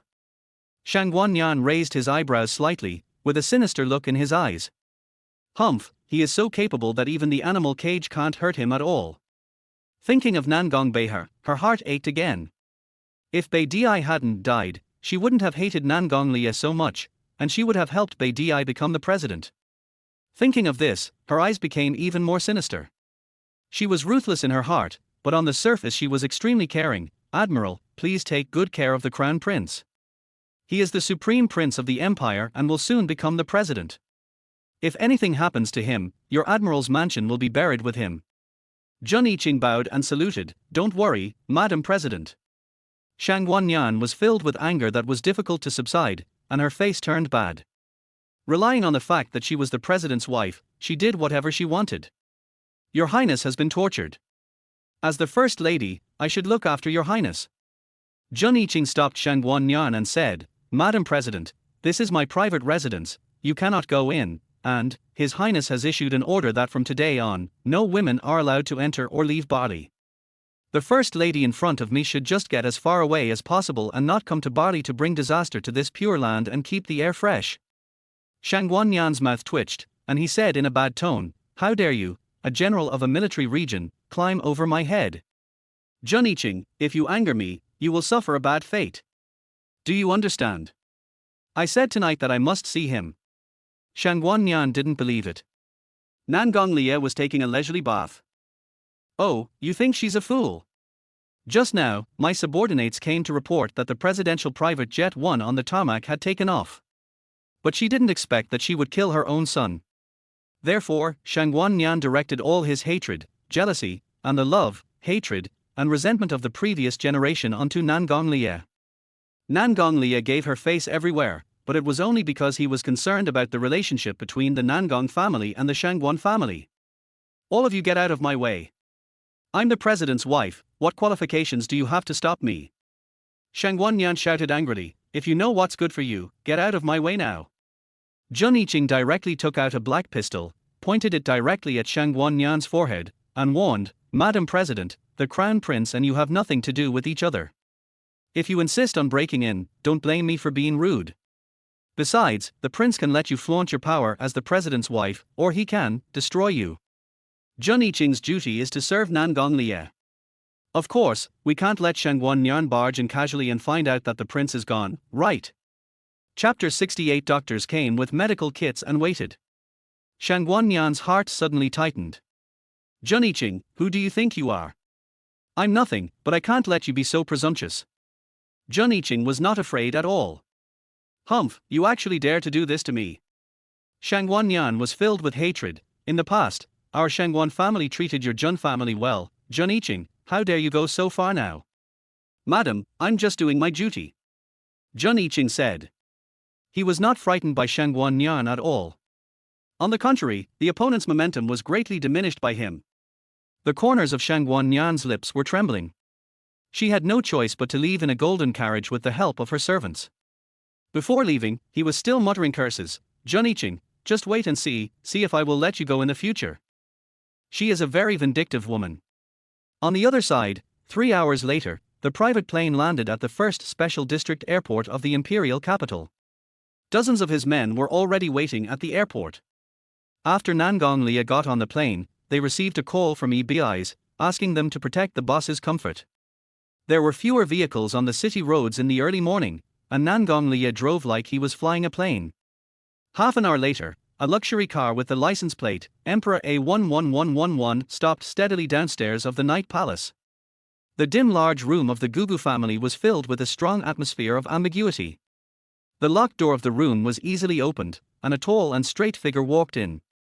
The deep phoenix eyes were shining, and their gaze was fixed on the bed. The little woman was wrapped in a cicada silk quilt, sleeping soundly like a caterpillar. Under the dim light, her face was crystal clear and glowed with an alluring luster. Because Nangong Lie knew the room where Yishi lived. On their way here, he asked his men to prepare a room card for him, so he went straight to Yishi's room. In fact, even without a room card, he could easily enter Yishi's room. Because he came from barley and was poisoned by some drug, he had to get an injection to solve the problem. Therefore, Nangong Lie did not stay in the room for long. He looked at Yishi and left the room. "When I walked out of the room, I saw a group of doctors waiting outside the door with their medical kits. Seeing Nangong Lie coming out, they bowed their heads and greeted him respectfully. 'Boss, we have received the news and have learned about your situation. Now come over and inject you with some medicine.' Because Nangong Lie's eyes were bloodshot at this moment. Although he is tall and straight, and has an aura of superiority and contempt for everyone when he stands upright, at this moment he seems a little approachable because of the Chinese medicine. 'Well, go to the next room.' The boss finally spoke. The low voice was tinged with a bit of hoarseness. Although the doctors appeared calm on the surface, they were actually very panicked inside. They really hoped that the big boss was okay. Otherwise, they will suffer as well. If the old lady knew about this, I'm afraid the experts in the hospital would be in trouble. Soon, the doctor injected Nangong Lie with medicine to save him. He sat on the sofa in a lazy posture. There was also a hint of laziness in his eyes. 'My lord, if you feel uncomfortable, tell us immediately.' 'Yeah.' Nangong Lie nodded. Chapter 69. Truth or Dare. It was a while later. Nangong Lie felt that he was not feeling unwell. So he ordered the doctors, "All of you please leave. Doctor, Prince, we are worried about you. In case you feel unwell again. So, we will wait for you in the hotel." Are you kidding? Who dares to leave? But I couldn't keep staring at the boss, so I finally had to leave and go to another room, ready to be called by the boss at any time. Yishi slept for a while, and the next day, as soon as she opened her eyes, she habitually took out her cell phone from under the pillow. The phone was like it was infected with a virus and automatically went to a website, which displayed the words, "Truth or Dare game." Yishi's eyes lit up, she loved playing this game the most. Yishi clicks next. Level 1. Question 1, are you married? Or single? Yishi, married. 2. Your husband has been drugged with the strongest drug and must, implored for love, with you for 7 days and 7 nights. Are you willing? Damn, who came up with these questions? Yishi said to herself. They are so dirty, but she likes them very much. Har har har, it's really fun. Yishi replied, yes. 3. If your closest relatives frame you and kill you, how will you teach them a lesson? Multiple choice questions. A. Cut into pieces. B. Bankruptcy. C. Build a cemetery next to his house and dig a stinking ditch. D. It doesn't matter. Yishi, ABC. System, congratulations on advancing to the second level. 1. Congratulations on marrying an emperor and becoming a queen. The emperor dotes on you to the sky. Today, when I was sleeping with you, I smelled the scent of another man on you. Whose man's scent is it on you? Answer. There is such an operation. Yishi was confused. The emperor's woman had a smell on her body. How could she know whose smell it was? There is flavor. Well, could it be that the emperor is not good enough? Then, the queen cheated on him. Well, that must be it. Yishi replied, the emperor is impotent and the queen is having an affair. Presidential suite. Nan Gonglie was sitting in front of the computer. When he saw the words impotence and cheating, his face instantly turned cold. The whole room was filled with a strange atmosphere. When he kissed her tonight, he not only discovered that she had injuries on her body, but he also smelled the scent of another man on her body. Nan Gonglie suddenly thought of Yuze, the person Yishi loved very much in the past. Yishi's phone screen froze for a moment. She lost patience with the game and wanted to quit, but she couldn't. System explanation, the emperor has super powerful functions. 7 times a night is no problem. All kinds of postures are unlocked. Whose masculine scent does the queen have? Answer. Yishi was helpless. Oh, what a crappy game. She suddenly had an idea. Got it. Is there another man scent on her? Then the queen must like another man, her ex, her first love. Yishi replied, Ex. System, congratulations, you have successfully angered the emperor and advanced to the ultimate challenge. 1. The emperor wants to severely punish you, little devil. Where do you want to go? Multiple choices, on the bed, on the sofa, on the balcony, in the bathroom, in the car, in the plane. Swimming pool, garden, school wisteria. Yishi exceeded the time limit and did not answer the question. System, then let us go to all places once. Yishi, I'm sick. It's the same lumbar disc herniation, why is this system so excellent? System, this is the end of today's challenge. The next one will be at an irregular time. The phone finally works fine. In the next room, Nan Gonglie's eyes were slightly narrowed, full of danger. Not only did he find a small wound on her chest last night, he also found that she smelled like a man. His sense of smell was very sensitive, and he could tell by kissing any man she touched casually. Chapter 70. The mother and daughter started to act up again. 2 days passed. Yuze brought Yi Chinrui back home from New York in glory. Mommy, I'm back. Yi Chinrui said. Liu Dingxiang was putting on makeup. She was wearing a slit cheongsam and had a glamorous look. She didn't look like a wealthy lady at all. Instead, she looked like a brothel madam. And Yi Chinrui, who had just had a miscarriage less than a month ago, was already wearing a semi-transparent lace dress with a large V-neck, as if she had just come out of a nightclub. Liu Dingxiang put down a certain brand name lipstick, with a sinister look in her eyes. Humph, that little bitchy, she actually dared to hit me with her high heels. That day, Liu Dingxiang wanted to kill her, but not only did she fail, but she was hit hard by Yishi's high heels. Liu Dingxiang's face was bruised by the high heels and her nose was crooked. I went to the hospital yesterday to get it corrected. Rui, look at mommy's nose, is it still crooked? Yi Qinrui carefully reached out her hand and pinched Liu Dingxiang's nose, making it crooked. Oh, can't you be gentler? Liu Dingxiang was so angry that she straightened her crooked nose in front of the mirror. You almost disfigured me again. Liu Dingxiang was so angry that she almost bit off her cheek. I asked someone to find out, that damn bitchy she really hooked up with a rich man. She is now in the Night Palace, doing something shameful with her financial sponsor. Liu Dingxiang spent a lot of money to ask someone to find out about Yishi. We must catch the female rapist, record the video, and expose her. Okay. Yi Qinrui was so angry that her teeth were itching. Mommy, let's go catch that bitch now and record her video. I also want Yishi to have a taste of what it feels like to be exposed. Speaking of. The mother and daughter left wearing designer clothes and high heels. Ka Luor called Yishi and drank in the bar. Yishi happened to have no show today. She was wearing a white long dress and said to Nangong Lia, Mr. Nangong. She changed her words halfway through, hubby, I'm going to the bar later. This is the presidential suite. Since being with him, he has lived here n times. What is his identity?